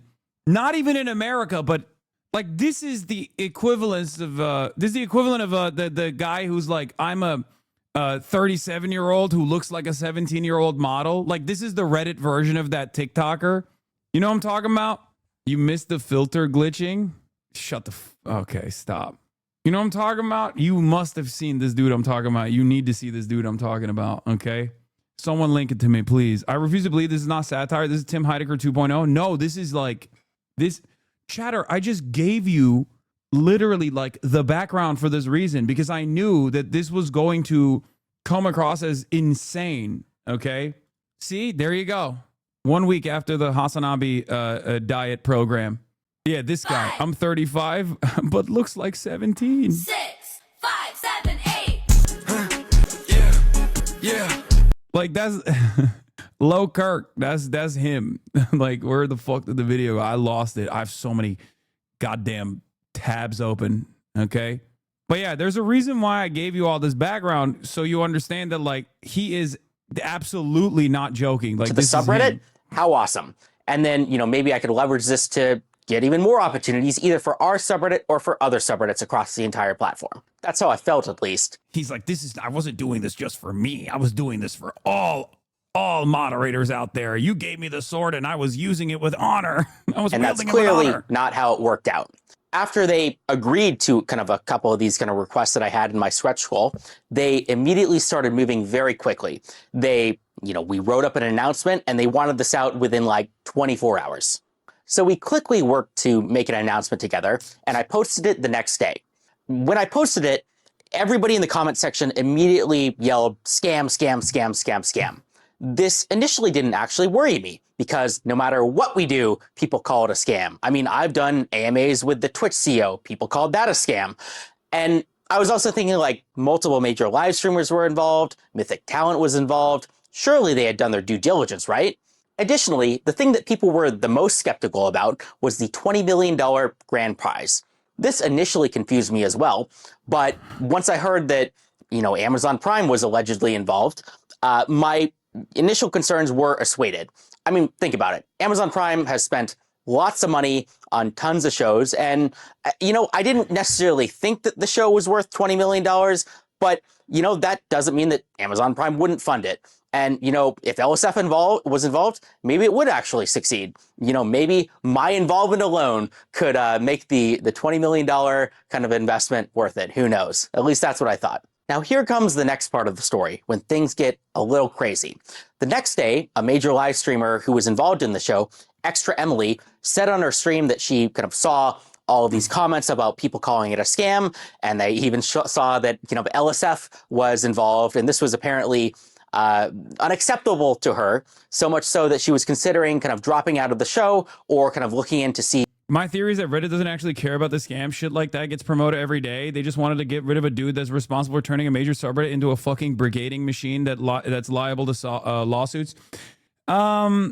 Maybe this might have been what like pushed them over the edge, but the rest of his moderation team is still his guys. So it's not like the LSF subreddit is going to change its attitude. They might even make it seem like they have a variety of different content for a little bit, but like when the time comes, they'll still keep pushing it in the same exact way that they were.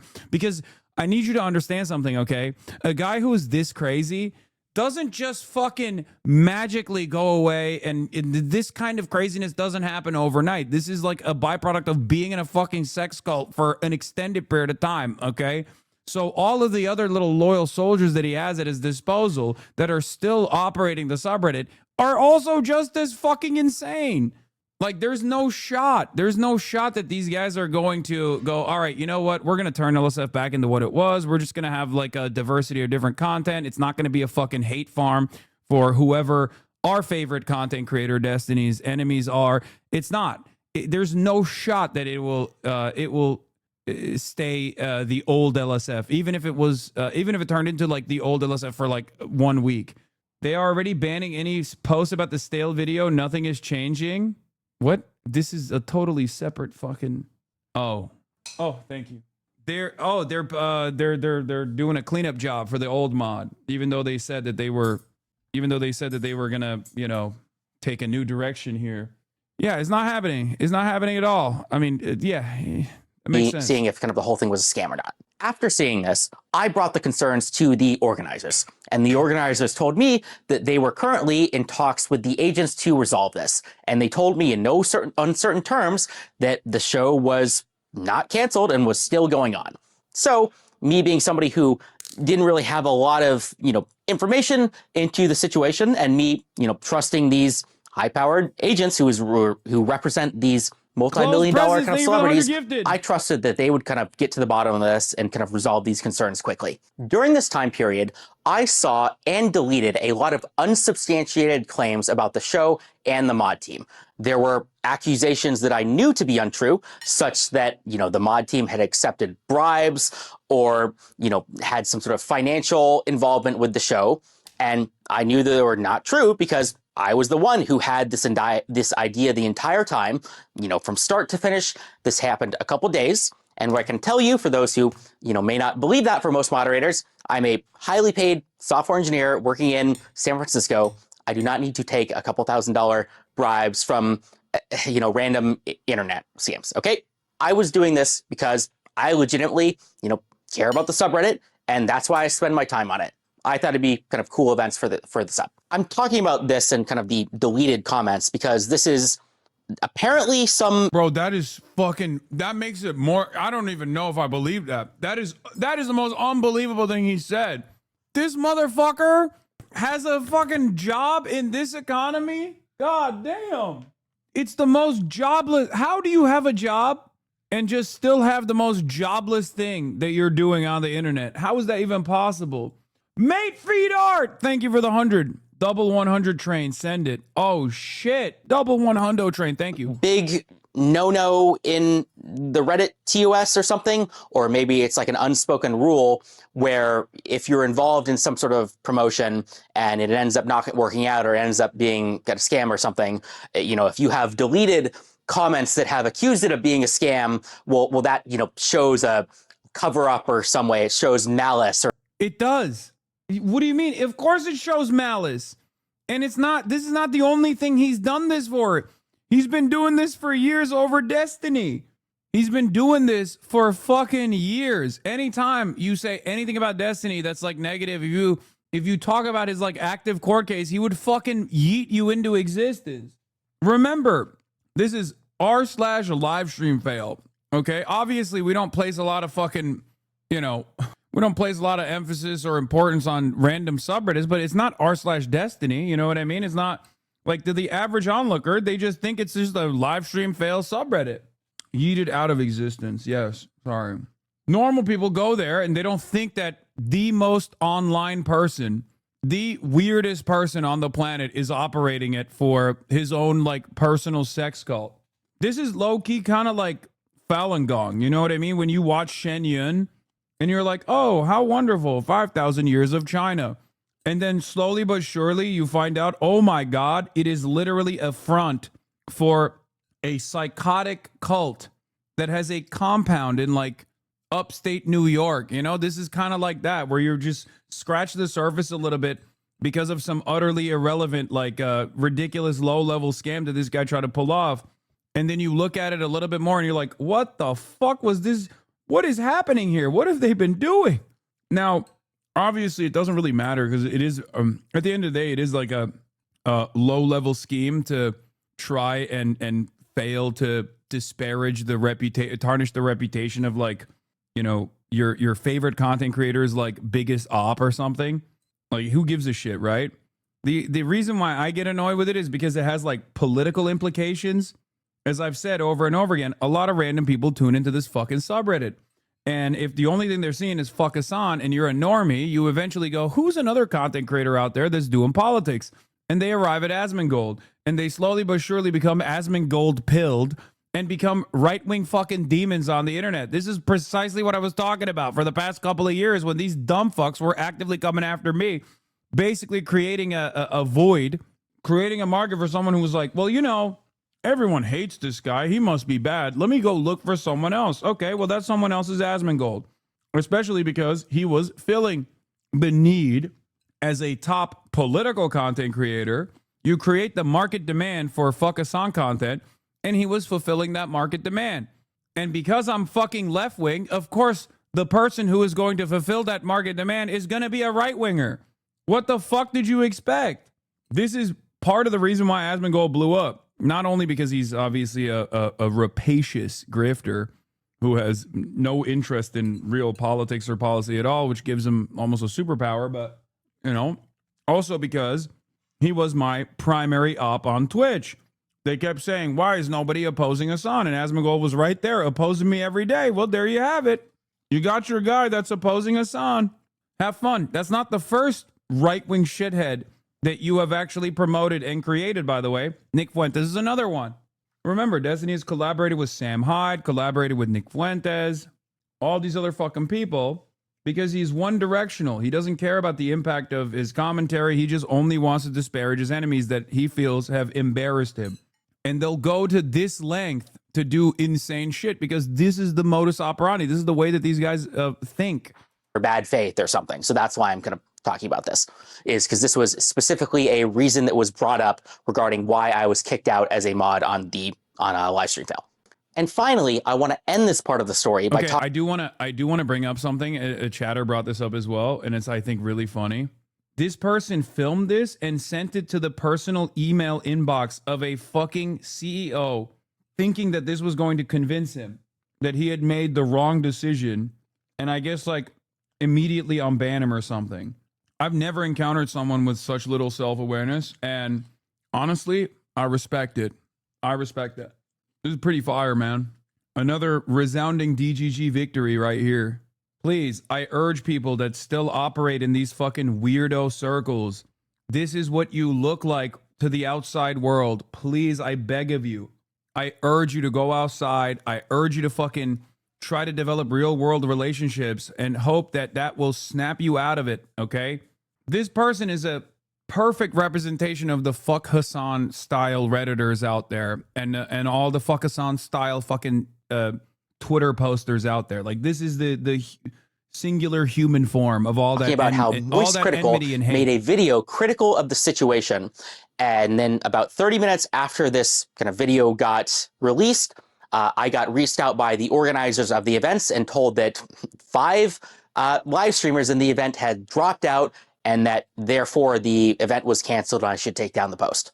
In this video that Moist Critical had that was critical of the event, Moist Critical brought up points about how an image on the marketing page was AI generated, or that the domain name was registered in Iceland, or that basically just the whole thing, it smelled bad. That's what he did. He did this motion and he said it smelled bad. But beyond that, it doesn't seem like he did much research. I don't think that he reached out to any of the organizers. He certainly didn't reach out to me. And I mean, I don't know if he reached out to Mythic Talent or any of the streamers. Now, I want to stop people here because this is very important. And I think this is something that not a lot of people might have noticed.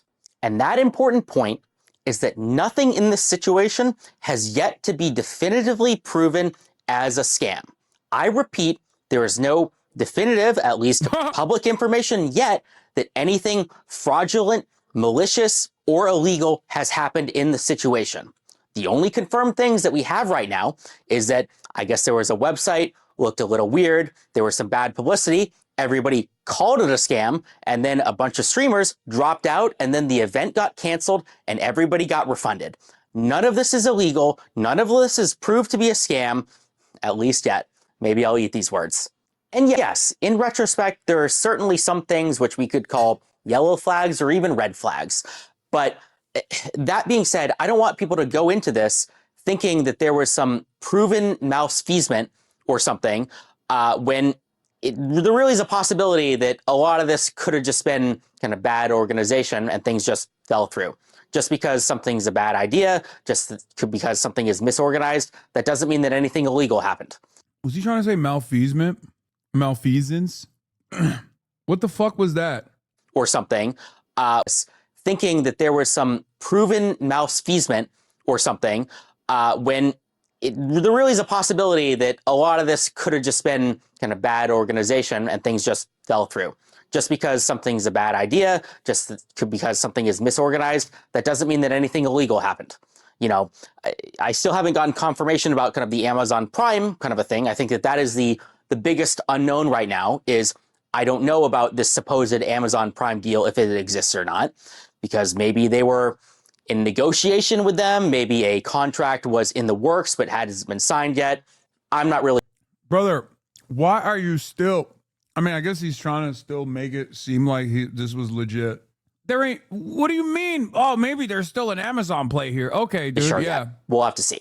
And then that's just as likely as you getting your top moderator position back because the Reddit CEO watched this YouTube video and went, oh my God, I was so wrong about you. I'll end the story by talking about why I got removed as the top moderator. It's really not a secret or very surprising. I got removed directly for the post that I pinned to the top of the subreddit related to the game show or supposed and alleged scam, as well as kind of for deleting comments that were kind of critical of it. I also want to make a comment about kind of the Reddit Code of Conduct team as a whole. Reddit has all this flowery language about how kind of the Code of Conduct team is not here to punish you. It's kind of here to get you to act in good faith. It's here to kind of give you second chances and warnings and all of this stuff. And apparently all of that are lies because I was not given any second chances. I was not given very much kind of descriptive examples of kind of what I did wrong or kind of given any ability to kind of defend myself. I was just given a very vague description of, yeah, there's accusations about some fraudulent scam that takes people's money and their PII, which means their name, right? Because you have to sign up with your name to join a contest. And so I have infringed on the Code of Conduct by promoting a game show where you have to put in your name or something, even though it hasn't really been proved to be. Okay. Everything that he's repeating here with like, I guess like a sarcastic tone is guilty enough to remove you as a top moderator from a fucking subreddit. Like what? Yeah, man, it was a fucking scam lottery. Like, what are you talking about? Also, it's Reddit. They could have banned you for a million different reasons. They could have banned you for the fucking endless brigading and harassment that LSF has been doing to me and every other fucking person to the left of your favorite content creator, Destiny, for like the last 3 years. They know that shit. You think on the back end they don't have access to how quickly those sorts of edited posts get 3,000 upvotes, always uploaded in the morning and our time, always uploaded in European nighttime, and instantly in the first fucking 30 minutes gets 3K upvotes? You think Reddit doesn't know when a fucking post is being botted into oblivion or brigaded into oblivion? They didn't even fucking ban you off the platform. Why are you complaining? It's really funny if they actually ban him permanently off the platform and all of his other fucking sock accounts too, because he did this video. Fraudulent yet. And so it's a little disappointing. Now, here's the most important part of the video, Spez. This is a direct message to you and only you. I want to talk about how this whole situation is a direct result of the lack of support that Reddit, the company, gives to its moderators. Yeah, I did the partnership. Yeah, I didn't look into this as much as I should, and I trusted kind of agencies and live streamers when I should not have. And I did delete comments, which I thought would have been borderline defamatory if the situation wasn't, I guess, a scam, even though it technically hasn't been proven to be a scam yet.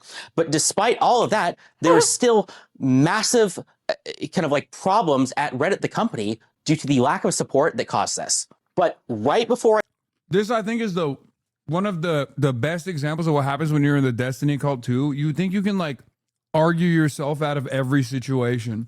Like, these guys genuinely think like, if I actually unlock logic and reasoning here, everyone else is going to listen to what I have to say and think I'm fucking brilliant and then apologize to me. And you know, I will own you. I will have owned you in the marketplace of ideas. It's like, bro, you're talking to the Reddit CEO in perhaps the most embarrassing format you possibly could about shit that the average person doesn't care about at all. It's fucking crazy. Reddit lies. Reddit moderators should be treated like celebrities. Oh, stop. I go into the specific reasons of how this happened, I want to talk about why this matters in the first place. And this matters because Reddit moderators have power. They have influence. If you are one of the people who is joking about like internet janitor duties or whatever, I'm sorry to tell you, it's funny jokes, but I will ban you. If you joke about that, I will ban you. I will ban you from my subreddit. Well, I can't ban you off of LSF yet, but any longer, but I will ban you. You are wrong. Reddit moderation does matter. Reddit moderators have control over millions of impressions per day, and nobody seems to notice or care. Let's just talk about LSF. Think of all the streamer careers that have been created because of LSF. Think about the even larger number of streamer careers that have been destroyed because of LSF, because some clip. Oh my God. Oh my God. He admitted. And even then, it's like not. I mean, this is written like a manifesto, but like even then, it's a fucking clown behavior.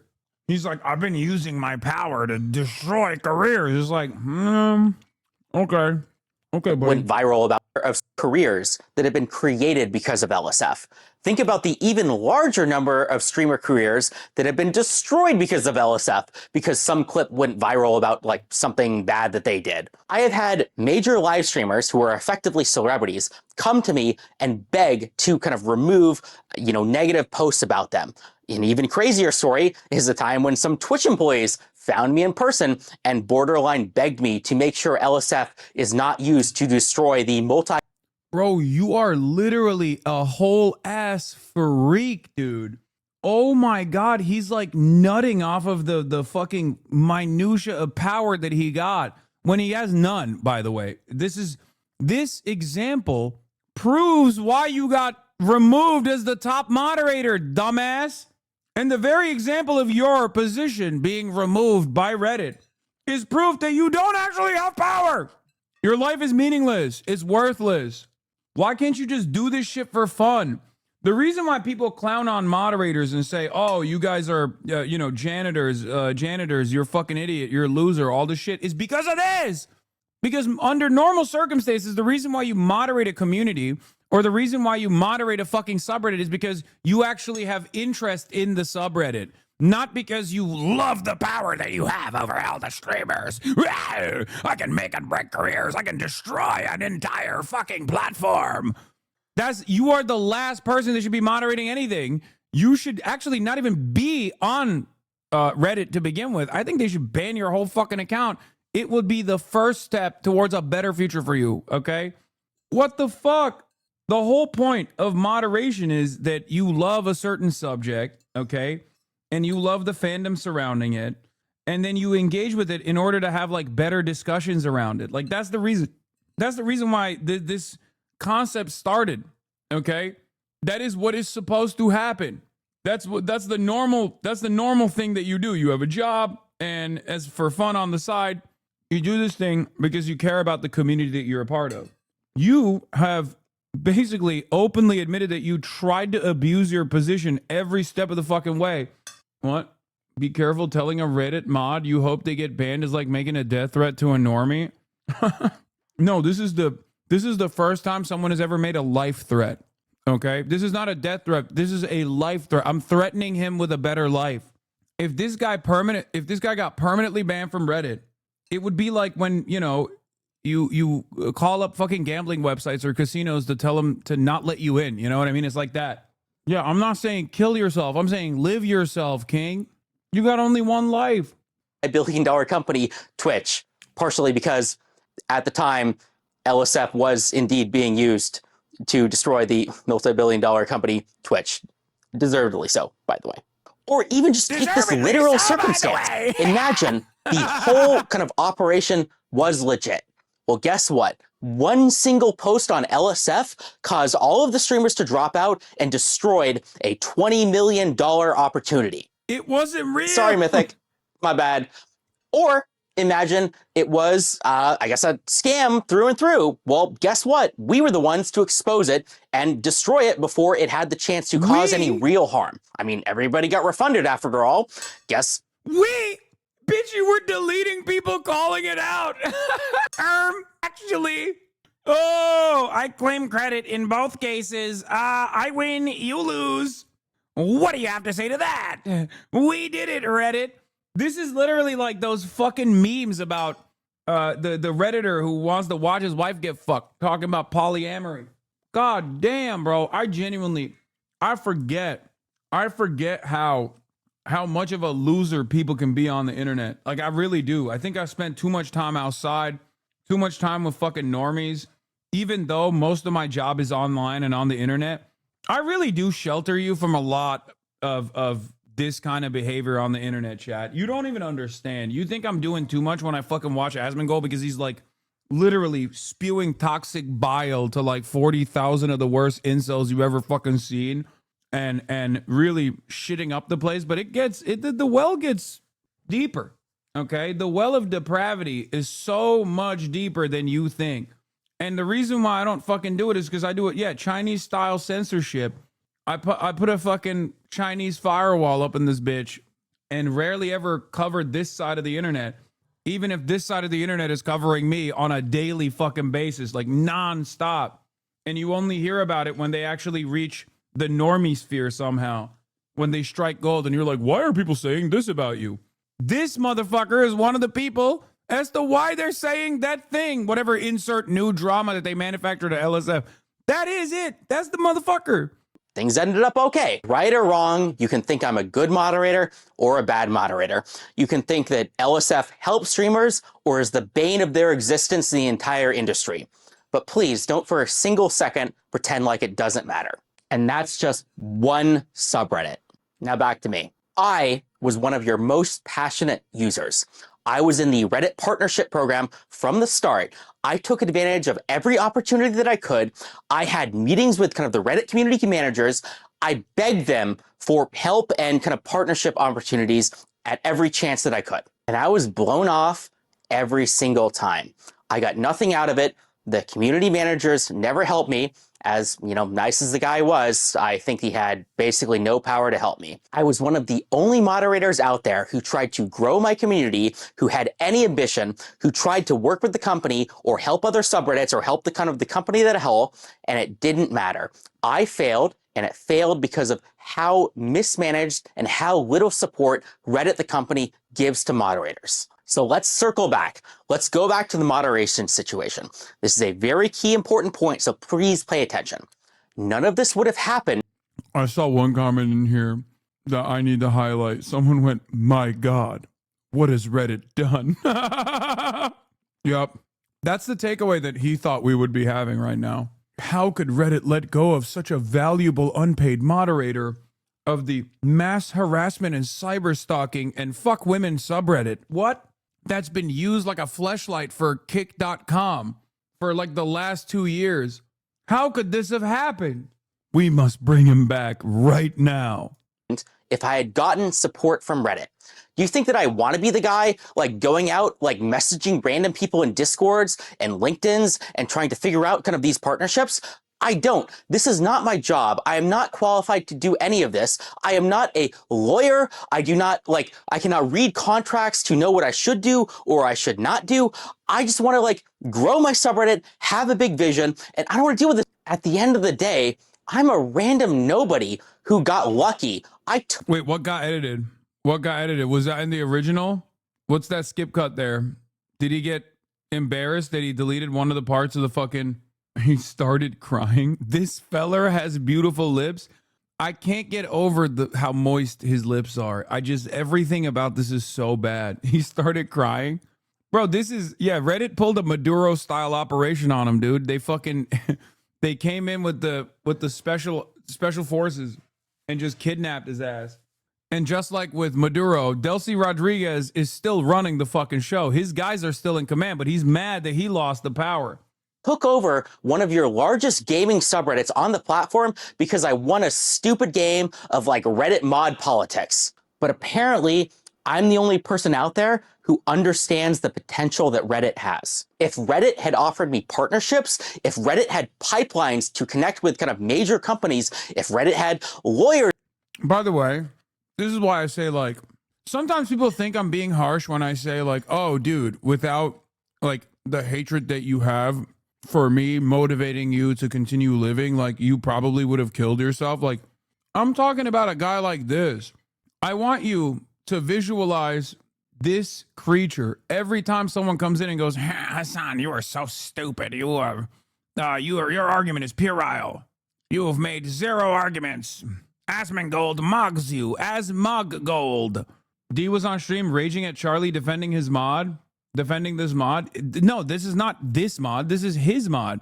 He lost his #1 soldier that was running LSF for him. That were help. Guess his age, 43, or maybe it's one of those guys that's like he looks 40, but he's actually like 35. This motherfucker is only 1 year older than me. Oof. Me like reading over these contracts, reading over these agreements. None of these very real mistakes that I made would have happened. And before you say it, I'm sure there's some employee at Reddit, the company, that says like, oh yeah, we do that. That's my job. It's over here. Well, clearly you're not even doing 1% of what you should be doing because nobody uses these resources. Instead of firing me from my unpaid position, you should fire that guy who's not doing his job. Nobody cares. You are not doing enough. Multiply it by 100 and then let's talk. Bro, whoever clapped this dude is getting a promotion. If I'm the CEO and I watch even like the first frame of this video, I'm gonna be like, dude, thank you. Keep doing more of that. Actually, we should permaban this guy. IP-wide, like site-wide IP ban. Straight up. Like, what do you mean? It needs to be professionalized, and it starts with the mods. This is going to be controversial, but the people who are running your multi-billion-dollar website are unqualified nobodies like me. That doesn't mean it's my fault or their fault. It's your fault, Spez. Here's why. The controversial solution is just get rid of the bad mods with better mods or paid mods or do takeovers or more rules or something like that. But there are better solutions. You can train them. You can give mods infrastructure or pipelines or resources or real kind of material support and treat them as if they have the actual power and influence that they actually have. And so communities can rise to the heights they truly could. And the Reddit Moderator Partner Program is not it. Reddit moderators do not need one call with like one guy a month, as nice as he is, love you, Pablo, who has no power and no ability to affect anything. Oh no, Pablo's getting fired, bro. Or maybe they're gonna fucking actually give Pablo a raise too, to be like, damn, bro, you were dealing with this motherfucker for like the last couple of years. Brother, you are a moderator of what is supposed to be a fan subreddit, okay? Why is this? Oh my God. The reason why people clown on people like this is because, well, he's not a moderator. I apologize. Ex-moderator. It's supposed to be voluntary and it's supposed to be for fun. It's supposed to be voluntary. It's supposed to be for fun. It's supposed to be because you care about this community and you want to, and you actually want to let it thrive. You have very clearly talked about how much power you have and how much influence you command over content creators that I hate.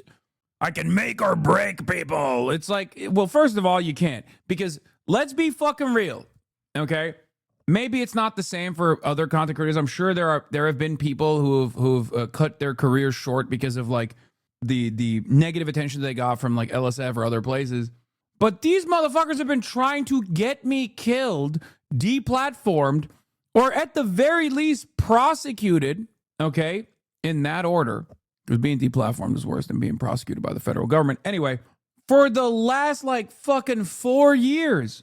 So obviously it hasn't been that successful, you know? It's just a base boosted, more normie facing version of Kiwi Farms. That's all this is.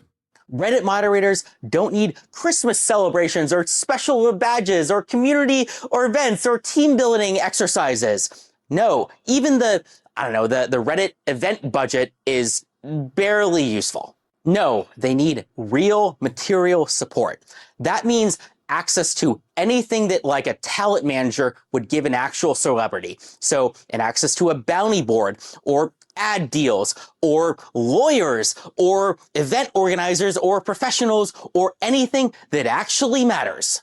To summarize, Reddit moderators should be treated like celebrities or influencers, not because they deserve respect or anything, but because they actually have real power and influence. I mean, if not for the world, at least over your $50 billion company, maybe if you gave them actual support, it could go from 50 billion to 100 billion. I mean, it certainly deserves to be that high up for how much traffic Reddit gets. So why haven't you solved this problem already, Spez? Is it because you're out of touch and you aren't aware of the problem? Is it because Reddit is a bloated mess and they can't ship products? No, I think the real issue is that Reddit is held hostage by the negativity and toxicity of its user base, and it doesn't really have the freedom to make bold and important and transformative decisions that could save the company. Very self-unaware statement right there, by the way. Like that last statement perfectly summarizes everything. He said, Reddit is held back by the toxicity of its user base. Bitch, you're the power user. Yeah, no kidding. Yeah, it seems to me like they're cleaning house, okay? Shouts out to Reddit. Hey, yo, Reddit, good job. You got a W here. I mean, you got more W's that you could work on. You know, go after the Ethan Klein H3H3 production subreddit next, please, okay? My life is yours. I will literally, okay, listen, Reddit, I know you and I have not exactly seen eye to eye on issues, okay? Let me get up close and personal with you, okay? Let me get up close and personal with you, Reddit. Ghislaine Maxwell may have been a top moderator in world news. You know, all of these other big subreddits that are news aggregation platforms are actually aggregating Atlanticist, NATO Atlanticist talking points. But let me tell you something, Reddit, you fucking clean up LSF and you clean up H3H3 Productions for all the endless harassment that they have brought about the streaming community, my friends, and even in times myself. And my life is yours. A lot of people make fun of you, Reddit. They make fun of you. They say, you're a cuck. If you use Reddit, there's an entire TikTok trend making fun of Redditors and the way that people speak. And it's oftentimes exactly like that fucking dipshit that you just X'd out from LSF. I will become a Reddit power user. I will take sexy photos on my laptop while I'm browsing Reddit. I will do everything in my power to make Reddit a powerhouse, sexy as fuck. No one will think. I'll get Zoran Mamdani to get on Reddit. You know what I mean? I'll get AOC on Reddit. We'll be doing AMAs. Ask me anything. Ask you anything. Like I said, clean up the fucking harassment communities and my life is yours, Reddit. Okay, I'll use Hasan_Piker every fucking day. Every day of the goddamn week. You already know I'm going to be using OKBUDDY later anyway. Let's go. Agree with anything that I said, Spez? Well, you're in luck. I live in San Francisco, and I would be happy to talk to you in person or any Reddit product manager or employee. This ever happen? Oh, he said, I live in San Francisco. I will find you in person. If you do not respond to my message, I will find you on the streets of San Francisco, and we will have a good faith debate. I fucking love this guy. All, you know, or on a call or something. That's my pitch to you, Spez. The rest is to the community. To the community. Spez and Reddit, they're almost certainly not going to fix any of this. All of this is up to us to solve. For anyone who this message has resonated with and wants to solve this problem, well, I have created a subreddit called r/SubAlliance. SubAlliance will be a nonprofit, volunteer, community-based initiative to solve all of the problems that I have laid out. We will create tools and resources so good, so useful, that everybody will have to work with us. Think talent agency, but for subreddits. You have the big ideas, you have the vision, you have the crazy cool things that you want to do, and we handle the logistics. Materially, that means connections to major companies, partnerships, doing AMAs, running events, doing mod recruitment, cross-collaboration with other relevant subreddits, that kind of stuff. Go to r/SubAlliance and we will make it happen. The link will be in the description below. Reddit used to be a place where we did stuff. The phrase, "we did it Reddit," although used sarcastically, existed for a reason. And that is... Yes, existed because you painted you falsely framed the Boston Marathon bombing on the wrong guy. That's why it's making fun of Reddit. That's the whole point of We Did It Reddit. This guy is literally unaware of all of the memes. He's like, actually is a meme about how smart every Redditor actually is. Actually is actually intellect. Manifest. No, they're clowning on you because you're taking yourself too seriously. What the fuck? It's sad because he's basically calling them out about how they're profiting off of mod labor, but he boils it down to wanting more power and influence that it means to live off of. No, he has a job. As far as if we can believe it. He has a fucking job. He has a job. He has a job. He has an actual job. Also, the irony is, you think Reddit fucking doesn't know that half of the subreddits are actually... Like, the best subreddits on Reddit, everybody knows, is, like, small, hyper-niche subreddits, right? About, like, fixing a specific type of toaster or some shit like that, okay? All these, like, very large subreddits are oftentimes owned and operated by guys exactly like this. And I remember when Reddit was being sold or whatever, it was, like, some financial deal that was taking place, and everyone was really mad, and they did a Reddit blackout.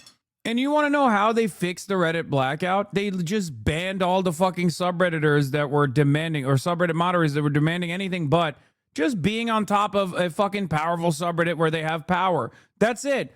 Because most of the fucking Redditors on those large subreddits only want to be there because they think they have this level of power and this level of influence.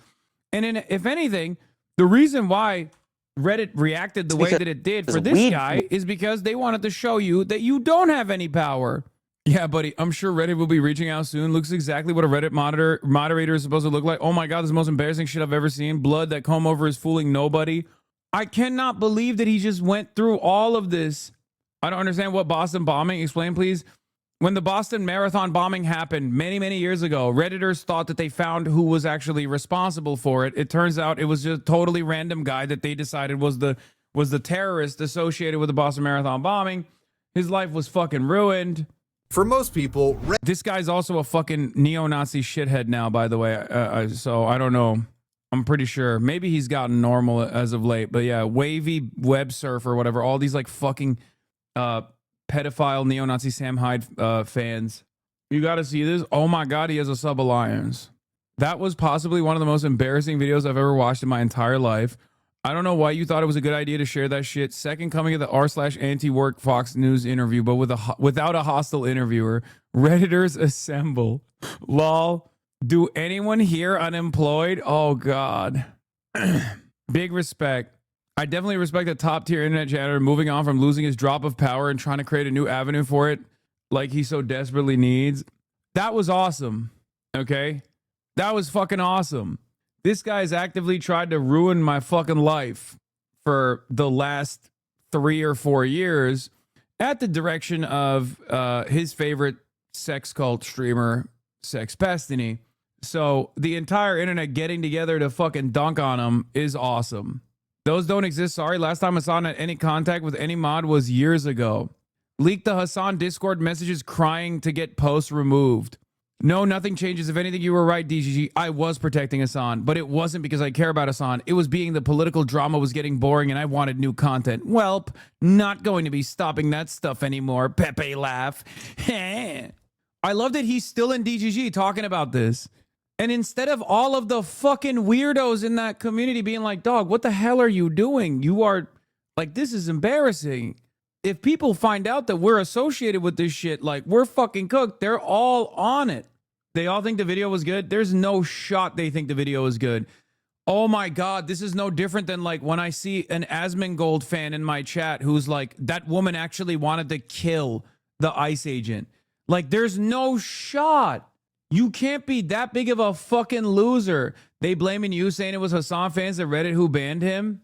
Yes, it's true. It was my fans at my fans at Reddit that banned this guy, especially because, you know, they allowed very clearly for this fucking community to try and actively get me deplatformed or fucking banned or be at the center of a controversy every fucking week that they manufactured over there. They knew all of that, but my fans were my biggest ops all along. They were letting it happen. It's worth mentioning that Reddit admins were warned of this exact scenario when Stale kicked all the old mods and they ignored it. There are receipts. This dude's connection to crypto and other scammy shit was well known beforehand. Bro, it is crazy to me that this guy basically fucking self-flagellated. He fucking basically lit himself on fire, self-immolated in front of thousands of people, if not millions, because Charlie is fucking dunking on him too. And he still thinks it's my fault. Brother, you have to snap out of it. It is the community that you're a part of that makes you fucking feel like everything in your life that's going wrong is because of me. I literally have nothing to do with this. You're doing this on your own. It's the same thing that your fucking cult father does, okay? Oh, am I being sued because I filmed having sex with someone and then leaked it to a bunch of other people, including a minor underage girl that I was trying to get nudes from? Oh, this must be Hasan's fault. It's like, no, dude, you did it on your own. And the same goes for all your fucking fans. You guys have created this insane world where you think like I'm responsible for any fucking horrible thing that happens to you. I genuinely don't know why. I will never be able to figure it out. I wish I had that level of power, prominence, and influence and had the tenacity to go after my haters in the same way that they go after me with regular fucking frequency. Okay? I wish I was actually taking the revenge. But when I turn this shit off, I don't tune into anything. Okay? I go watch anime. I masturbate. Okay? It blows my fucking mind that these guys think that I'm engineering all of their own demise. Not in that order. I'm saying like I jerk off before I go to sleep. I don't masturbate to anime. Fuck. I've tried before. It didn't work. I didn't like it. It's just strange. I've talked about it before. I've tried to beat off to like a hentai thing, and it was weird because it's like, you know, when they do the X-ray vision, like that's too clinical. It just like takes me out of it. Also, the women's boobs are far too large. I don't understand. It just doesn't make any sense. Why are the boobs so fucking large? They're so bulbous. I feel like the dudes are always so skinny. Like the dudes are so tiny and the ladies are so thick and their boobs are so large that it feels like the dude is going to get sucked into the woman's pussy every time. And then also on top of that, they do the X-ray vision where they show you like the penis insertion from the most clinical way you've ever seen it, where it's like, am I supposed to learn about how a penis and a vagina works? Like, what the fuck are we doing? I never agree with you on anything more. Yeah, like I've tried. It's just, I can't do it. I don't like anime porn. Would you watch? I need to avoid this. Oh my God. Oh, guys, stop it. I don't even know. All right, let's watch Charlie. Moderator just made a video directly speaking to and tugging on the heartstrings of the CEO of Reddit. He's making a big call to action after... One of your all-time performative male moments when you told Van you didn't like Japanese porn because the women don't look like they're having a good time. Mallory Blair, I don't think you've been in here before. As a person who like doesn't have any issues talking about sex work, talking about porn, I've dated porn stars. I have talked about this before. And Van Lathan, not Van Jones. I don't know why. Did I say Van Jones? Or did I just say Van? Did I just read it as Van? No, I genuinely don't appreciate it. I don't like it. I've tried because the ladies are so pretty. Okay. Oh, so pretty. Jav Stars, very pretty. Okay. And I want to be into it. Okay. I can't because they are having straight up a bad time, dude. I don't know what it is. I don't know why. That's the market for it. I don't understand it. I will never understand it. It is so strange to me. I'm not trying to be a performative male at all. I promise you. Nah, you're right. It makes me feel so bad when they start crying and begging. Like, I don't even get to that point. I'm talking like because like when you watch porn, you want like both parties to be kind of good at it. And if they're fucking worse than me, like I'm not watching that. You know what I mean? It immediately snaps me out of it where I'm like, come on, dude. You do not know how to lay down dick. You don't know how to eat pussy.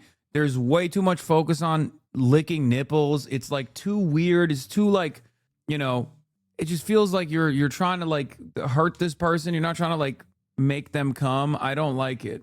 This used to be a family broadcast. I mean, yeah, great intro to the Charlie video. Yeah, that wasn't me being a performative male. I just straight up believe that.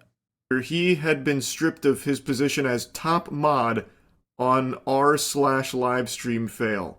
I'm kind of at a loss for words here. I can't believe what I just watched was genuine and not a skit. But this seems authentic. What you picture in your head when you hear the term Reddit mod is exactly what you are about to see unfold in the flesh. The reason this mod just lost his position is because he was promoting a scam on the subreddit that he was the top mod for. Is Kaya alive? No, I killed her. I had to sacrifice her so that Reddit could also do one sacrifice in her stead. I sacrificed her life so that Stale 2000 would pay the ultimate penalty, the ultimate sacrifice, losing your top moderator position. Livestream fail. I made 2 videos covering this. It was the $1 Million Fan Show, which was paraded around as a $20 million reality television show for streamers' fans to sign up, and even paid entry into it to compete for, $20 million prize purse. Turns out the whole thing was a load of baloney. As it appears, everything has been wiped off the face of the planet. So some viewers paid money for actually nothing. They flushed it down the shitter, and agencies that brought this to streamers were left embarrassed. Most notably, Mythic Talent was the one that was named by some of the streamers as...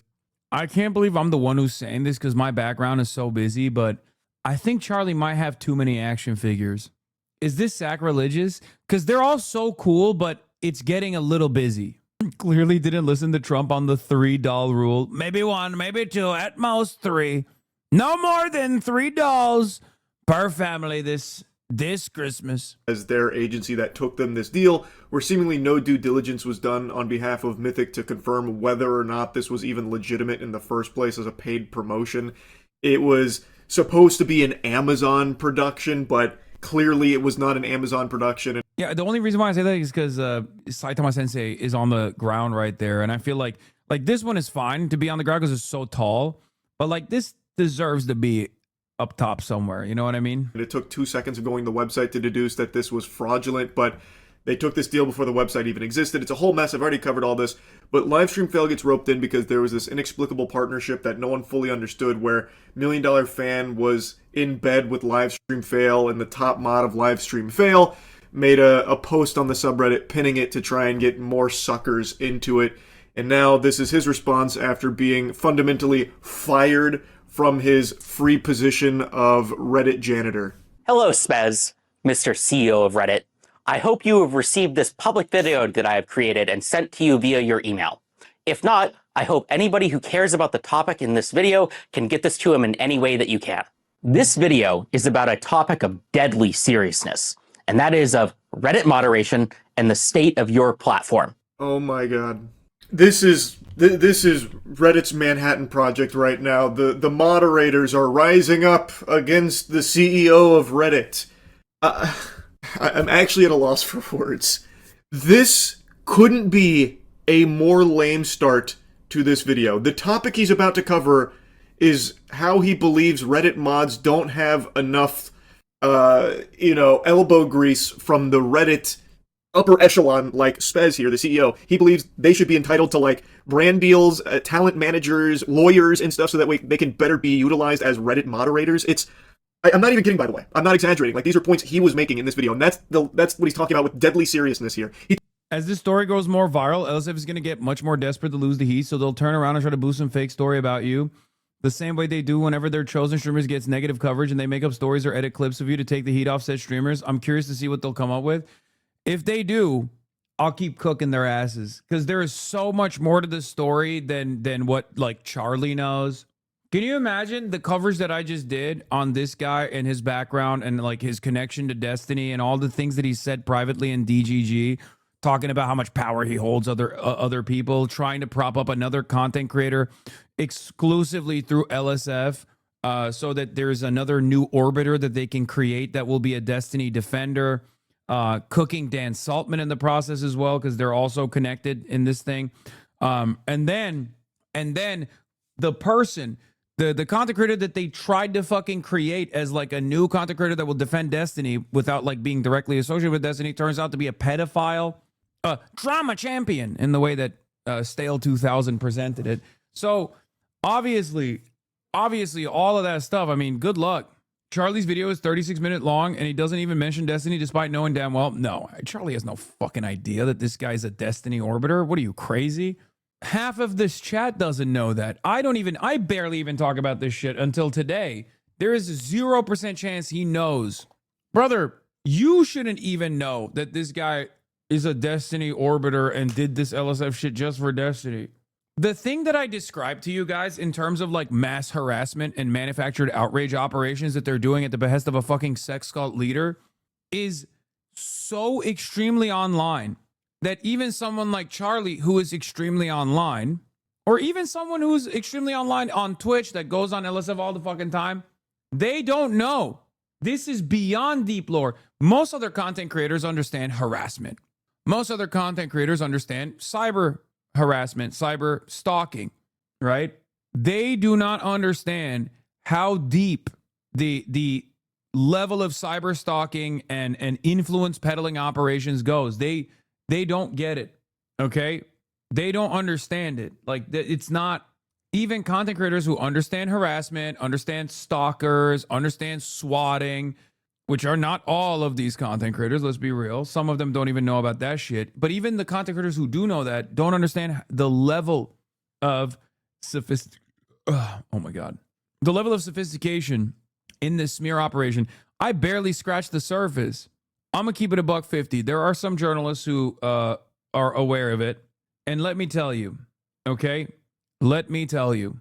The level of sophistication that's put into like Discord servers being specifically designed around stalking not only me, but my family, and then getting as much information out there on my family members and getting as much false information out there on my family, creating AI articles about my dad being a billionaire that owns like 1 million properties in America. Like, the level of tarring and feathering that these guys go to is not normal. Brother, October 7 happened, and 3 days after October 7 happened, there was a website created specifically to highlight every single clip chimp thing that they could find to say that I was a Hamas supporter, to say that I was like anti-Semitic. They straight up made a website called HasanAbi on like October 10.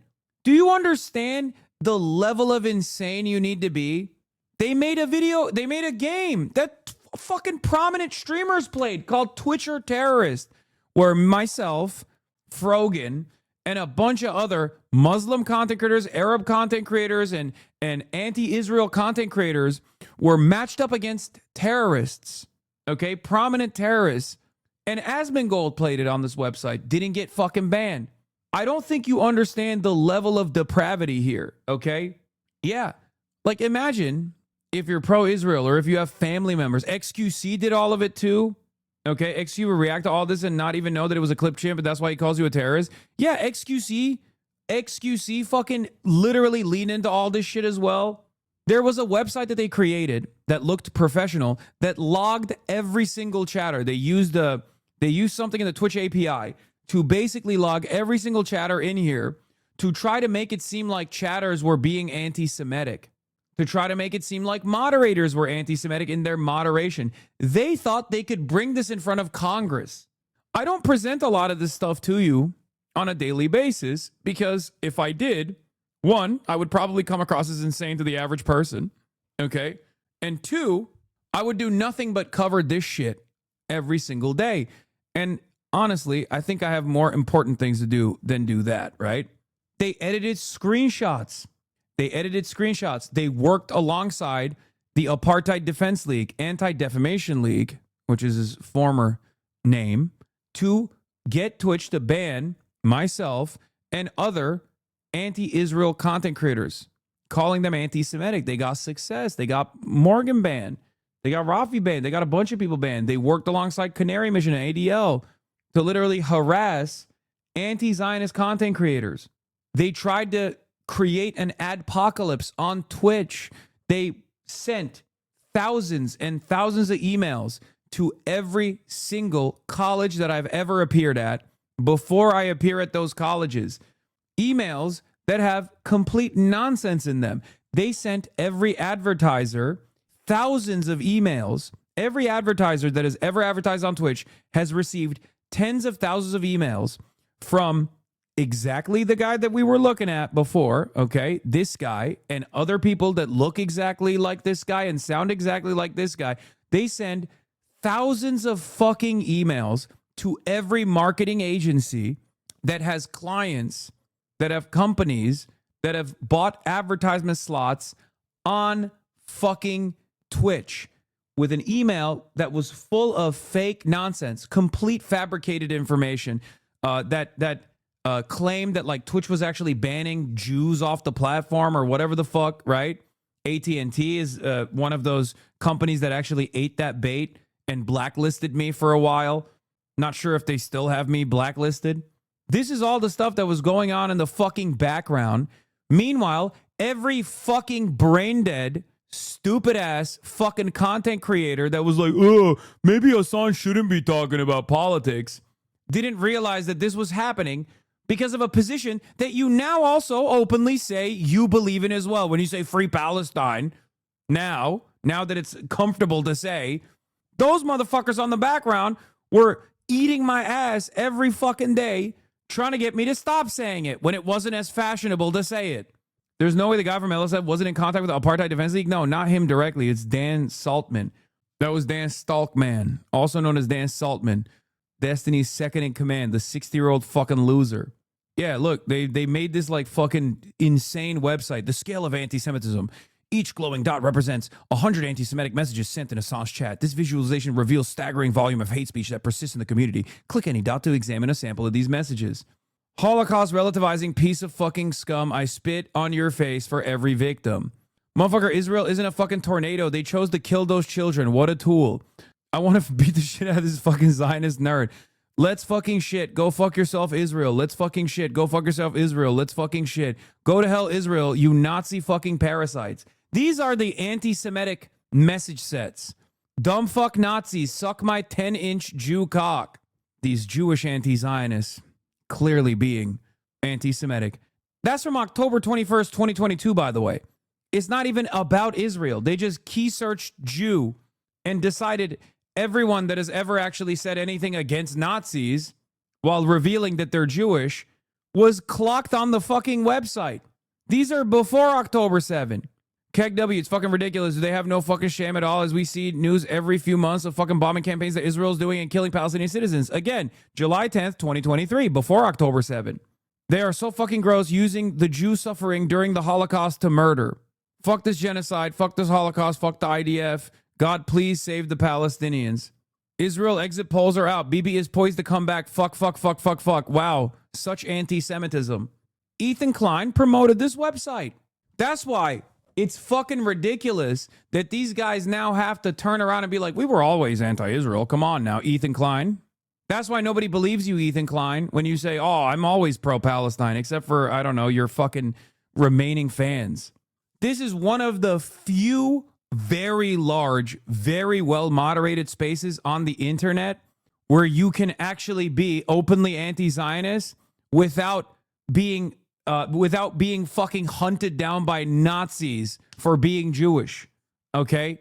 What the fuck? Especially at a time when there's clout associated with being anti-Semitic. Why the fuck would I still maintain my anti-Semitism position? It's because I have a fucking conviction, because it's bigotry. This is the type of shit that I was dealing with for fucking years, dude. For maintaining a consistent position on Israel, because I have a firm commitment to being anti-genocide and anti-fascist. They tried so desperately. And I'll be honest, like, look, there are so many fucking people that there's a reason why I've been talking about like wanting to go to New York City and not be in Los Angeles anymore. Because the last 2 years, I saw so much heinous shit that content creators such as myself, but also much smaller communities receive from massive content creators on this platform. And not a single person, not a single large content creator that saw that came out and said something, dude. That's why I fucking ate it for years, because at least I was like, you know, I can handle it. I have a big enough community. The more they focus on me, I hope they don't go after others. And Ethan Klein still is going after Morgan. Still going after Denims, trying to fucking bury them under paperwork.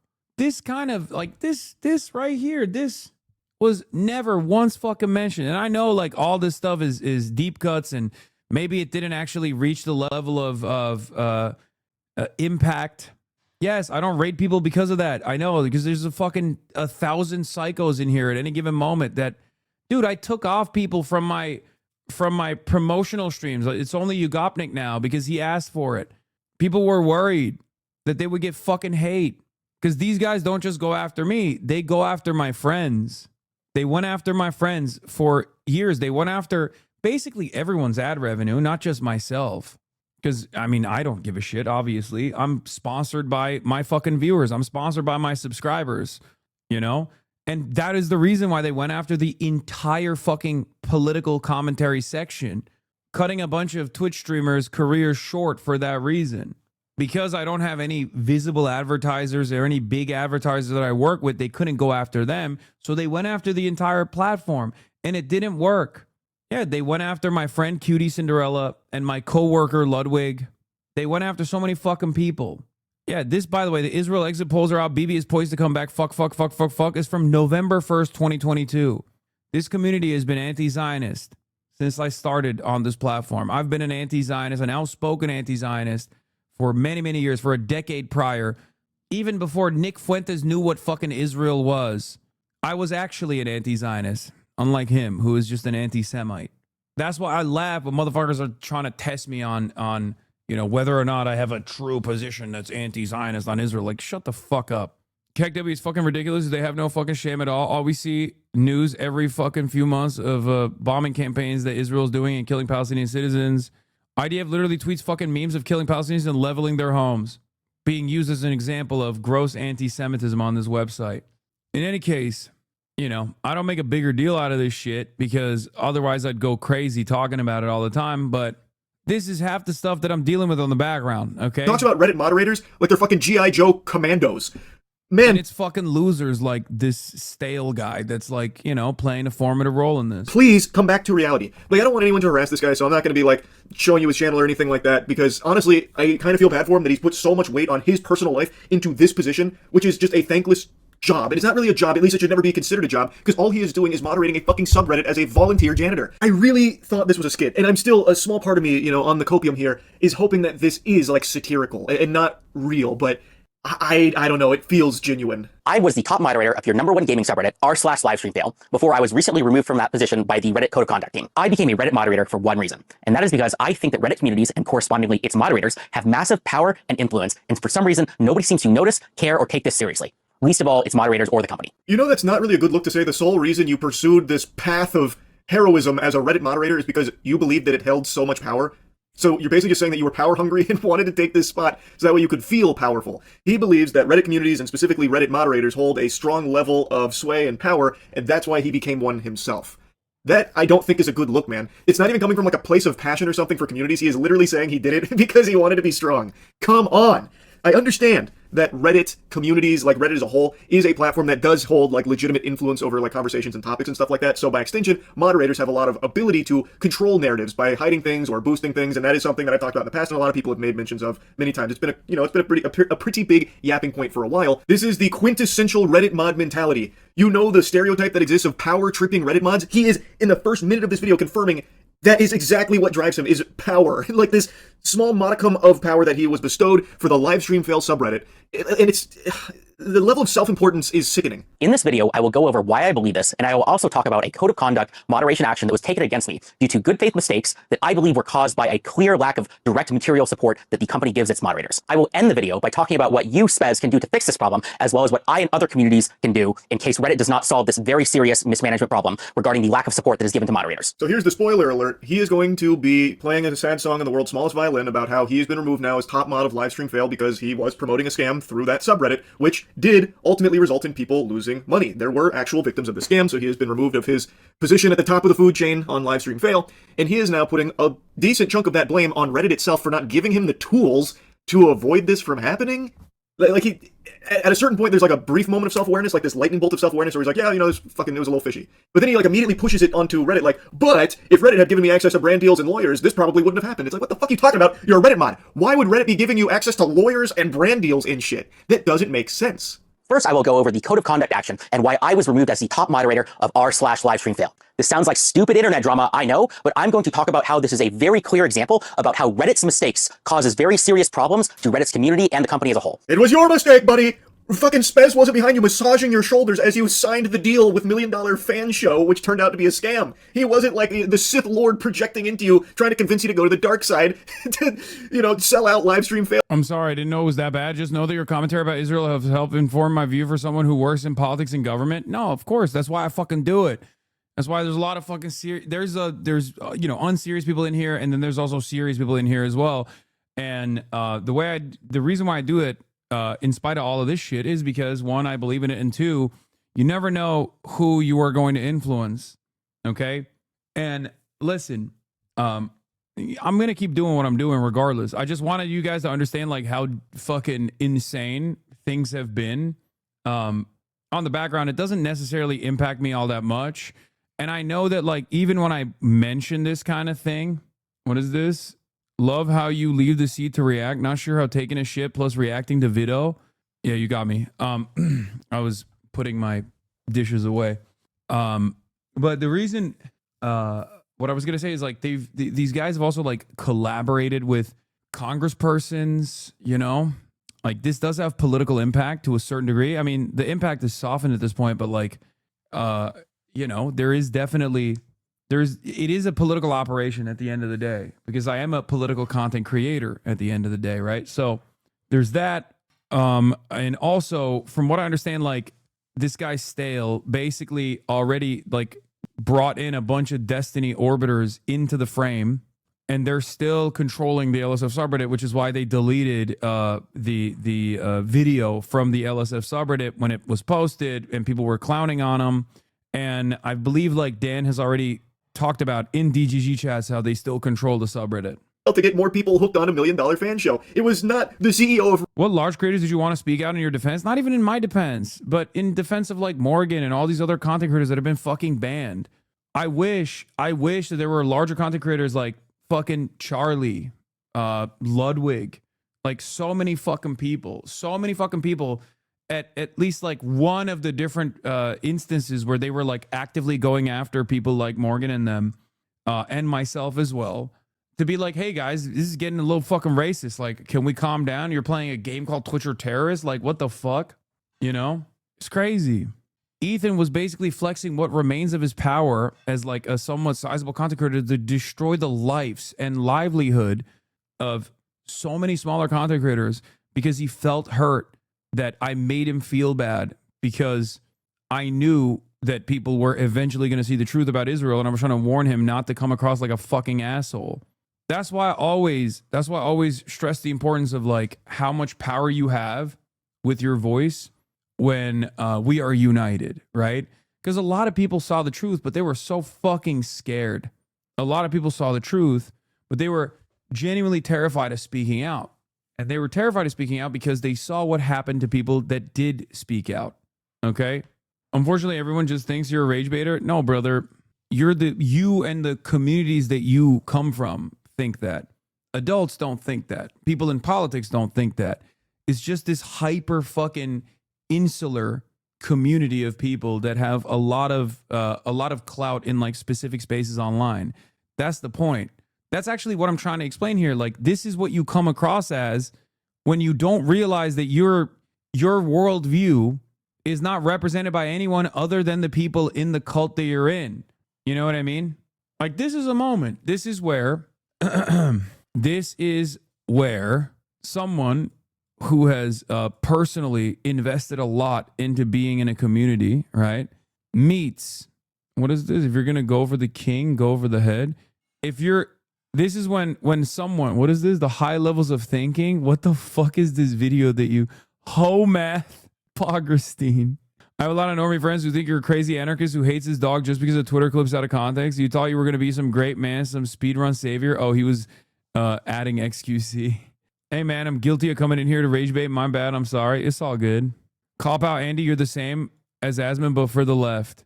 This guy's just in it for the content. Bro, they fucking... Remember, they mass brigaded the fucking trash taste video. Asmongold did and Ethan did. And then they fucking threw up W's. And then the trash taste guys were like, yeah, actually, it's really fucked up that we had Hasan on. We're so sorry. Like, I was getting blasted by homies. I was doing them a fucking favor. And then they fucked me. I mean, it's fine. Look, let bygones be bygones. It doesn't matter. You gotta eat it sometimes. You know what I mean? You gotta eat it sometimes. It is what it is. And also, I've talked to them since then, and I don't harbor any resentment or ill will, and neither should you. But at the time, I never fucking really brought it up. But that was another fucking instance where people were like, he's a terrorist, he's a terrorist. Why are you having a terrorist on? Nowadays, every single person that probably at the time was saying like, why did you have a fucking terrorist on, is running around talking a big game about how much they love Palestine, free Palestine. You know what I mean? Because it's vibes based for a lot of these people. For a lot of fucking fans out there, they treat this shit like it's a sport. They treat this shit like it's team sport. My favorite content creator was saying fuck Hasan because he's a terrorist for the same positions that I now hold and maintain. You know, that's just what it is. Have any of those people apologized to you? Yes, they have. I just couldn't comprehend how these people wouldn't even fucking talk about like what these guys were actively trying to do because it was around the issue of Israel. Okay? Because it was around the issue of Israel, and it was still the third rail for everyone that wanted to continue making money with big advertisers. So they did not want to say nothing about Israel. Okay? So the only people that were speaking were either the advocates and the activists on the streets or people like myself that were just like capable of eating it. And it didn't matter. They created an environment of fucking fear. Okay? They created an environment of tremendous fear around anyone that would dare speak out about anything. This is how Israel was able to successfully basically successfully create like no pushback for the longest time until the dam broke, because they couldn't do anything on TikTok. TikTok was far too independent. Stable Ronaldo has more viewers than you? Hell yeah. W Stable Ronaldo. It's my GOAT. I don't think you guys know this. I've been a Stable Ronaldo truther and defended him against Ninja many, many years ago. I've been there. I've seen the rise, I've seen the fall, and I've seen the rise again, you know? Unless he collabs with Aiden, yeah, that broke my heart, I'll be honest. But what are you going to do? He's young. That's perfect for LSF, which is about fun, crazy content about kind of live streaming gamers. If that isn't the stinkiest load of horseradish I've ever heard with that description of LSF. Do you go on your own subreddit? Have you ever been on your own subreddit? That's not what it is. That's not what you just described at all. That is the most blatant misrepresentation of that subreddit I've ever heard anyone try to squeak out. If this was Pinocchio, his nose would have just went fucking Wumbo Insano style with that lie right there. Anyone who has ever visited LSF in the last, 7 years. He hasn't been a truther review, though? What? I don't give a shit. Brother, what did I just tell you? What did I just fucking tell you? I just explained to you the process of staying committed to my beliefs and then literally watching the entire fucking community that I was a part of with massive content creators that I've known for years not say a single fucking peep about all of the harassment that I was taking, and also all the harassment that other people on the platform were taking for being associated with me in some capacity. For 2 fucking years, I just explained to you that I was eating it. Why the fuck would I give a shit if Stable Ronaldo was like clip farming and said some shit, you know? Why? You think I care? I don't give a shit. I don't care. Will tell you it is not a subreddit for crazy, wacky clips of gaming and, stream fails or anything like that. I don't know why he's even trying that angle. Everyone knows that's not what that subreddit is. So when I heard about this, I was very excited. I immediately reached out to the organizers to see if we could set up some sort of a collaboration. This collaboration... Yeah, dude, because you're a gas bag, dude. You're just a mouth on Twitch. Well, this mouth was on your mother's pussy last night, and she wasn't just saying you're a mouth. She was saying you're a god. And then saying, oh God, I'm coming. That's what your mother was saying. You might have heard it from the other room. Also, I'm your stepdad now. No, I'm the father that stepped up. You're grounded. You're grounded. Raspberry roulade.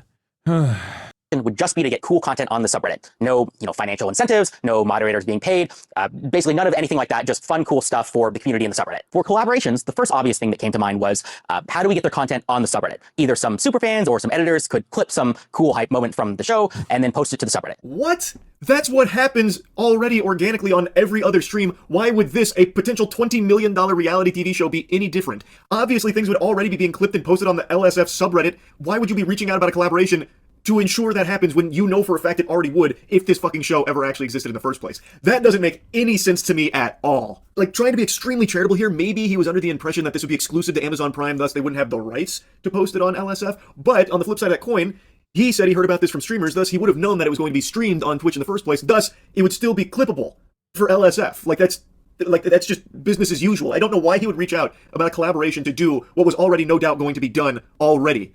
It just, that doesn't pass the smell test. I don't understand. But I also had a stretch goal, and that was, what if LSF could be part of the show in some way? I don't know, there could be like a LSF-themed best clip contest. Like, contestants compete in one of the kind of small challenges, they make the best clip, and then somebody kind of wins a prize at the end. It was a stretch goal, though. Why, though? LSF best clip is just the best clip from the event. Why does LSF's name need to be attached to it? This guy is treating Livestream Fail like it's his personal brand. Like, this is his baby, this is his product. So all the clips that hit LSF are actually Top Mods clips as well. I just don't even get this stretch goal here. I think he just wanted LSF's name out there more because it gives him more power in some capacity, because this is totally useless. Again, whatever would win best clip would just be someone else's content. There doesn't necessitate a Livestream Fails shout out there for some reason. Like, even if they were the ones that were like hosting votes on what the best clip is, who gives a fuck? That could have been anything and anyone where people, like the actual communities, would vote on it, not just his subreddit. Anyway, though, he goes on to explain that they accepted this proposal. He was super hype about it because it meant this was a big moment for the subreddit, and he even made a mention that he believed he could turn this into even more opportunities for the subreddit going further. It is crazy how radically honest he is about how much power he thinks he has, by the way, by controlling this subreddit.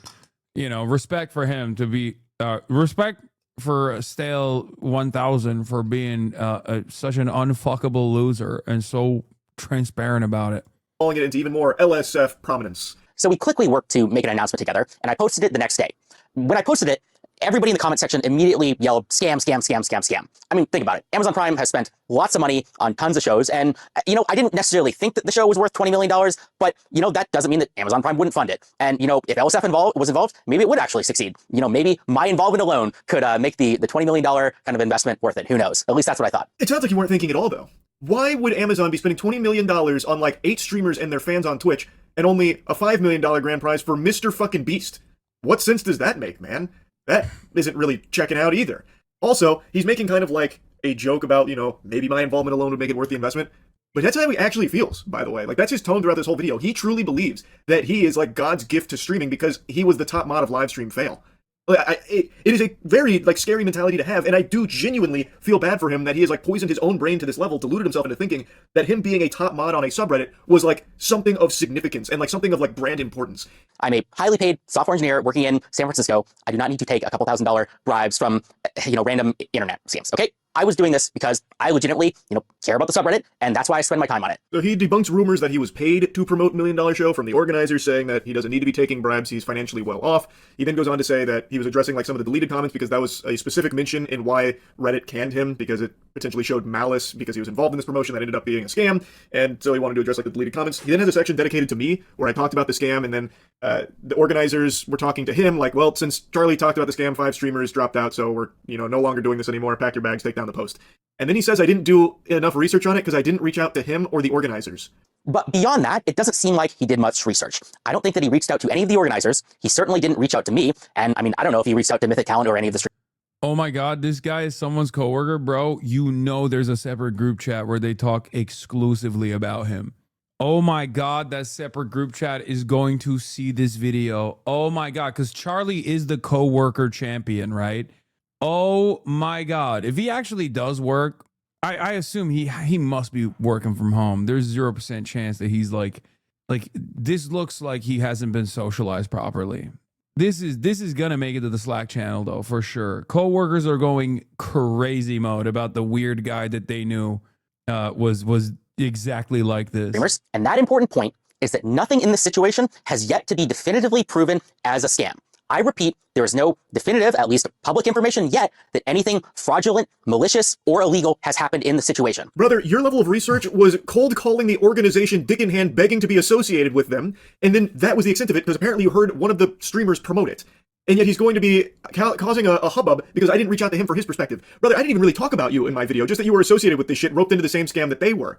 And for what it's worth, if you watch the video, you would know I did get in contact with 2 agencies, one of which got the exact same contracts that Mythic did and got information on that, as well as getting one of the actual offers that Mythic was taking to the streamers. So I was very well familiarized. This motherfucker did more research for this one than reach out to me with the Kayagate shit. Anyway, whatever. With everything that was unfolding behind the scenes. And again, it doesn't take a super sleuth to go to their website and see that it's just fucking barnacles, man. One of their partners didn't even exist. There was no website and no business. Their about section was AI generated mumbo jumbo. Every single paragraph ended in triplets and also had the telltale sign of it's not this, it's this, over and over and over again. Their first image on their site was literally an AI generated mansion, and he mentions that in this video, but then goes on to say shamelessly that there's no definitive proof that this was ever a scam in the first place. That's a wild statement. Why don't you ask the people who spent money on this how they feel? Do they feel like they got their money's worth? Did they get the product they paid for? I imagine not, because this event is not even potentially in the cards and doesn't seem like it ever was to begin with, man. Their socials are removed. The website is down. Amazon hasn't made a peep about it. From what I've heard, the agencies are pissed about this. All signs point to this being a scam. Like, any sane, sensible person would look at all of this evidence and reach the same conclusion that this was horseradish. I don't know why he's trying to present something otherwise now. The only confirmed things that we have right now is that I guess there was a website, looked a little weird, there was some bad publicity, everybody called it a scam, and then a bunch of streamers dropped out, and then the event got canceled, and everybody got refunded. None of this is illegal. None of this is proved to be a scam, at least yet. Maybe I'll eat these words. Brother, you're eating your own cock right now. What are you talking about? And then everyone claps. Like, this is just fanfic. Where are you getting this information? There was an explicit no refund policy on their website baked into it. It was very boldly stated there are no refunds once you make these purchases. Who got a refund? I haven't seen anyone, posting receipts of getting a refund from the money they spent on this. Where are you getting that information from? That's a genuine question. Maybe he's seeing things that I'm not seeing somewhere. Because I even looked into it after he made this video, wondering like, whoa, they refunded? That's pretty surprising. I can't find any proof of that. I would love to see where he found that. It's funny that he thought Elisa would be key in promoting the clips of the scam to show millions of people. The only things that get more than 2,000 views on the Reddit is drama, and the only drama that can break 10K views is clips of you. The clips from the scam show would at most get 200 views, 10 upvotes, and maybe 1 comment, all because of the way he designed the sub to only care about you. Yeah, ironically enough, because LSF for like the last 3 years have by force been turned into a fuck Hasan subreddit that like it's no longer an organic audience. It only works if you actually base boost a fucking drama post from the start, and then it reaches like all these other subreddits, and then people turn around and go, well, yeah, what the fuck is wrong with this guy? Yeah, you know what? This guy does suck. That's it. That's the only way. When it goes viral and also if it gets pushed into popular, I think that's why they thought it would be useful. No, that's what I'm saying, but it's not going to get fucking pushed into popular if it's not something being like Hasan kills his dog with a gun, shoots her in the face, and then it's just me doing this and my dog is just behind me. You know what I mean? I can't even fucking move my shoulders without motherfuckers clipping it and being like, oh, you see, we got him again, boys. It's like, he and the septic tank sub deserve to be shit on for this, but why is no one mentioning Mythic Talent being involved like the Extra Emily thing and telling her to post about it in her Discord? No, I know. really not a secret or very surprising. I got removed directly for the post that I pinned to the top of the subreddit related to the game show or supposed and alleged scam, as well as kind of for deleting comments that were kind of critical of it. I also want to make a comment about kind of the Reddit code of conduct team as a whole. Reddit has all this flowery language about how kind of the code of conduct team is not here to punish you. It's kind of here to get you to act in good faith. It's here to kind of give you second chances and warnings and all. Dan Stalkman tried to come for extra Emily too to deflect. Yeah, I don't know why he did that. That's so stupid that you only elevated the fucking scam further. Yes, I know he was a software engineer for Twitch from 2017 to 2021. I know. And then he left Twitch. They just did it on LSF right now. Wait, shut the fuck up. Ain't no way. Stop. Live stream fail. Let's see. New. Hasan begs Reddit to take action against the LSF and H3H2 subreddits for the endless harassment they've brought to the streaming community, his friends, and himself. 2 awards, 300 upvotes. Shock collar hearts. I love that they are like, yeah, no, we are back to business, actually. Let's see what people are saying. Is he going to ask Reddit to handle the snark subs, or is that suddenly out of his control? He's going to pull a pizza cake if anyone even mentions his name. What the fuck is a pizza cake? There are like 3 H3 snark subreddits, and they all have pretty big following. I don't believe there's a single Hasan snark subreddit, but I think the existence of those subreddits are disgusting and should be banned on site. Kaya's so powerful she broke out of the echo chamber. She's almost free. We have almost done it. Hasan hosted Bad Empanada on his streams, by the way. Wow, I'm semi-famous and people don't like me. Wow. Literally awards for all of these fucking posts. I can't even make a fucking humorous quip. You know, all of these other big subreddits that are... Dude, look at this. And then you click on it and it's either a new account that just has like insane karma or an account that like deleted all of their fucking... keeps their posts hidden. But check out their status to learn more about them. Wow. In 2 years, this guy got 361,000 karmas, achievements, 200-day streak, 150-day streak, 100-day streak, embarrassed _base _ 389, 672 contributions. Type Hasan in his search bar and you will see. Wait, what? How? Aren't his posts hidden? Oh, never mind. I guess when you do type his... Wow, this seems like a totally random guy. Hasan praises Destiny's community. Is this the near the end? Is this end near? Hasan says America is far worse than Iranian government. Hasan bans 33 months subscriber. Tells him to die for commenting on his workout frequency. 19,000 votes. Hasan lectures Mamdani for condemning pro-Hamas protesters. Hasan's liberal platform. This has to be trolling. No, guys. This stuff is not brigaded, okay? That was a totally normal post on the not... Did they delete it already? Oh, it's so funny that I was in the process of calling it out. A chatter speculated that eventually they will immediately start doing a bunch of fuck Hasan posts because they have only one speed. And then they did do it. And then the fucking moderator removed it. Huh. So strange for this guy. I don't know how this is just an organic guy. Hasan Piker, have some conviction. Hasan claims that Jews work within the Nazi government's command structure. Everybody critical of Hasan is now an Israel dick rider. Hutch reacts to the Hasan puff piece. Brother, for years and years, this is all you've posted in promoting Loanerbox, H3H3, Destiny. Check the reason for removal. I don't know how to do that. How do you do that? Spam, LSF meta post. LSF must not be the main focus of a clip, including but not limited to threads. Sure. Dude, they have, what did you guys say it was? I'm not very tech. I don't know all this tech stuff, right? I don't know all this tech shit. So I don't know how they do it, but like apparently in Discord, they have like in Discord servers, they have like a ping anytime like my name gets mentioned anywhere or something, so they can just like seize it. They can dominate the conversation. All of your Reddit posts are made by like 3 to 4 accounts that all repost on the same subreddits. An RSS feed.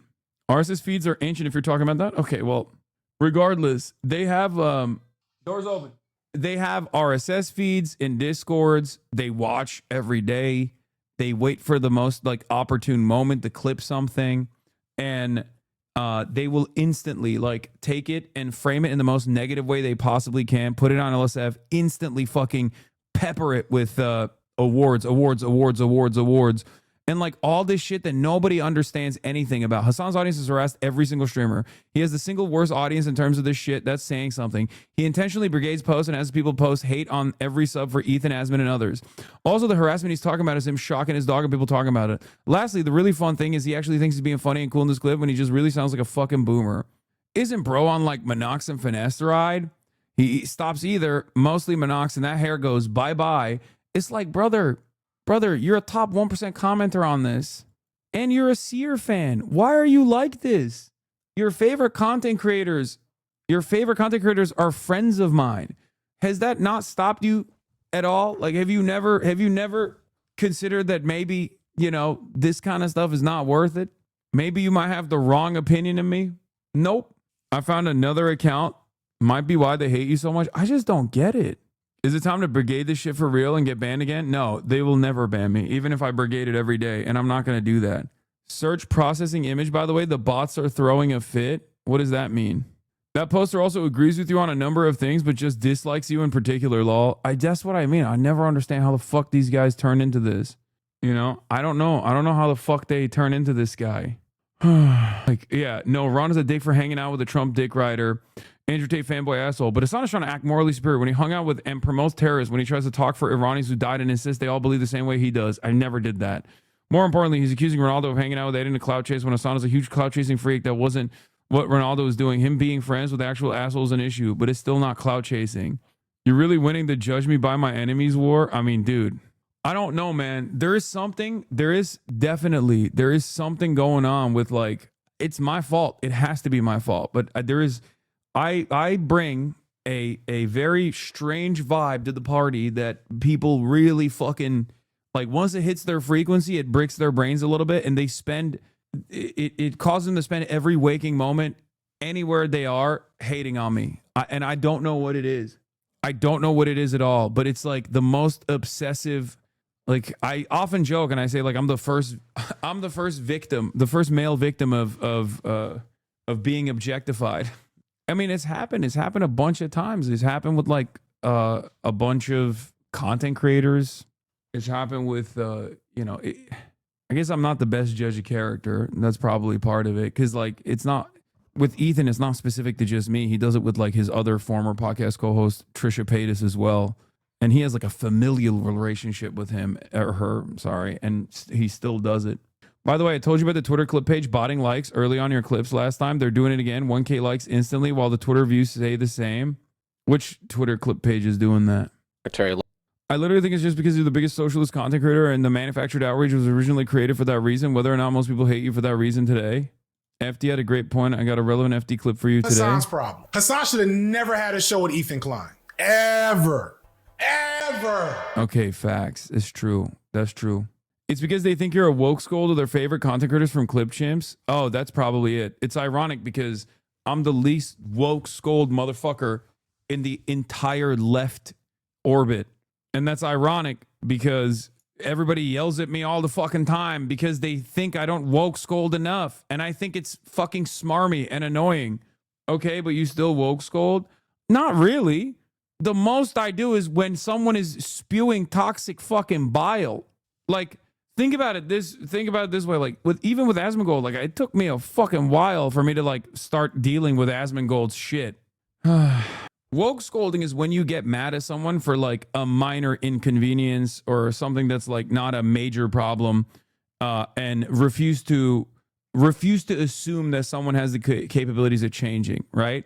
If anything, I'm far too charitable, and also I do maintain as a primary principle no woke scolding as a rule. Like, that's something that I'm committed to and have been committed to, because I understand that most people come at issues with a fundamental lack of knowledge, right? And that everyone has the capacity to change. Everyone has the capacity to become a better version of themselves. Everyone has the capacity to learn from their mistakes and not repeat them, right? That's something that I believe.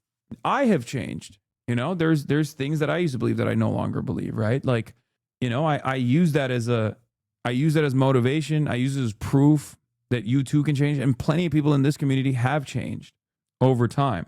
So, you know, I'm gonna stay committed to that. You know what? I'm also gonna not watch the rest of this Charlie video because we already watched the whole fucking video from this guy, and I feel like you guys are probably you've seen enough. Do we have OKBUDDY posts that are lined up today? Because I said I was gonna do it. I don't know if the mods worked on them. The heroes, the real unspoken heroes. Yeah, but Charlie cooking him is great. No, for sure. Cover something fun or cool. Rage learns about Mossad. Told you, me and all the niggas we was outside, and we were like, "Oh, where you from?" And she had to whisper in my ear, "Tel Aviv." I said, "What?" She had Tel Aviv or some shit. And she was straight, like she looked straight. I was like, "What is that? Like Israel or something, bro?" But like, I didn't read the word because I thought she was whispering it because it was too loud or something in the environment. She didn't want people to hear what she was saying. So I said Israel. She dead looked scared. Like I'm like, damn, I feel bad for the girl. Like she had to keep that shit secret. No, bro. Secret game. She didn't have to keep that shit secret because she's Mossad. She was probably not trying to tell people that she's from Israel because people are gonna be like, "Ew, what the fuck?" Like, damn, motherfuckers even say what they is. She a Mossad. Mossad. Bro said Mossad. He put 2 O's and 1 S. Listen, don't get mad at me for saying this, and I know many of you will, but you can't assume that every single person from Israel is a fucking psycho. Even though, you know, there are a lot of psychos from Israel, okay? You just can't operate like that, and you shouldn't operate like that. Mossad. Wait, is that what a Mossad? Is that what a Mossad is? Moo. Oh, fuck. All right, let's see what Chucky Boy is doing here. Luke Riddell, exclusive. I followed up one-on-one with Senator Schumer after my exchange with Howard Nutlick on the CHIPS Act. I want to follow up on something I asked Secretary Lutnick when we were out on the site. I asked him about the rhetoric from him taking credit on behalf of the Trump administration for what happened, even though the president didn't support your CHIPS and Science Act. You pushed back on that a little bit. Wait, watch the first vid for context. So the CHIPS... Watch, I asked Commerce Secretary Howard Lutnick why Trump should get credit for the jobs coming to CNY when he opposed the CHIPS Act. Senator Schumer interjected, "We're not looking for one side or the other." Curious why. Well, today's a day for bipartisanship, and should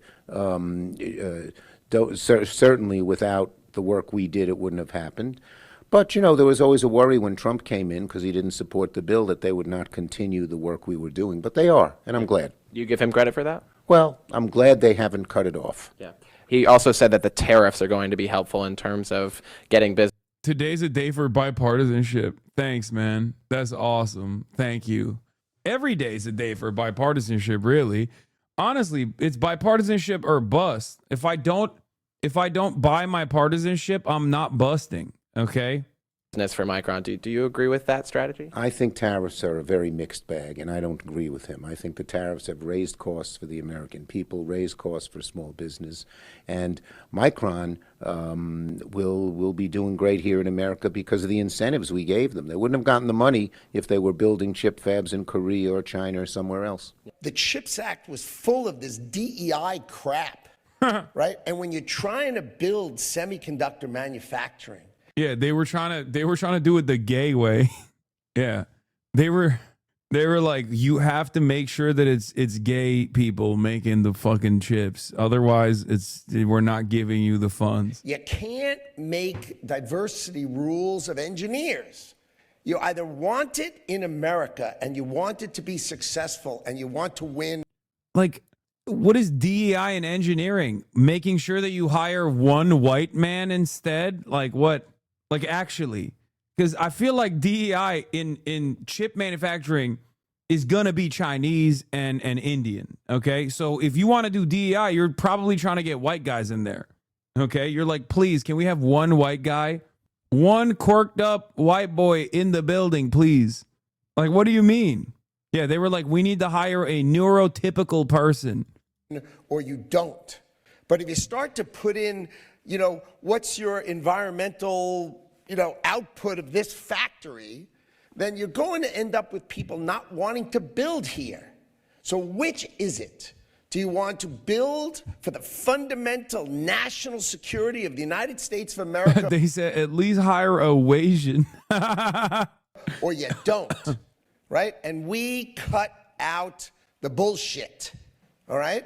By the way, I mean, it's been talked about endlessly, but it bears repeating. When they say DEI, they're just saying like please look at a broader array of talent instead of just locking in the most swagless white boys you've seen.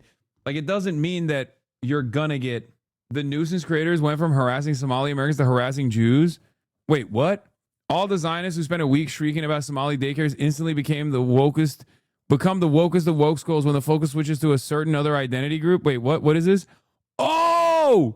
44,000 Hasidic Jews in upstate New York that primarily speak Yiddish, have an average of 7 kids per family, rely heavily on state assistance and welfare programs. Oh my God, he's doing it. Oh my God. I fear I have spoken this into existence. I remember when I said, imagine if they did this for Jewish people in the same way. And then Tyler Hitler Vera heard me and said, bet. Ain't no fucking way, dude. Ain't no fucking way, dude. What? This guy loved it when Somali Americans were the target. Look, Democrats will tell you this is unlawful. Immigrants should be allowed to conduct fraud. What's he saying now? Peter B. Orthodox Jews voted for Trump and aren't as shady as you presume. They do use the system, but they don't conduct fraud. There's a difference. Also, they are secretive. They work. They just don't want to tell you. They don't trust you. I didn't. Oh my God. I didn't realize it was like that. You clearly have JDT, Jewish derangement theory. Is that what it is? What's JDT? Atriok hasn't even watched it, but already called it great reporting. Yeah, you bet your fucking ass Atriok is not watching this and going, this is fantastic reporting, okay? I speak for the non-Jewish community when I say you are bigoted trash. Their work is to study and to pray. To go into a synagogue and invade their privacy is such a weird thing to do. They weren't doing anything and no one was lying about anything. That's just the culture. 99% of them don't have phones or even watch TV, so you approaching them is scary considering they just get attacked sometimes for just existing. I don't know. This video felt off and you exposed zero and came in with zero facts.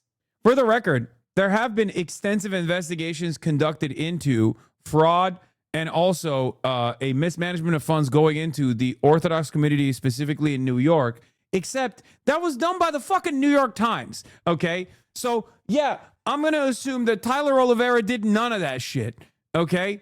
Specifically about educational funds. So I'm going to go ahead and assume, without even watching the video, that Tyler Hitler Vera probably didn't rely on already existing information. I don't know, this video felt off. At least the dude with the Somali in Rand Learning Centers actually exposed something, but you were just being disrespectful. What? L Media, L Facts, L Takeaway. Felt annoyed watching this dumb propaganda. Will Elon Musk boost this? Oh my God, it has 88,000. It has 7.7 million views. Oh my God. Another one in that screenshot. Shameful. Federal prosecutors say a Somali-owned restaurant in Minneapolis pocketed roughly 12 million child nutrition aid after filing reports that it served meals up to 6,000 kids a day. FBI found that on most days, fewer than 40 people actually showed up. Okay, at least this person is like literally talking about a real news story about a fucking real instance of fraud, okay? I mean, I'm sure she said some heinous shit. It says she's a Zionist conservative on her fucking Twitter description, but this isn't like, this is one of those instances where like, this is one of the few people that was actually, oh my God. Disclaimer, I love life, and it would be suspicious if I slipped on ice and accidentally shot myself in the face with my Glock. Watch the full documentary here. Elon's going to boost the video, and your ADL nemesis is going to defend it. Curious Joel, a village of 44,000 Hasidic Jews in upstate New York that primarily speak Yiddish, have an average of 7 kids per family, rely heavily on state assistance and welfare programs like Medicare, SNAP, housing assistance, and tax credits from their many kids. How many kids do most people have out here? 17, 18. How do they afford 7? You want to know something crazy? This is going to do numbers in the Ummah, okay? It will, and I know it will. Just like when Andrew Tate said he was going to fucking revert to Islam, okay? And all the motherfuckers that go, all the unks that share this in the WhatsApp groups to be like, oh, you see this? You see this? Okay? They are not even going to recognize the irony that this dude will do the same to them, okay? 17, 18 kids. They are proud to do what the Torah says, that you need to be multiple and fruitful. Wow. How do people afford to have like 10 kids out here? The community is based on this. So is it wealthy members of the community give charity? Yes, mostly. I don't talk to suspicious person. How am I suspicious? Do you study Torah? You work for Hamas? What do you do for work? Nothing. How do you make money? My wife. Your wife? I'm doing home care. Brokerage, construction. Are most people on Medicaid, SNAP, EBT? I don't know. I can't speak for other people. What about you? I'm not going to tell about myself. The one thing I am curious about, though, is the welfare use. Are you on welfare? No. The Jewish people, just in case Joel, their taxes covers everything that we take back. They pay a lot of property tax. Do you know anyone on welfare here? I won't comment on that question. Come on. No. Why not? No. What do you guys do for work here? You guys have like businesses, work a job, study Torah? I have a job.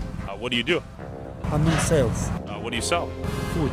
Okay. He ran into anti-Israel Jews in the video. Yeah, there's the Orthodox community is either super pro-Israel or super anti-Israel. No liberal Zionism allowed. You're either the most rabid anti-Zionist or the most rabid Zionist you've ever seen. Nothing in between. What food do you sell? Chocolates. What? I feel like I'm getting bamboozled right here. Excuse me. Do you guys take EBT? We do. What percentage of people would you say use EBT for their groceries here? 100%. 100%? What percentage would you say? 35%. A little bit difficult to conclude what to take away from that. Let's pop in here and say shalom. Synagogue? Yes. Okay. Lots of people praying. I'm not sure the schedule exactly, but 9 o'clock sharp, they're not at work. Question for you. What do most men do for work here? Can you give me some ideas? Oh. I'm just asking Hasidic Jews out here. I know What do you mean? Do people here survive off of welfare? BT? There is a percent, like all of the communities. You have 8 kids. You can also get benefits. It's 2:59. Why aren't people at work? These are all teenagers. How old are you? I'm 21. You gotta wonder what these people do for employment. So if you want to talk about Sharia law and people living in a theocratic ethnic enclave, look no further. Curious Joel is an example of only Jews living here, and a lot of them are tapping into welfare benefits. They're doing it. They're pulling the fucking, dude, I swear to God, they're doing it. Jews are losing white status every day. Every day there's a new attempt to revoke Jews of white status. Where's the ADL?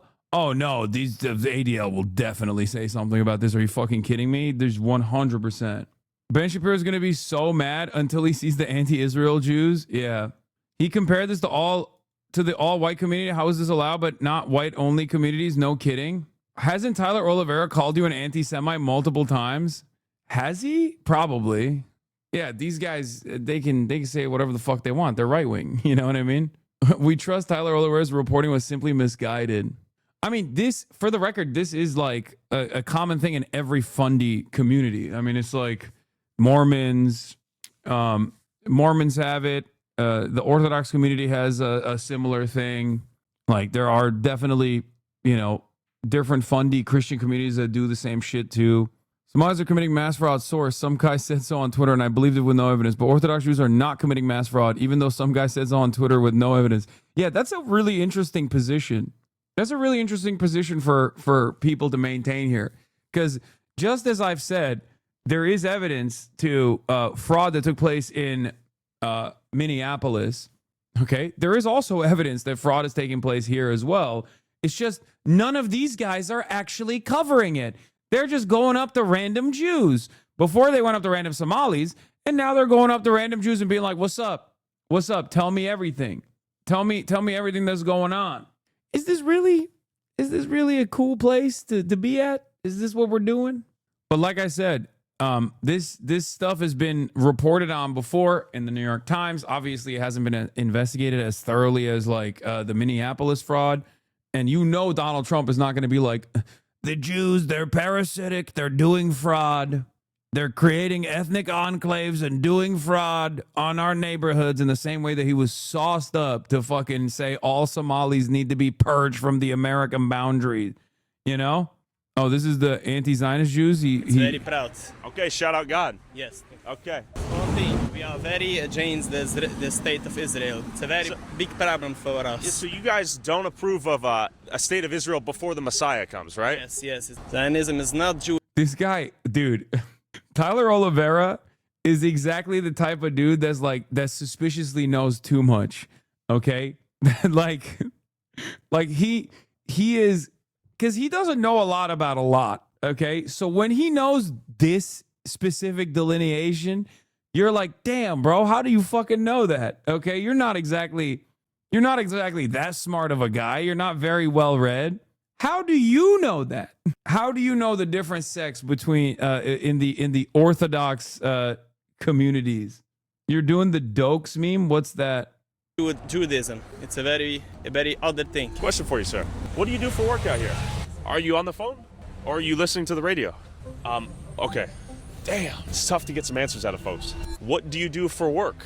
You want the fur hat? I do. I think Orthodox Jews are dripped out the wazoo. Fun fact that many people don't know, and this surprises so many people, including Jews, whenever I bring this up. Orthodox Judaism, contrary to what it looks like and what you might think, is actually a much newer, updated version of Judaism. Like the OG Judaism was around for much longer than Orthodox Jews were. Orthodox Jews are actually an updated patch notes version of Judaism. And that is the reason why they wear such heavy garb, specifically because it was invented in, I think, like around Ukraine and Eastern Europe.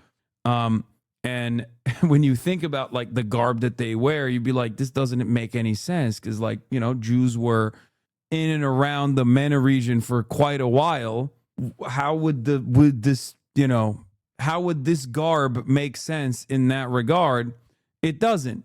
It's because it was invented in, like 100 or so years ago in Eastern Europe. Don't get sucked in, please. Okay, buddy. I know I'm going to do it. I'm going to do okay, buddy. You're wrong or using the term wrong. You're speaking of ultra-Orthodox Jews, not Orthodox, which is the oldest form. You're saying it was a DLC made by different devs. It's just a different interpretation. He is doing like the same shit that Nick Shitley did to the Somalis, by the way, like straight up. Like this is equal opportunity racism. If we're keeping it $1.50, this is straight up equal opportunity racism through and through, which is why I ironically brought up that position.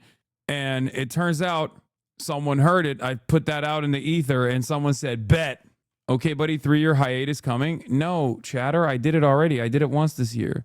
Okay, buddy, Hasan is back, the greatest subreddit of all time. You already know what it is. Let's fucking go. Wanted, new streamer to rep the subreddit. Ours isn't missing. He just forgot about us for 20 months. Community highlights, well, it seems we are back. Okay, I do hot, right? Some older journal pages. Oh my God. Old HasanAbi fan art from when he hurt his leg. Wait, when was this? What the fuck? Made in MS Paint? That's fucking dope. Okay. And no, I'm not going to do the intro music. Calm down. Wait, hold on. Where is it? Okay, here it is. Nope, this is not good. Hold on. You suck at fan service? Okay, calm down. We are all Treatler, always was. Hassel, Sugoi, Hassel, Pog Champion, Gam Wen, Hassel. Yo, you lit. That's crazy. She insta-locked. She comes back from a long ass walk, and the first thing she does is try to go for the treat. First thing she does is try to go for the treats, chat. You are fat. You're fat. Kaya, are you fat? Wag your tail if you're fat, Kaya. Wag your tail if you're fat.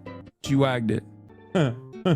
Chat, HasanAbi has outgrown the intro song. He's 45 years old now. It's too childish for him. Yes. 90-day hassle. What up, lady? Gent and Bees is Marat brother Hellboy Hasi. Abai. Blast off meme chat. Hasoon. What the fuck is this meme, dude? Haban Bisex Pike Chatterino. Chad Twitter commentator. Babe, wake up. They made the first Hasoon a bisex chatter in real live. Barbie releases his first autistic doll. Bottom text. Are you guys trying to actually go back to the old deep fried meme situation? Is that what it is? Back on my PBS. Oh, this is sick. Tomorrow's talking points today. Untag me from this post. The fuck? Zoomers took over. Okay, buddy, Hasan. Chatter. Zoomers are now like 30. I made some Photoshop images for movie night. Here's my favorite. Hire me. I can make good thumbos. The fuck? I am a Hoscorder and this is my art. Y'all dumb as hell. Reading some sophisticated literature on the train and loving it. The Ants Guide to Socialist Reform and Revolution. We do have to do a fucking movie day and watch Ants. What's he looking for? What is this? From the Daily Show segment? I'm not even gonna it. Hit me with. No. This is not what I'm looking for. I'm looking for like one piece.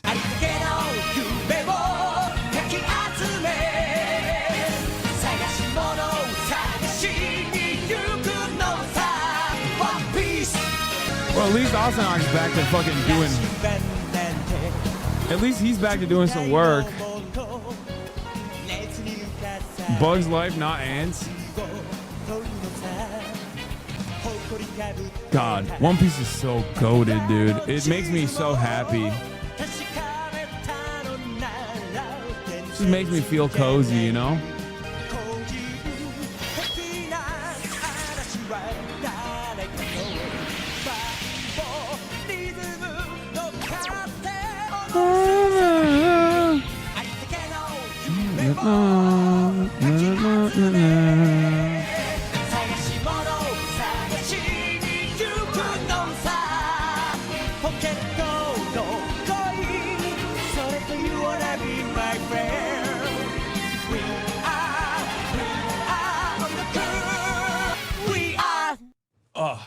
You guys want to see something crazy? I'm going to bust this out of the gym tomorrow because I'm deadlifting.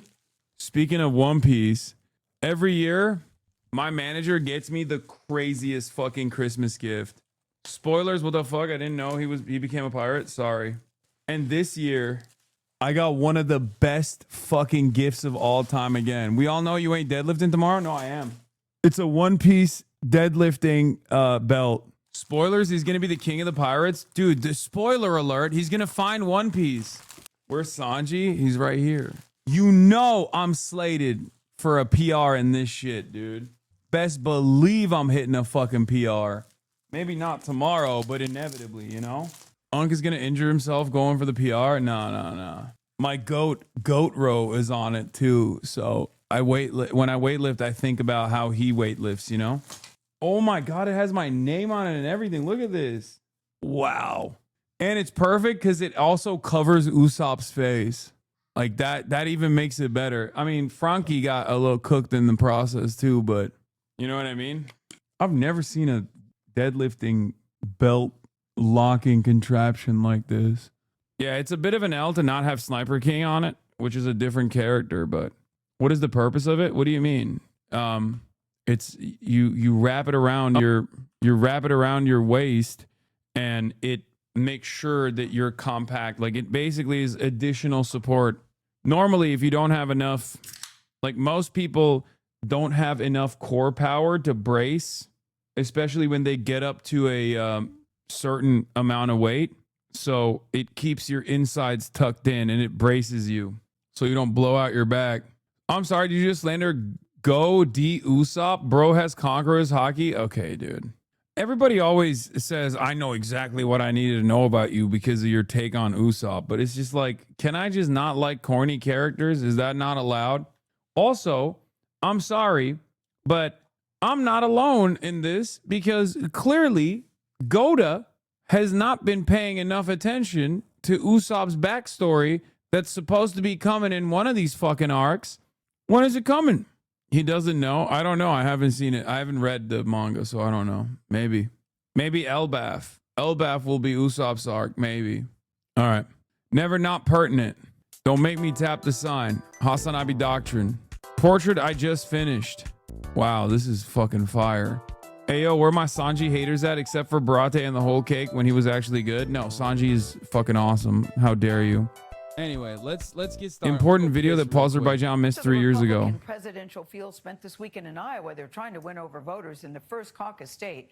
Now, it was an opportunity to distinguish themselves from... 朋友是一个坚韧不拔的纪录片，在香港这座城市的设置，主演钱和乐、罗欧斯、福波斯尼、瑞秋、莫妮塔和一些其他他妈的演员。What the fuck? This is from 3 years ago? Also, do you guys remember this? Real heads know. This was the real abuse. I wanted to make Kaya smart, so I got her like all of these puzzle toys, and she cracked them in like a second. The treat puzzles. And she cracked them so fast. It was crazy. This bitch is too smart. What are you looking at? Huh? You created a treatler? That's why she became a communist. She was like, you're making me work for my treats. Chairman Piker's admin is fluent in Photoshop. Yeah, this is what I do when Austin Show finally gets canceled. HasanAbi version of Candace is open. No, come on, dude. That's what you gave me? Donated preborn. Donated preborn Hank P. This is actually under your budget. Yeah, and when you move in, Geico could help you save on renters and shit. Bro, look at how unfazed she is. She's like, just I'm gonna chew on my treats here. This fucking asshole is dancing again. Vote for Donald Trump. Put your hands together. Oh my God, I will vote for Donald Trump. Oh my God, I will vote. I've seen people say you playing this song so much actually contributed to Trump getting elected. Oh my God. I mean, honestly, maybe. I think that's the least like. I think that actually is like the least dumb out of all the dumbest conspiracies. This guy made me agree with OKBUDDY. We're so back. Then Crenshaw half me. That's so stupid. Surely OKBUDDY will be revitalized this year. Okay, first of all, it has been. Austin Ox today. If you build it, they will come. Yeah, it's happening. Yeah, he got the hockey gear to troll Yugi. Totally. Heated rivalry based on the best-selling book series. He's got no protection on, man. Well, it seems we're back. If Hasan missed something you have made in the past, you have now permission to post it again. I still don't know how long this will go for. Go, go, go. What are people saying on this? You're like, hey, you used to smile a lot more. What happened? And then one chatter literally says, you want to never smile again, for sure. That's what will happen if I play Dota. Rami, a car dealer from Dallas, sell his dish to the master chef judge. Oh my God, Rami straight up looks like the Neanderthal from the commercials. There's nothing I do that I don't. Wait, is this the one I've seen that I watched this last week. Head the RNC. She's very good. She's a very good person. What? I don't even know what that is. Upvote anyway. Hasi Doodle. Oh my God. I mean, this is actually pretty good, but it's a little worrisome as well. Watching the slur stream be like certified cussy muncher. All right, we saw all these. Okay, so we got it. We saw everything. Don't worry about it. All right, let's see. Wait, I thought I already. Let's see. Let's go to new. Wait, that's it. That's everything. We saw all of it. I just sorted by new. I just sorted by new. I saw all of it. Yeah. Okay. Okay. This is a short but sweet OKBUDDY. But nonetheless, have you seen the new TikTok trend where if they see a dog, they will put their paw on the wall? They will put their paw on the wall or not when they push it towards it. What? No. Thanks for doing OKBUDDY. That was nostalgic. Yeah, we're still doing okay. I mean, for today, OKBUDDY is done, but oh my God, I forgot. I never even talked about this, by the way. Quite the law story. Former U.S. Senator Kyrsten Sinema destroyed a 14-year marriage by sustaining an affair with a former member of her security detail and U.S. Senate staff, according to a lawsuit that hit North Carolina federal court Wednesday. Brian Metzger says, don't just read the article, read the complaint. Defendant messaged Mr. Amell during the State of the Union address, and when Mr. Amell asked why she wasn't attending the State of the Union that year, defendant stated she didn't need to listen to some old man, President Biden, talk about the legislation that she wrote. Around that same time, Mr. Amell traveled to Pennsylvania for a work trip with Staccato. During his free time, Mr. Amell attended a baseball game by himself, but messaged defendant during the game stating he was going to start a fuck the troops chant. Defendant responded stating she would fuck the hot ones. Defendant and Mr. Amell messaged about having sex missionary style with the lights on, and defendant stated, boring. Oh my God. Dude, listen. I don't intend to be biphobic, okay? But I'm sorry. You bisexuals make it so hard, man. That's freaky aunt. Freaky ass aunt. This is what our politicians are doing with our money. I mean, don't worry. Kyrsten Sinema is not doing it with just your money. She's doing it with all of the fucking lobbyists that she got money from as well. Maybe she's also doing it with them. Who knows? Seems like she was freaky as hell. How the fuck did Kyrsten get so far? Dude, I don't know. This is the worst loss of Mitt Romney's political career. Oh my God, I forgot about that. Michael Rappaport eating is the clip of 2026. Yo, he's such a fucking freak, dude. Why do you care? Because fine motor skills are super important to me. That's funny. That's like old Twitter. You know what I mean? That was very good. This entire sequence is, it almost feels like a snapshot of how Twitter used to be. Judge ruled against ICE. Judge orders federal agents cannot retaliate against, arrest, or detain peaceful protesters in Minnesota operation. Oh, womp womp. Womp womp. Oh no. Oh no. What will they do? But what if their feelings are hurt? The dog has been there for 10 hours. Mao. Yes, she is a Maoist third worldist. This is true. She is a committed follower of Mao Zedong thought. Did you see Michael Rappaport told someone on Traders that they would be good at keeping secrets because they were closeted for 30 years? People are losing it over him. Michael Rappaport is a terrible person, but so is Colton, to be honest. While his sexuality isn't a choice, it was a choice to stalk his ex, Casey. What is Traders? I'm angry, I'm pissed off, and I am isolated because of him. Him. And nobody in this room would be better at holding a secret than you. There it is. There it is. You're a traitor. You think it was fun for 29 years of my life? Oh, no. It has nothing to do with it. I think you came into this game loving the idea of being a traitor. You said because I held a secret for 29 years, I didn't say you held a secret for 29 years. You insinuated it. You're a traitor. You can't blame somebody being forced into a closet for the majority of their life. I'm not talking about closets. That's what we took it as, or I took it as anyway. What did you mean by that? You should clarify. His behavior is of a traitor. His behavior is secretive. Yeah. This is...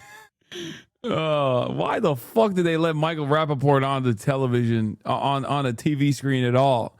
I will not understand that. But, also, I forget to keep... I wanted to watch... I wanted to show you guys the ultimate cuckening, and I forgot to get to this yesterday, so I'm going to do it now.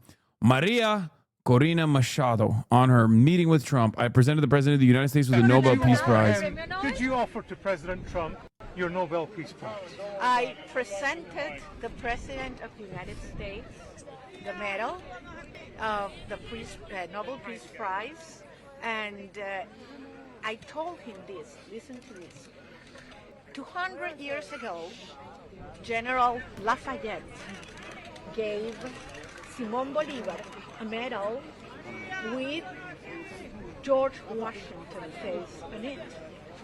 Bolívar since then kept that medal for the rest of his life. Actually, when you see his portraits, you can see the medal there. And it was given by General Lafayette as a... There was another historic moment where another famous person received a Nobel and awarded it to someone else. For the record, this is not the first time there's been a hand-me-down situation in the Nobel Prize recipients.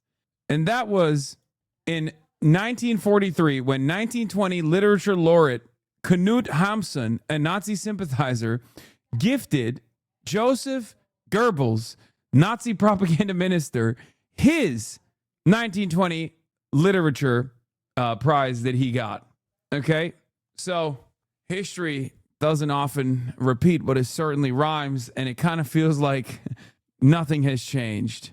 What is this? But he's very fat, and he took the fat. I call it the fat drug. I won't give you which one.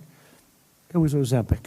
I'm not going to say what race, what people, doctor, and what hospital, and what media it went to. We know I can't say that.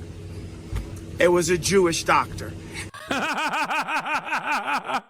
That's still so funny. I'm sorry. That's so fucking... The timing on it is so perfect. Oh, God. What an iconic moment. Folded under zero pressure. Failed the QTE. Oh, God. I love this clip so much. I'm not going to say what race, what people, doctor, and what hospital, and what media it went to. We know I can't say that.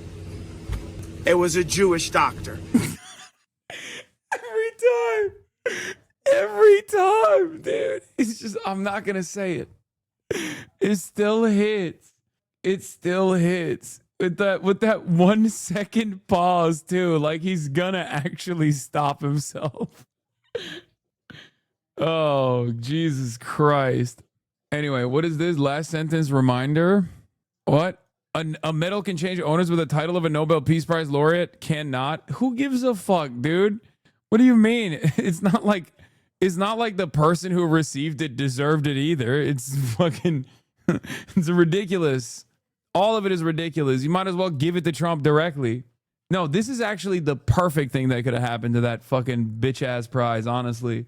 She was shown on Fox and her hog parents are ashamed for her. I was on Laura Ingraham last night. Thank you to the 20 people that tried to let me know beforehand. Unfortunately, my parents were watching that broadcast live. I get a lot of comments from people saying that they're very proud of me and they know my parents are too. And I hate to break it to you, but my parents are actually very much ashamed of me. In fact, my entire adult family is very ashamed of my political views. And that makes no difference to me. This is not a sob story of my life. I'm very ashamed in their choices as well. Hey, I don't even know what the details are, but if she was presented on Fox News and her parents are ashamed of her, then she was probably doing something good, okay? Like 100%. So more power to her. But my father texted me to ask, why did I see you on Laura Ingraham? Are you a part of one of these groups? And I will say to you exactly what I said to him. So Fox News, if you want to broadcast anything, put this on my tombstone. I am a part of no group. I am an American. I believe in freedom and equality for everyone. Okay, but those are illegal now.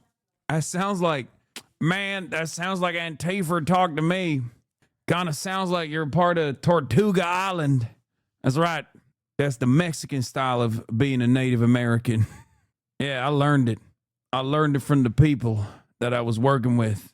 I do not care about your immigration status. I care about the content of your heart because I don't serve. All right, kind of sounds more like terrorist talk to me. Right here, Mr. President. Please nuke my daughter's bedroom. Mr. President, if you do it, you probably got a good reason to. I love you more than my own next of kin. I love you more than I love my child, my firstborn, Mr. President. Please notice me. Please notice me. Kill my daughter, Mr. President. An earthly king. I am no lame dog. I am no blind sheep, and I will bend no knee to no tyrant. And I would rather see America burn down than this terroristic administration succeed. And that's exactly how I feel about it. There's your news clip. All right. Well, I mean, good for her. Good for her. Respect. Honest with each other for a second. Let's be really So this is what got her on Fox News. for real. I understand that yelling at a phone screen about the situation doesn't actually do anything to change the situation. But if you want to get into it, my neighbor is missing. There's a girl that lives in the apartment directly across the way from me. I have not seen her in 2 months. Nobody has. A little dramatic, but I like it. I know these are. I mean, it's cool. It's cool. I mean, I'll take it. The energy's good. Her car is still in the parking lot. Her family, nobody can get in contact with them. I have no idea where my neighbor is. Do you know where your neighbor is? Not this video. The other video is what they were saying. Have you knocked on the door to check? Have you called around to see where your people are? Do you give a fuck? Have you looked around? Can you take your head out of your ass? Everyone in this country, if you're right-leaning or normal, is going, how the fuck did we get here? Nobody's happy. You want to know how we got here? Our fucking choices. Because you couldn't be bothered. Because it wasn't that deep. Is it still not that deep? Renee Good was murdered. Keith Porter was murdered. ICE is a terroristic organization that is killing and kidnapping your neighbors. You're right, yelling at a phone screen doesn't do anything. Because when we get on TikTok, we want to use words like, oh, she was unalived and they were taken and it was bad. Stop censoring yourself. They were murdered. They were murdered by terrorists, by domestic terrorists that are supported and funded by the United States of America's government. And it is fucked. And if you're not angry, I genuinely don't think you have a place on this earth anymore. Oh, that's brash. 2 people were murdered. And Ash, fuck you. Do you know why Anne Frank hid in an attic? Because they were knocking door to door looking for them.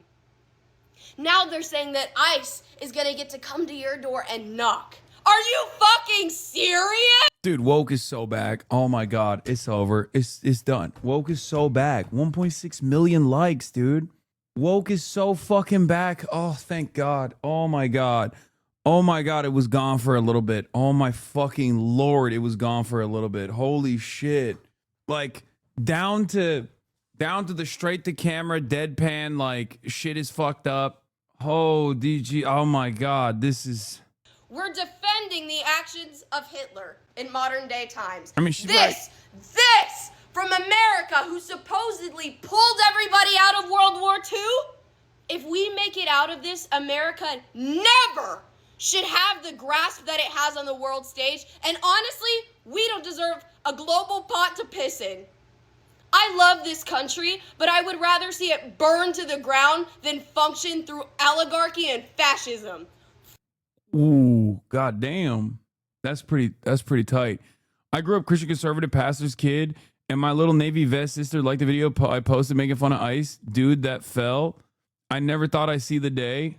She was getting attacked a year ago, too. This unhinged leftist is having a meltdown because the shooter missed Trump. These people are deranged. Oh, no. Oh, no, I can't believe she said that. Why are lips so afraid of saying the word bourgeoisie? Well, first of all, it's got a weird mouthfeel. It's not an American term, you know what I mean? It's like not in the English language. It's very difficult for Americans to say it, even more difficult to spell it, okay? Secondly, I don't even think this person is the type of person that would shy away from class politics at all. Yesterday you accepted Maria Machado's Nobel Prize medal. What do you intend to do with it, and why would you want someone else's Nobel Prize? Well, she offered it to me. I thought it was very nice. She said, you know, you've ended 8 wars, and nobody deserves this prize more than in history than you do. And I thought it was a very nice gesture. And by the way, I think she's a very fine woman, and we'll be talking again. Chat thinks leftist talking points work on the American populace. Law is not worth using big words. Yeah, you don't have to say bourgeoisie. You can just say boss. You know, you can say owner, right? You can say business owner. Dude, I will say though, the one brain rot that we have that is totally antithetical to the socialist tradition, and unironically, kind of fucking fascist, at least like historically, is our consistent like hugging and kissing of small business owners. Because in America, you just can't. Everyone's a small business owner. Everyone imagines themselves as being a small business owner.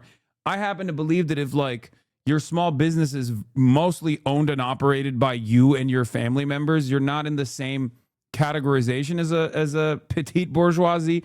But we genuinely don't, like, we can't get that rot out. It's just never going away. Even even leftists, even people who are like, oh, I'm a socialist, this or that, or even people who are like, you know, teetering on the edge of social democracy or socialism will constantly talk about how we gotta defend our small businesses. It's like, yeah, listen, for every fucking small business, and by the way, I don't mean that when people talk about small businesses, they're not talking about businesses up to 500, even though that's technically what a small business is, right? They're talking about people that's like running mom and pop shops with like 4 or 5 people working with them, you know? And even then, they can still be tyrannical. Make no mistake. The same structure very much exists. But in America, we have this way of thinking about small businesses. And like, technically, I'm a fucking small business. You know what I mean? That's it. Like, that's not, you know, I'm not a small business. If that actually makes sense to you. Do you know what I mean? Like, I'm never going to consider myself a small business or a small business owner or anything like that. You're a big business, am I right?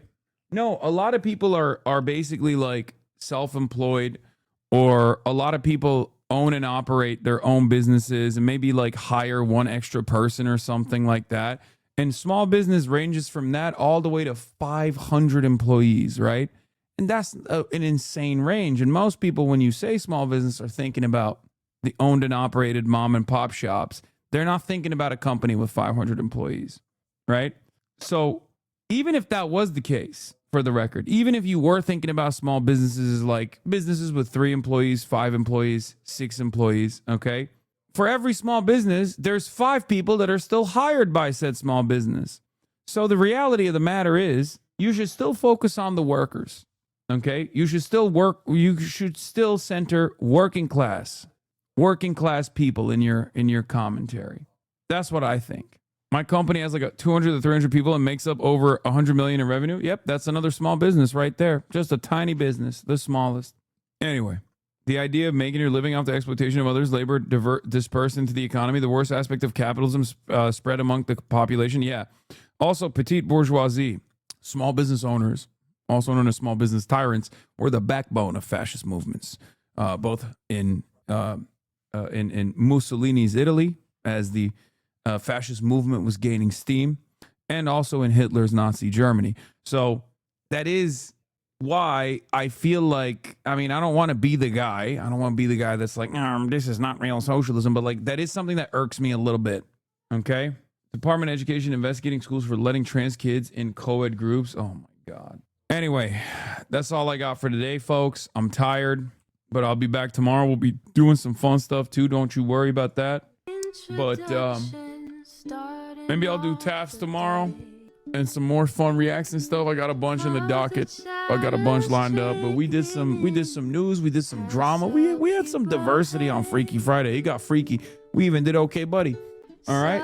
Love you all and peace, and I will see you tomorrow. Bye-bye. Starlock to the topic just begun. There is again her sun is streaming, her sun is streaming. There is again her sun is streaming, her sun is streaming. Review in the P.O. box, Uncle Uger's face. Sudden Discord agitprop, great names take on break. Tiny Bernie Sanders, LGBTQ Air Force. The whole left at your fingertips, Ane at your door. H3 crowded debate, the Young Turks online show. 3 full fucking years of this, plenty more to go. 90-day fiance, talks of champagne bourgeoisie. A Trump rally live reaction, a mass riot at DC. There is again, her sun is streaming, her sun is streaming. There is again, her sun is streaming, her sun is streaming. Reading live stream fair comments, Austin show chat advice, and all the ways the right-wing pipeline can suck you in online. JCS react, Lord frame gets broken, cover blown. A full-blown mass pandemic, monster streaming at your home. Total radicalization coming out to find. The system you were taught to trust in was broken the whole time. All these daily streams, whether big or whether